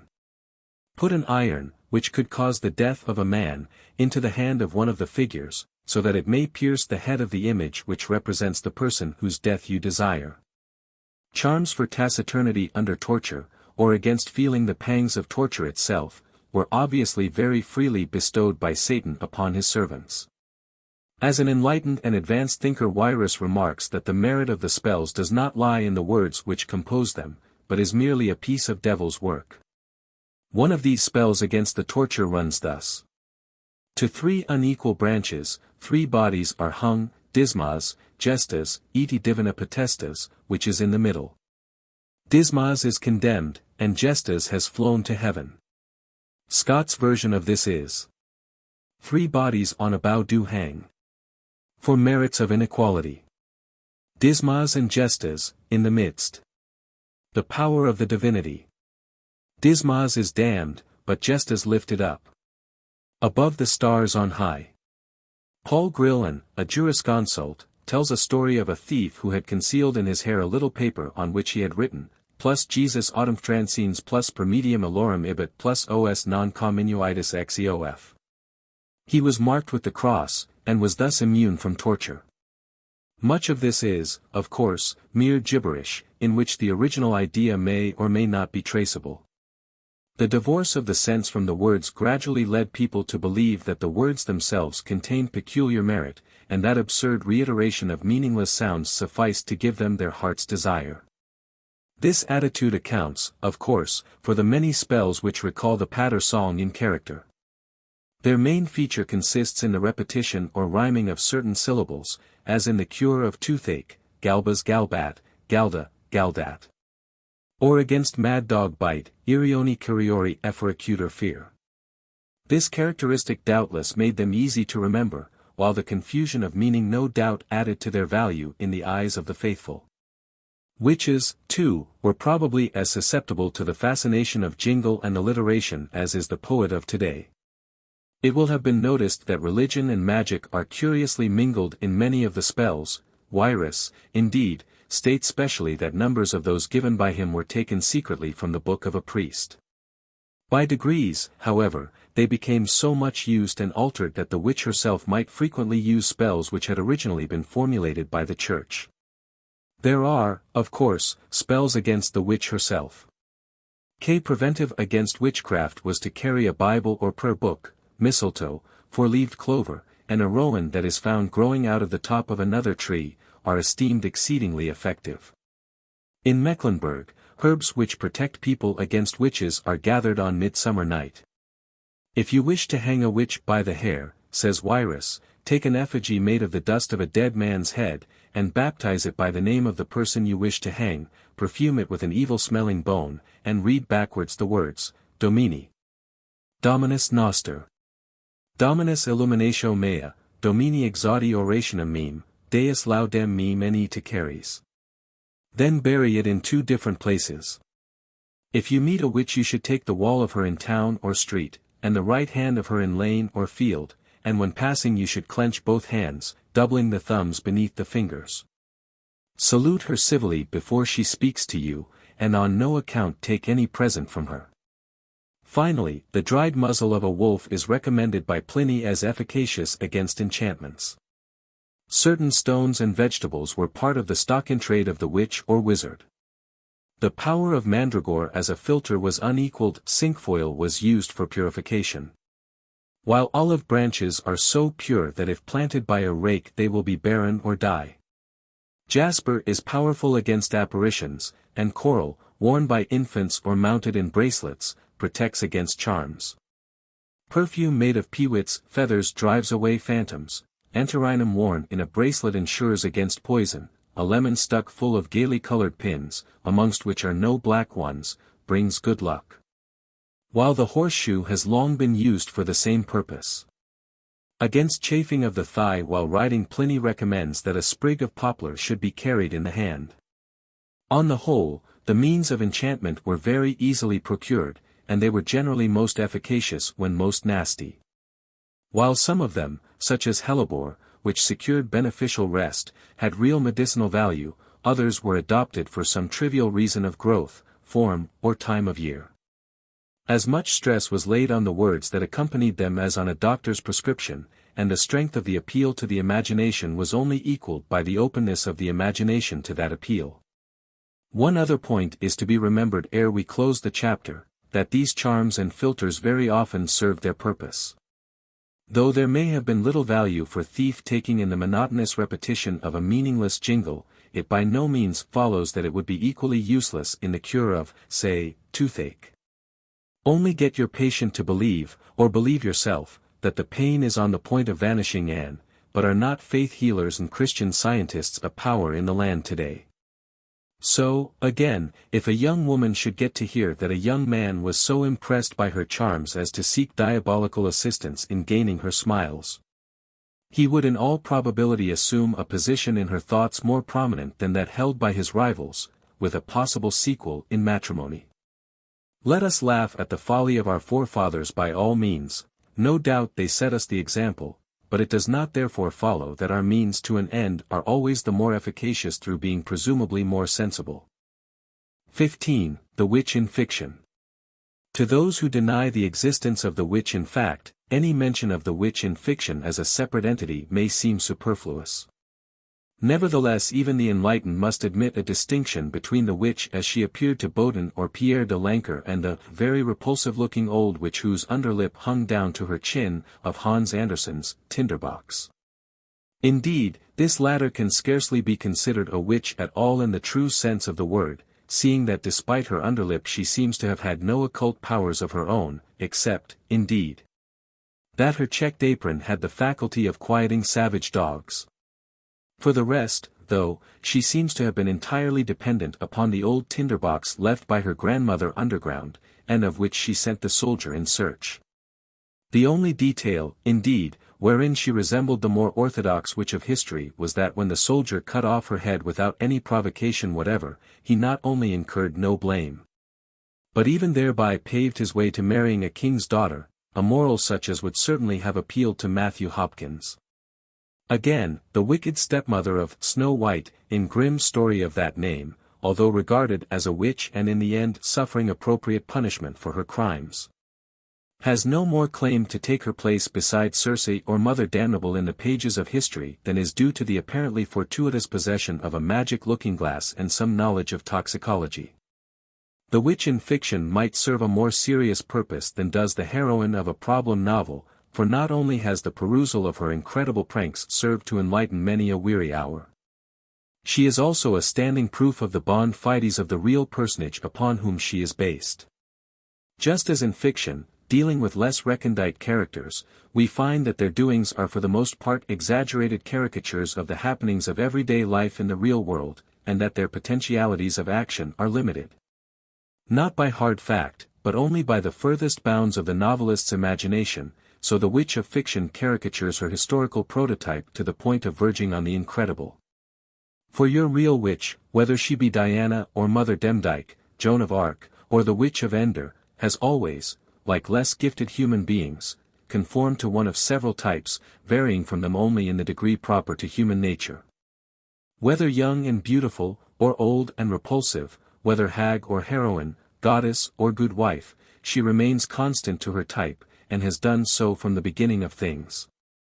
The witch of fiction, on the other hand, like the problematic heroine, doth as her creator wishes in defiance of all laws of possibility. As any inquisitor could tell you, in a court of justice, once a witch always a witch. In the pages of Grimm a witch is quite as likely to be a fairy godmother or a benevolent old lady, with a magic golden apple, or, for that matter, a benevolent old lady pure and simple. Sometimes, it is true, as with characters in a realistic novel, the witch of fiction may pass for an impressionistic study of the real witch. Thus in the famous story of Hansel and Gretel she is so far realistic as to desire the capture of small children. But, instead of acting thus in the service and for the honor of her master the devil, she is moved by no nobler impulse than the desire to eat them, and thus shows herself not a witch at all, for your true witch is always altruistic, nothing better, indeed, than a greedy old cannibal. Her methods, again, however creditable to their inventor, are by no means such as would have commended themselves to the economical tastes of her satanic employer. The real witch was never yet provided with the capital necessary to build herself houses of sugar and spice and all that's nice either as residence or decoy.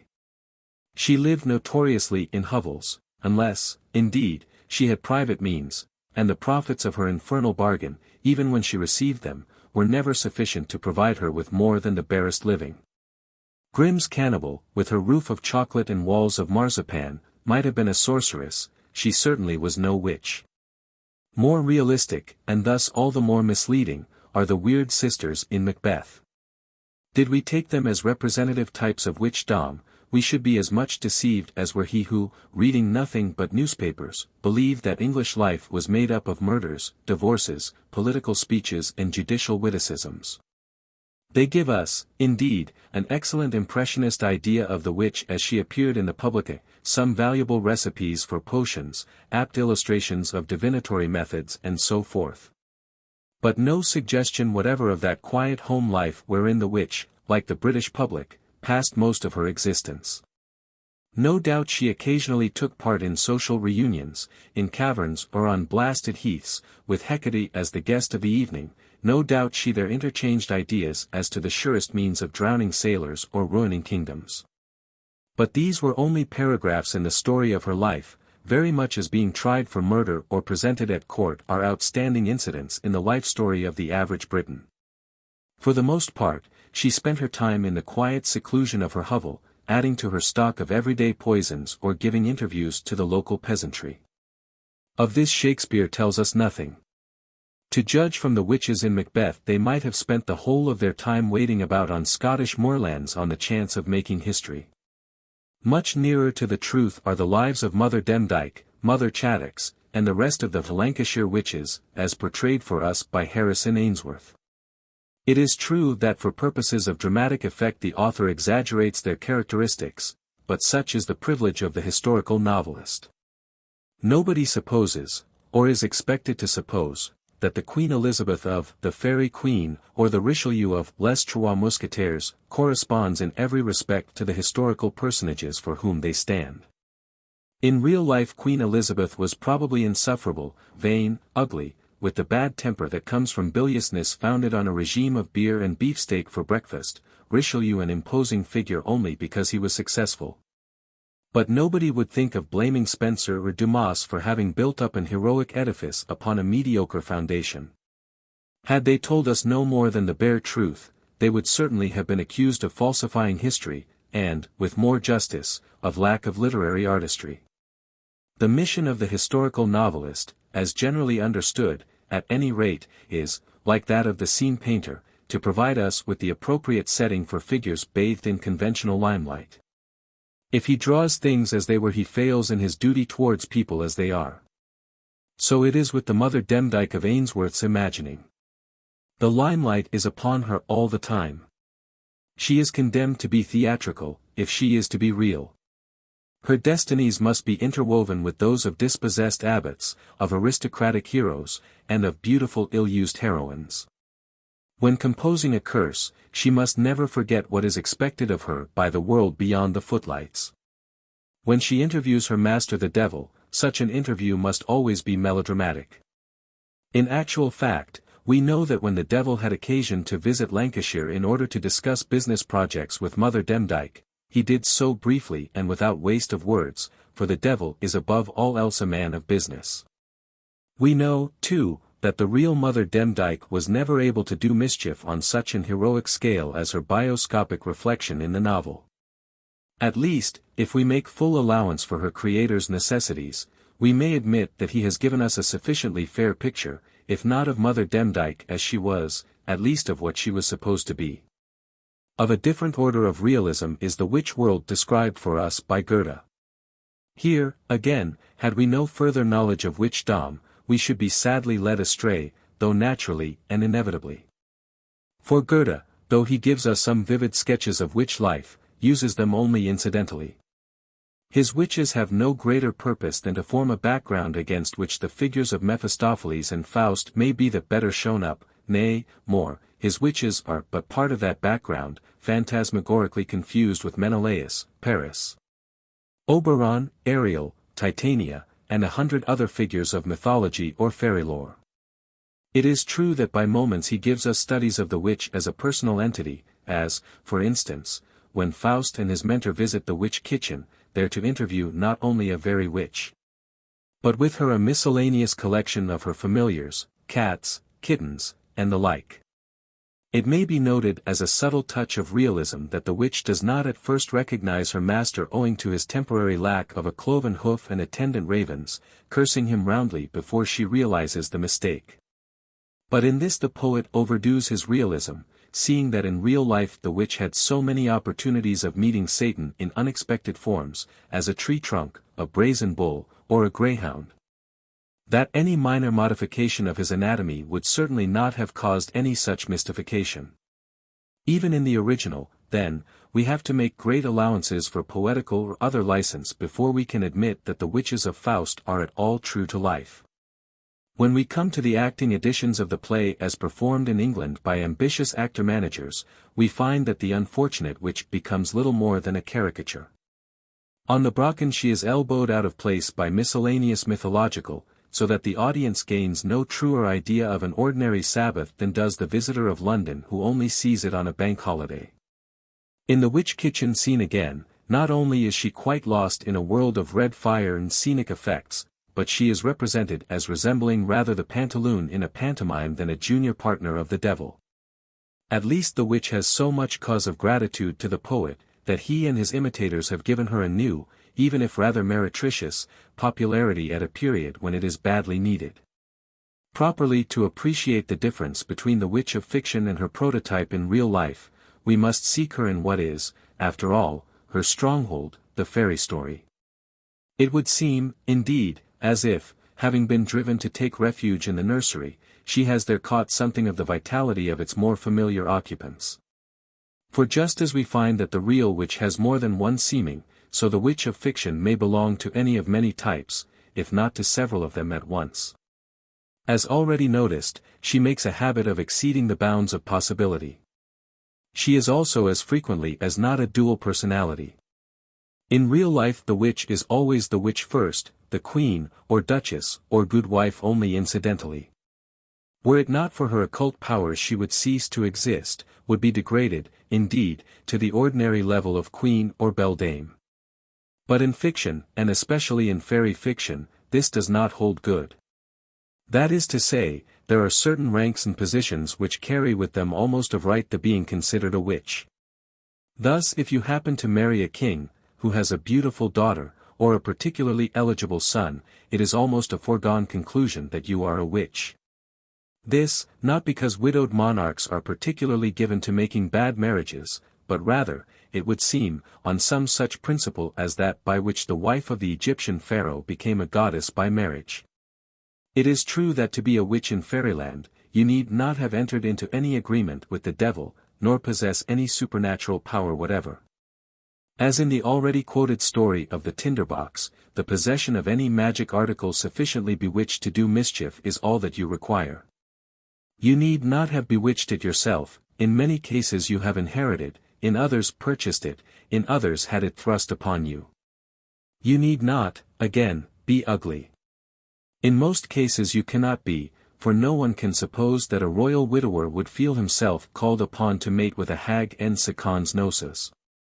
Sometimes, of course, you may only assume an attractive appearance for the purpose of catching your monarch, but this is rare. The stepmother witch in Snow White, for example, we know to have been beautiful on the authority of her magic mirror, for did it not in reply to her queries tell her before the eruption of Snow White that she was the fairest woman in the world? Nor have we any cause to doubt that the mirror was truthful, seeing that it sacrificed both expediency and politeness to veracity by maintaining later that Snow White is fairest now, I ween. It is impossible not to feel a certain sympathy with this unfortunate royal lady in her subsequent fate, that of being condemned to dance herself to death in red-hot iron shoes. Seeing that the sin of envy, for which she suffered, was entailed upon her by all the conventions of stepmotherhood, and that, had she failed in it, the story could never have been written. That the stepmother which might and frequently did possess magical powers on her own account we may learn from the story of the Wild Swans, as related by Hans Andersen. In that instance the wicked queen, by merely making a pass in the air, is able to turn her 11 stepsons into wild swans as easily as Circe herself turned the companions of Ulysses into swine. Strictly following earthly precedent again, we find that her spells sometimes fail, as when she bids her familiars, 3 toads, place themselves upon Eliza's head, forehead, and heart, so that she may become as stupid, as ugly, and as evilly inclined as themselves. In this they fail altogether, being unable to make headway against the virtuous innocence of Eliza, very much, as upon earth, all evil spells were rendered impotent when confronted with holy words or the sign of the cross. She does not, it may be noted, disdain such more commonplace methods of annoyance, as anointing her stepdaughter's face with walnut juice and driving her from home. Yet another point in which the story of the Wild Swans shows itself in accordance with the traditions of the real witch world is where the good princess, now become queen, being accused of consorting with witches in a churchyard, is herself accused of witchcraft by the local archbishop, and would inevitably have been burnt but for the timely intervention of her brothers. It was fortunate for her that she lived in fairyland and not under the jurisdiction of Innocent VIII. Or James I. When it is much to be feared that a whole army of brothers would not have sufficed to save her, as a matter of fact they would probably have been among her warmest accusers. This the more so, that she was attended in prison by 3 familiars in the shape of mice, who would certainly have provided damning evidence in the eyes of any self-respecting inquisitor. In seeking for the witch in fairyland, we must often look for her under some other name, as a fairy, for instance, and especially as a fairy godmother. One of the most embarrassing attributes of the fairy godmother is that if you offend her she at once changes into a witch, without giving you any warning whatever. She may have officiated as godmother to half a dozen of your children, treating them always as a real fairy should. But should you once offend her, and especially should you forget to invite her to a christening, she at once becomes a witch of the utmost malignancy. This is a curious perversion from the habits of the real witch, whose interests are entirely against the baptizing of children under any circumstances. It may be supposed that, having for the nonce laid aside her evil doing, and adopted the civilized veneer of fairyism, she is quick to take offense at any implied non-recognition thereof, very much as might a black man if anyone said to him, "I suppose you don't wear trousers at home?" A famous example of the beneficent fairy godmother occurs, of course, in Cinderella. A cynic might, indeed, argue that her beneficence towards Cinderella, her provision of fine dresses, 6-horse coaches, and glass slippers, were induced rather by the desire to spite the ugly sisters than out of any actual love of Cinderella herself. Another common type of the double-edged godmother occurs in the story of Prince Hazel and Prince Fair. With characteristic perversity, while pretending that each prince will have an equal chance, she yet makes everything smooth, for the one, while placing irresistible temptation in the path of the other, basing her action upon her preconceived idea of their disposition. The witch fairy need not be a godmother. In the Sleeping Beauty, for instance, her sole cause of irritation is at not receiving an invitation to the christening. In consequence, as every child knows, she condemns the future beauty to prick her finger at the age of 15 and thereafter to fall asleep, she and all her entourage, until a casual prince shall have sufficient curiosity to make his way through the surrounding thorn thickets. It may be noted in this connection that the everyday inhabitants of fairyland have never shown themselves able to learn from experience. Scarcely a royal christening could take place without some important witch fairy being forgotten, always with disastrous results, yet no steps seem ever to have been taken to guard against the recurrence of such disastrous negligence. The witch princess differs from the witch queen stepmother in that she is usually herself under a spell, which, being removed, usually by the intervention of some adventurous lover, she at once resumes all the lovable qualities inherent to beautiful princesses. Thus, in The Traveling Companion, the princess is at first made to appear in the most unamiable light possible. Though her beauty and her mantle of butterflies' wings none the less turn the heads of the wooers whose skulls are destined to adorn her garden, a phenomenon not unknown on solid earth. Nevertheless, when a suitor arrives with the necessary qualifications to overcome the spell, she settles down to a life of the domestic virtues, perhaps on the principle that the reformed rake makes the best husband. The witch princess, be it noted, is so far of earthly origin as to be directly descended from that unhappy heroine, Medea. I have hitherto refrained from reference to what are perhaps the most vividly convincing characters in witch fiction, Sidonia the sorceress and the Amber Witch, the creations of the German Lutheran clergyman, Wilhelm Meinhold. They can, however, more especially the Amber Witch, scarcely be regarded as absolute fiction, seeing that they provide not imaginary portraits, but actual photographs of the witch as she was supposed to live. So carefully did the author collate his facts, so exact to truth were the details of the trial, tribulations, and final escape of the unhappy girl suspected of witchcraft, that at the time of its publication in 1843, The Amber Witch was generally accepted as an actual record of a witchcraft trial in the time of the 30 Years' War. Perhaps, indeed, Maria Schwedler deserves a better fate than to be included as a witch under any heading whatever, seeing that not only was her innocence finally made manifest, but that the accusation was originally aroused against her for no better cause than her own kindness of heart and practical benevolence. It is true that many of the names enshrined in the annals of witchcraft would never have been there if guilt or malevolence were the sole rightful claims to this form of immortality. As might be expected, the wizard, no less than the witch, has appealed to the picturesque imagination of the romancist in many times and countries. What is more, he has, if anything, been taken more seriously. This is perhaps due to the fact that his creator has generally conformed more closely to his original. The great alchemists of history have been pressed into the service of many writers, much as have the Rosicrucians, the Kabbalists, and other members of magico-secret societies. Even when we find the wizard, magician, or sorcerer in his purely romantic guise, he conforms more closely to his original than does the witch. In the Arabian Nights, for example, are many magicians, to say nothing of jinns, but there is scarcely one among them who transcends the powers of his real-life prototype. Merlin, again, despite his ambiguous origins, wherever he appears, whether in Arthurian legend or Maeterlinckian variation, is always recognizable and true to type. Prospero, in The Tempest, is a magician of no mean power, but he is none the less a man with human affections and human aims, taking the side of good in the age-long struggle against evil, as represented by Caliban. No one meeting Prospero in the society of, let us say, Albertus Magnus, need have found anything to cavil at in his verisimilitude.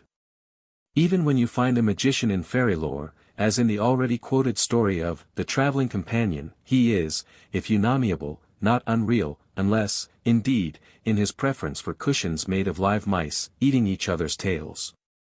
Thus in fiction, as in fact, we find the caste distinction between the witch and the wizard rigidly observed, the one approached with something like reverence, the other regarded with dislike and half-contemptuous fear. This may be largely due in both worlds to the fact that there are, to 10,000 witches but one wizard, and that familiarity breeds contempt. Nevertheless, it should serve but as another claim upon our sympathy for the much-abused witch, even while it exemplifies the truth of the proverb that nothing succeeds like success. The magician, after having led the devil by the nose throughout a long and ill-spent life, not only succeeds 9 times out of 10 in cheating him in the end, but also preserves to a remarkable degree the sympathies of mankind, whether as devotee or novel reader. The unfortunate witch, having devoted her industrious days to carrying out faithfully the terms of her bargain, is condemned to the flames both in this world and the next amid universal execration. Truly he does not always bear the palm who best merits it. 16. Some witches of today. No study of witchcraft, however slight, could be considered complete did it ignore its importance in the world of today. Dispossessed though she may be, in a small intellectual district of the Western world, the witch still queens it over the imagination of the vast majority of mankind. What is more, as I have tried to show in an earlier chapter, there are many indications that her reconquest of her lost territories cannot be long delayed. With the close of the 19th century, in which the cult of neo-materialism reached its widest sway, the reaction against the Great Conspiracy may already have begun. The Russo-Japanese War, with its defeat of an Occidental, or semi-Occidental, power at the hands of the Orient, may also be held to typify the approaching victory of witchcraft over science. It is true that the true Russian, the muzhik, as apart from the Germanist, official class, has always preserved his faith in magic. True also that the Japanese victories were won by a free adaptation of European methods.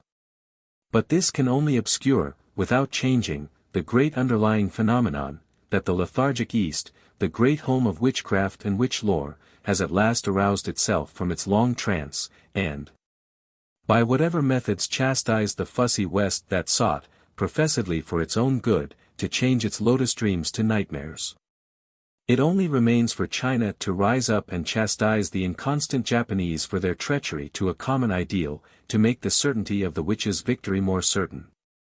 The position of the witch is, indeed, unassailable. Whatever the result of the racial Armageddon of tomorrow, she can lose nothing. If white civilization stand the test of battle, she is in no worse position than before. If it go down before the hosts of Asia, the witch and her devotees will reap the fruits of victory.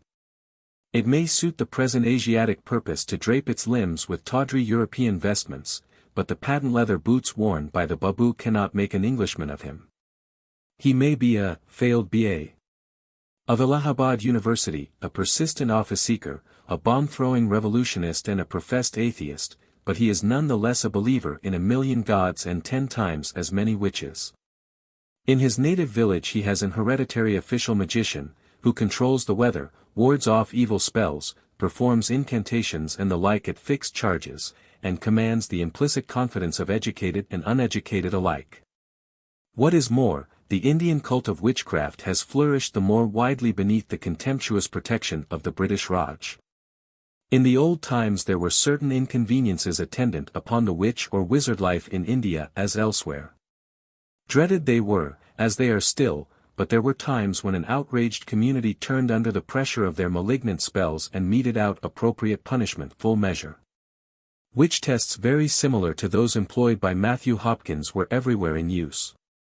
Among the Bills, for example, and other allied tribes, a form of swimming prevailed, in many ways an improvement upon the fallible British methods. A stake being set up in a shallow tank or lake, so that it protrudes above the surface, the suspected witch must lay hold of it and descend to the bottom, there to remain while an arrow is shot from a bow and brought back by a runner to the firing place. If the suspect can remain under water until then, she is declared innocent. If she rises to breathe, she is a confessed witch. This method offers so many opportunities of manipulation, either by the suspect's friends or enemies, that it may well take precedence even of the ordeal by fire, water, or plowshare favored among us in feudal days. While the inventiveness of the English witchfinder is put to open shame. Needless to say, Indian witchcraft had and has all the material incidentals proper to a cult. There are substances susceptible to spells, much as is the case with electricity. There are others, as, for example, the boughs of the castor oil plant, very effective in its cure, so that to flog a witch with such rods is the best possible way of rendering her harmless. There are proper ways of punishing her, too, as, for example, to rub red pepper into her eyes. But unfortunately for those susceptible to spells, the British government has now stepped in to protect, not the persecuted riot, but the witch who persecutes him. It is a crime to destroy, even to torture, a witch, however notorious. And however strongly we may object to such iniquitous laws, it is advisable to obey them, or to break them only very secretly indeed. Owing to this unfortunate state of things, the witch riots unchecked throughout Hindustan, and everywhere increases in importance. For, if you are forbidden to suppress her, the only alternative is to seek her favor, and if you have offended to appease her with gifts, or pay some rival practitioner to weave yet more potent counterspells. Otherwise the odds are heavy that sooner or later, as you are returning home through the jungle one day, she will lie in wait for you in the disguise of a poisonous snake or man-eating tiger, or, failing that, you will die miserably of typhoid fever or plague.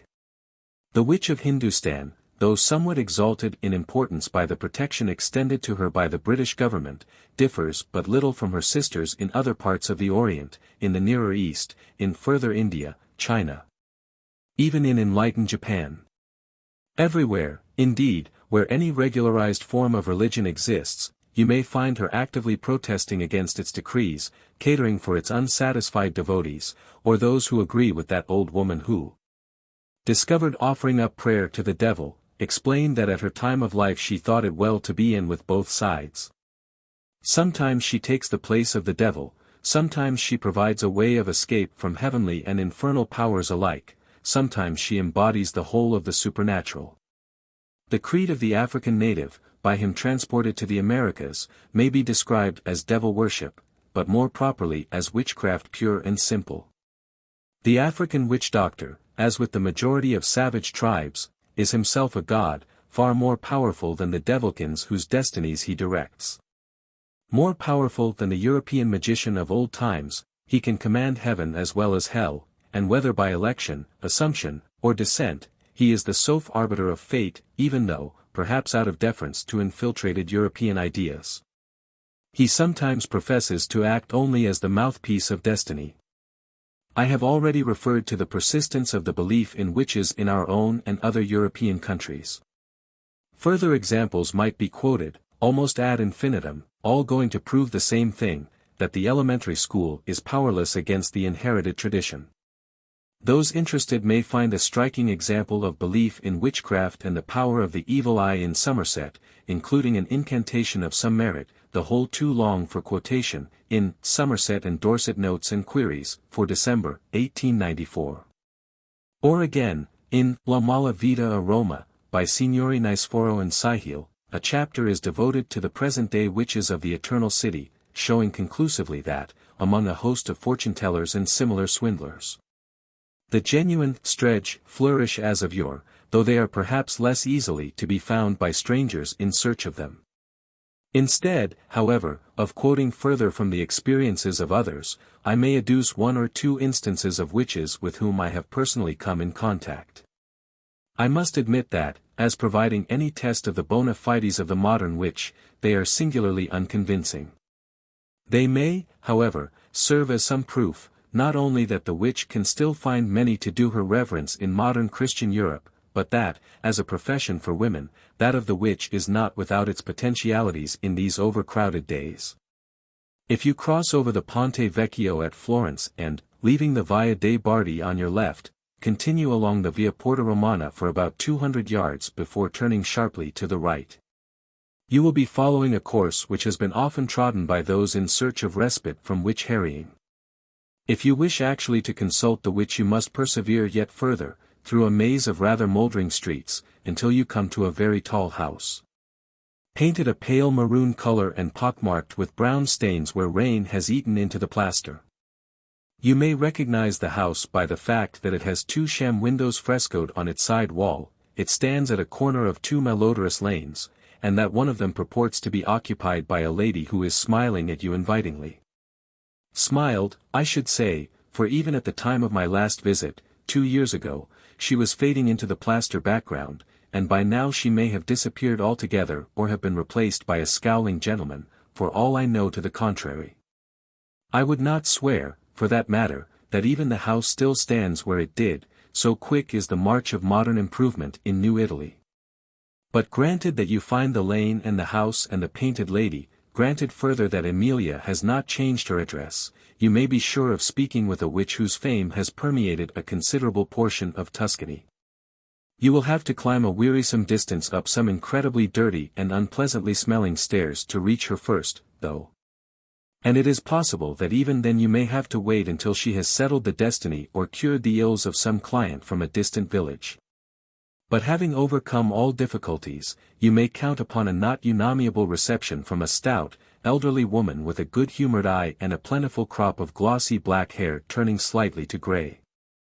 She will not be at all puffed up by her powers or position, and she will be quite ready to accept any little token of appreciative regard you may be inclined to press upon her. But, to be quite candid, I doubt if you will leave her apartment knowing much more of witchcraft after the modern Italian convention than when you entered it. This partly from a certain diffidence on her part to give away trade secrets, but still more because Emilia's Italian is several shades worse than your own, so that unless you are an amateur in Tuscan also, you will find her altogether unintelligible. Only, if you should prove able to interchange ideas, you must by all means ask her about the old religion, how far it still prevails among the Apennines, what are its gods, and what their powers. If, further, you ask her opinion as to the magical powers of certain Christian saints, and especially of Saint Anthony, you will be amply repaid, supposing you to be interested in such matters. For all the trouble you and your nose have been put to in discovering Emilia's abiding place. My acquaintance with Emilia commenced in a certain hilltop village within easy walking distance of Florence.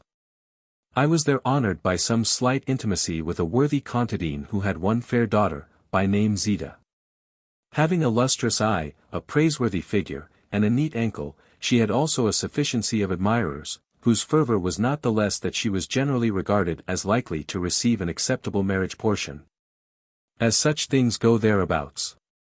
Nor was Zita at all averse to admiration, accepting all that was offered with admirable resignation. Had Zita happened to be the only young woman in the village desirous of admiration, I might never have become acquainted with Emilia. As things were, Zita was one day attacked by an illness and took to her bed. There was no apparent cause, and dark whispers began to go abroad of jealousies, witchcraft, and what not. Their justice was proved within 3 days by the discovery, in Zita's bed, of an ear of grass, 2 hen's feathers, and a twig tied together by a strand of horsehair. The whole had been neatly tucked away beneath the mattress, where it might have remained undiscovered in a less cleanly household than was the Morettus. Doubt was at an end, obviously Zita was bewitched, and the worst must be feared unless the spell could be expeditiously removed. In my ignorance I supposed that the local priest would be the proper person to apply to in such a difficulty. But I was very soon convinced of my mistake. To marry you, usher you into or out of the world, the reverend gentleman may have his uses. But to ward off the ills of witchcraft his ministrations are worse than useless, seeing that they only serve to irritate the demons and thus make the patient's sufferings more intense. All this provided, of course, that he be not himself a stregony, a state of things more common than might be supposed. But just as the priest is the one genuine authority on heaven, purgatory, and the simpler issues of hell, so, to grapple with witchcraft, no one is so capable as a witch. And of all available witches none was so efficient or, be it added, so moderate in her charges as Emilia.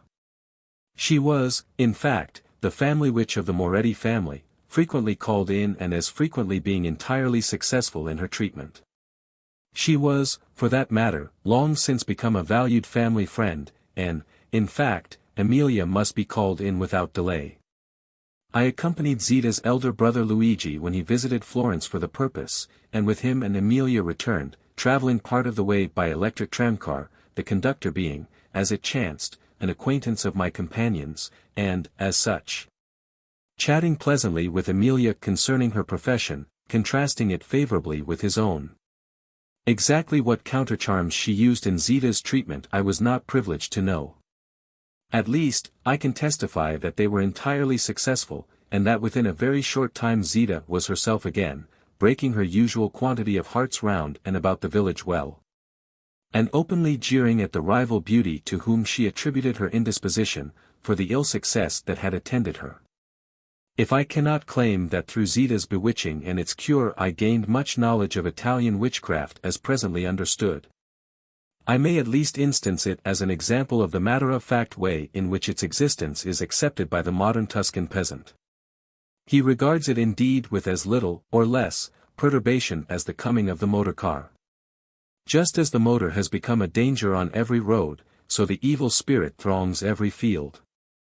You may take precautions against him and the ill deeds done by him at the witch's bidding, just as you look carefully round before crossing a road nowadays. You may string bells or weave feathers on your horse's headdress as preventatives, or make the requisite sign whenever you have reason to believe yourself within the radius of an evil eye. But accidents will happen, and it is always well to know the address of such a dependable practitioner as Amelia, in case. For that matter, you may sometimes desire to have a spell cast on your own account. It is difficult to go through life without a quarrel or two, and in that case also Amelia, but I am becoming indiscreet. Another witch with whom I have had personal dealings lives, or did live, for she was reported to be more than 100 years of age at the time, in a small town, locally termed a city, in North Carolina. I must frankly admit that I learned even less of magical knowledge from her than from her Italian colleague. She was a negress, and having heard of her existence from the colored coachman of the friend in whose house I was staying, I determined to leave N.P. stone unturned to make her acquaintance. I hope to glean from her lips some particulars of the extent to which voodooism, elsewhere referred to in this volume, is still practiced by the American Negro, a fact of which I was repeatedly assured by Southern friends. I was signally disappointed. The old lady would not, in fact, condescend so much as to open her lips to me at all. She lived with her son, who held a position of some trust in connection with the colored Baptist church, in one of the wooden shanties which make up the colored town. They stand at some little distance from the august quarters inhabited by the white gentry, and the approach is rendered almost impossible upon a wet day by oceans of brick-red mud of incredible prehensibility. The old lady I found crouching over a fire in approved witch fashion, her attention entirely devoted to the contents of a pot set upon the hob. However it might suggest a magical brew, it consisted in actual fact of broiling chickens, very savory to the smell and speaking well for the worldly prosperity of colored Baptist office holders. So concentrated were her few remaining senses thereon, to the exclusion of all else, that although her son supplemented my own efforts and those of my guide in endeavoring to attract her attention, she would not so much as turn her be-handkerchiefed head in my direction. So concerned was the deacon, if that were his actual rank, at his mother's neglect, that I was driven to console him by accepting him as guide through the beauties of the colored cemetery near by. It is true that the cemetery was not without its human, its pathetically human, interest, the grave of each child being watched over by the humble toys it had played with in its lifetime, and those of adults by the medicine bottles. Even down to the last, half emptied, made use of in their illness, this tribute being intended as mute testimony to the care expended upon them. But it could not console me for the lost opportunity. Nevertheless I can vouch for it that the old lady was a witch, and of no small eminence, for her son told me so himself, instancing examples of her power, and he was a very good Christian. Less elusive, although in some respects scarcely more enlightening, was an interview I once had with a middle-aged witch of unpleasing exterior in the kitchen of the suburban house tenanted by a relative. To the practice of witchcraft this example added the collecting of old bottles and kitchen refuse as a means of livelihood, and she lived, as the police afterwards informed us, in a caravan temporarily moored on a piece of waste land in the neighborhood of Hammersmith Broadway. The mistress of the house, having occasion to enter the kitchen, there found her seated at the table, unraveling the mysteries of fate to the cook and scullery maid by the aid of a very greasy pack of playing cards. Whatever her pretensions to knowledge of the lower world, she had obviously been drinking, so much so, indeed, that I was called upon for aid in ejecting her from the premises. A large woman, of determined aspect and an aggressive tongue, this might have proved a task of some difficulty had I not luckily bethought me of adjuring her in German, before which she slowly retreated, cursing volubly in English the while, until she had reached the area steps, when we were able to lock the back door upon her and so be rid of her. It appeared on subsequent inquiry that she had obtained sums amounting in all to some 17s. 6d. From among the domestics, the greater part being the price of informing the aforesaid scullery maid that her young man, then serving his country in India, still remained faithful to her memory. This information proved in due course to be well-founded, the gallant warrior returning 6 months later filled with amatory ardor. It is true that the witch forgot to mention that by that time he would be ousted from Griselda's heart by, if I remember aright, a dashing young milkman, and that he would incur a fine of circa 40s. For assaulting and battering him thereafter. Nevertheless, public feeling below stairs remained strongly in favor of the ejected sorceress, and no minor domestic mishap could happen for weeks thereafter, but it was set down as directly resulting from the witch's departing curses. One other incursion into the world of magic lingers in my memory as having taken place in a seaside town that shall be nameless. While there passing a holiday with some friends, I frequently observed large yellow handbills, and even posters, setting forth that a lady, who from her name appeared to be of Oriental antecedents, was prepared to cast horoscopes, read palms, and arrange all kinds of personally conducted tours into the future at fees which could only be described as ridiculous. It so happened that among the members of the party was a young lady who was then in the throes of her last love affair. Naturally anxious to learn its future course, she, it appears, consulted the seeress, whom I will call, though it was not her name, Madame Fatima. So remarkable did the results appear that the convert felt it her duty to acquaint the rest of us therewith. The fame of Madame Fatima was not long in penetrating to my ears, and the day came when I found myself waiting upon the witch's doorstep. She was lodged in a back street some little distance from the center of the town, in one of those lodging houses which make a point of advertising that they possess a fine sea view. As indeed they may if you ascend to the roof or extend your body out of window at an acute angle. Certainly no less promising hunting ground for the witch-finder could be imagined. Madame occupied the first floor, and delivered her prognostications amid an early Victorian atmosphere of horsehair and antimacassars that was not altogether unimpressive, though speaking of the past rather than of the future. She was middle-aged, of comfortable rotundity, and dressed in a black silk dress, over which was thrown a Japanese kimono embroidered with wild geese. Doubtless from the long residence in the Orient, to which she took an early opportunity of referring, and where she had studied her art at the fountainhead from the lips of a native gentleman very well known in magic circles. And very likely to the evil one himself, judging from Madame Fatima's account of his prowess, but whose name I can only vaguely remember as sounding something like Yogi Chandra Das, doubtless owing, I say, to her long absence from England. For I understood that she was originally of British birth, though married early in life to a Turkish or Indian magician of some note, she had acquired a habit of either leaving out her aspirates altogether or putting them in the wrong place. She was as businesslike as she was affable, and detailed the various methods by which I could be made acquainted with my past and future, at charges ranging from 2s. 6d to 10s, with a crisp incisiveness. Having chosen what Madame described as the crystal at S, she at once seized both my hands in hers and gazed narrowly into my face, giving me the opportunity of myself reading her past nearly enough to know that onions had been included in the ingredients of her lunch.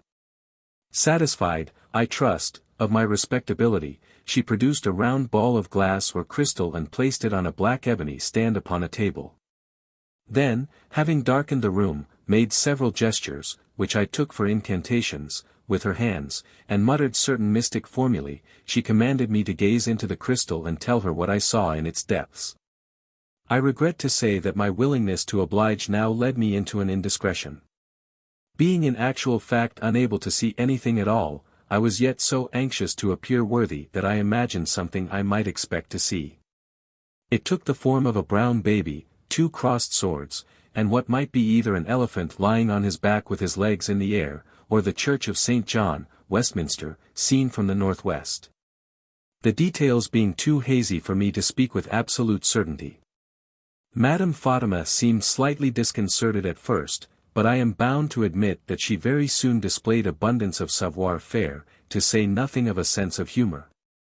For without any further waste of time she announced that I must look forward to a life of misfortune, that whether in business, in love, or in pleasure I could expect nothing but disaster.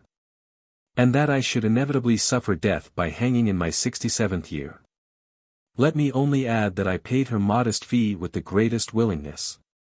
And that I have ever since remained convinced that the modern witch is no whit behind her medieval predecessor in those qualities which led her to so high a place in the public estimation. I have instanced these few examples of my personal knowledge of witches and witchcraft not as throwing any light either upon their claims or their methods, but simply as some proof of what I have adduced earlier in this volume.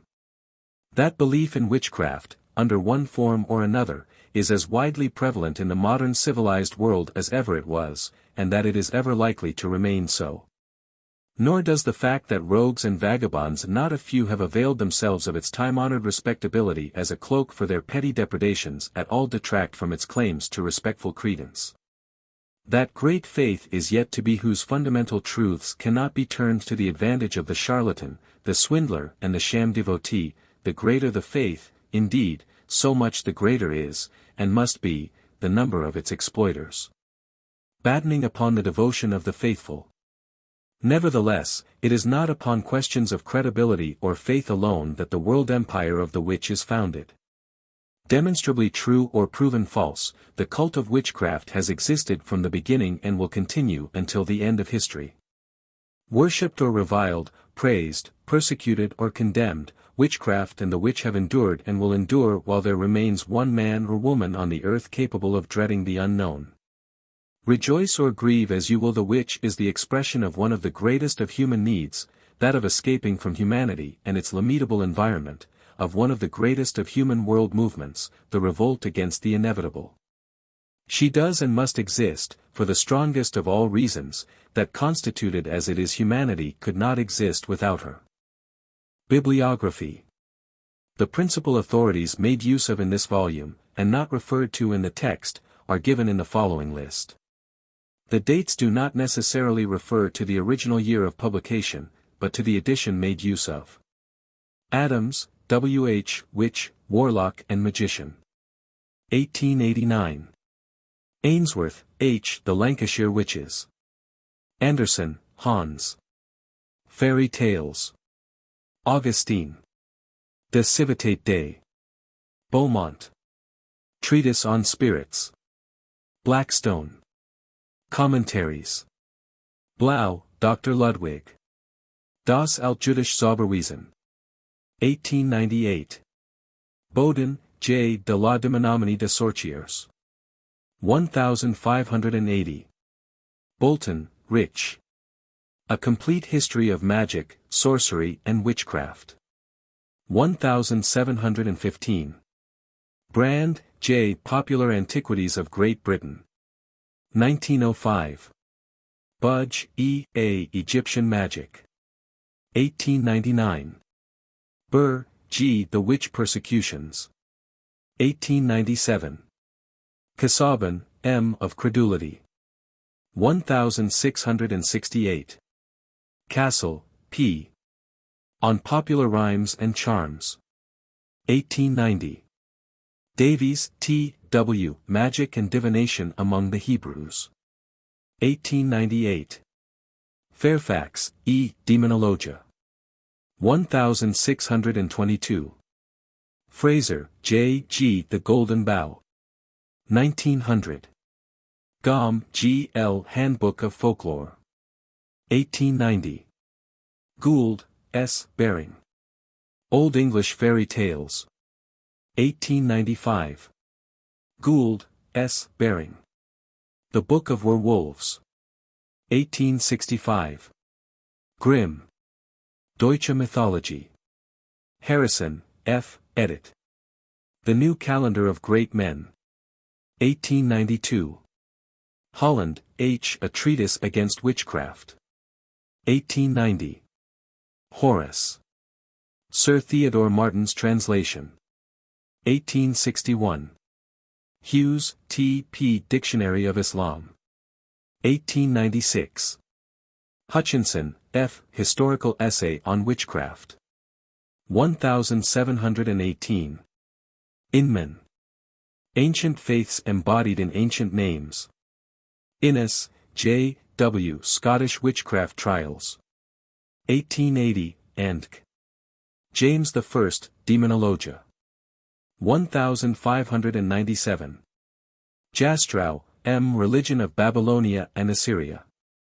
1895.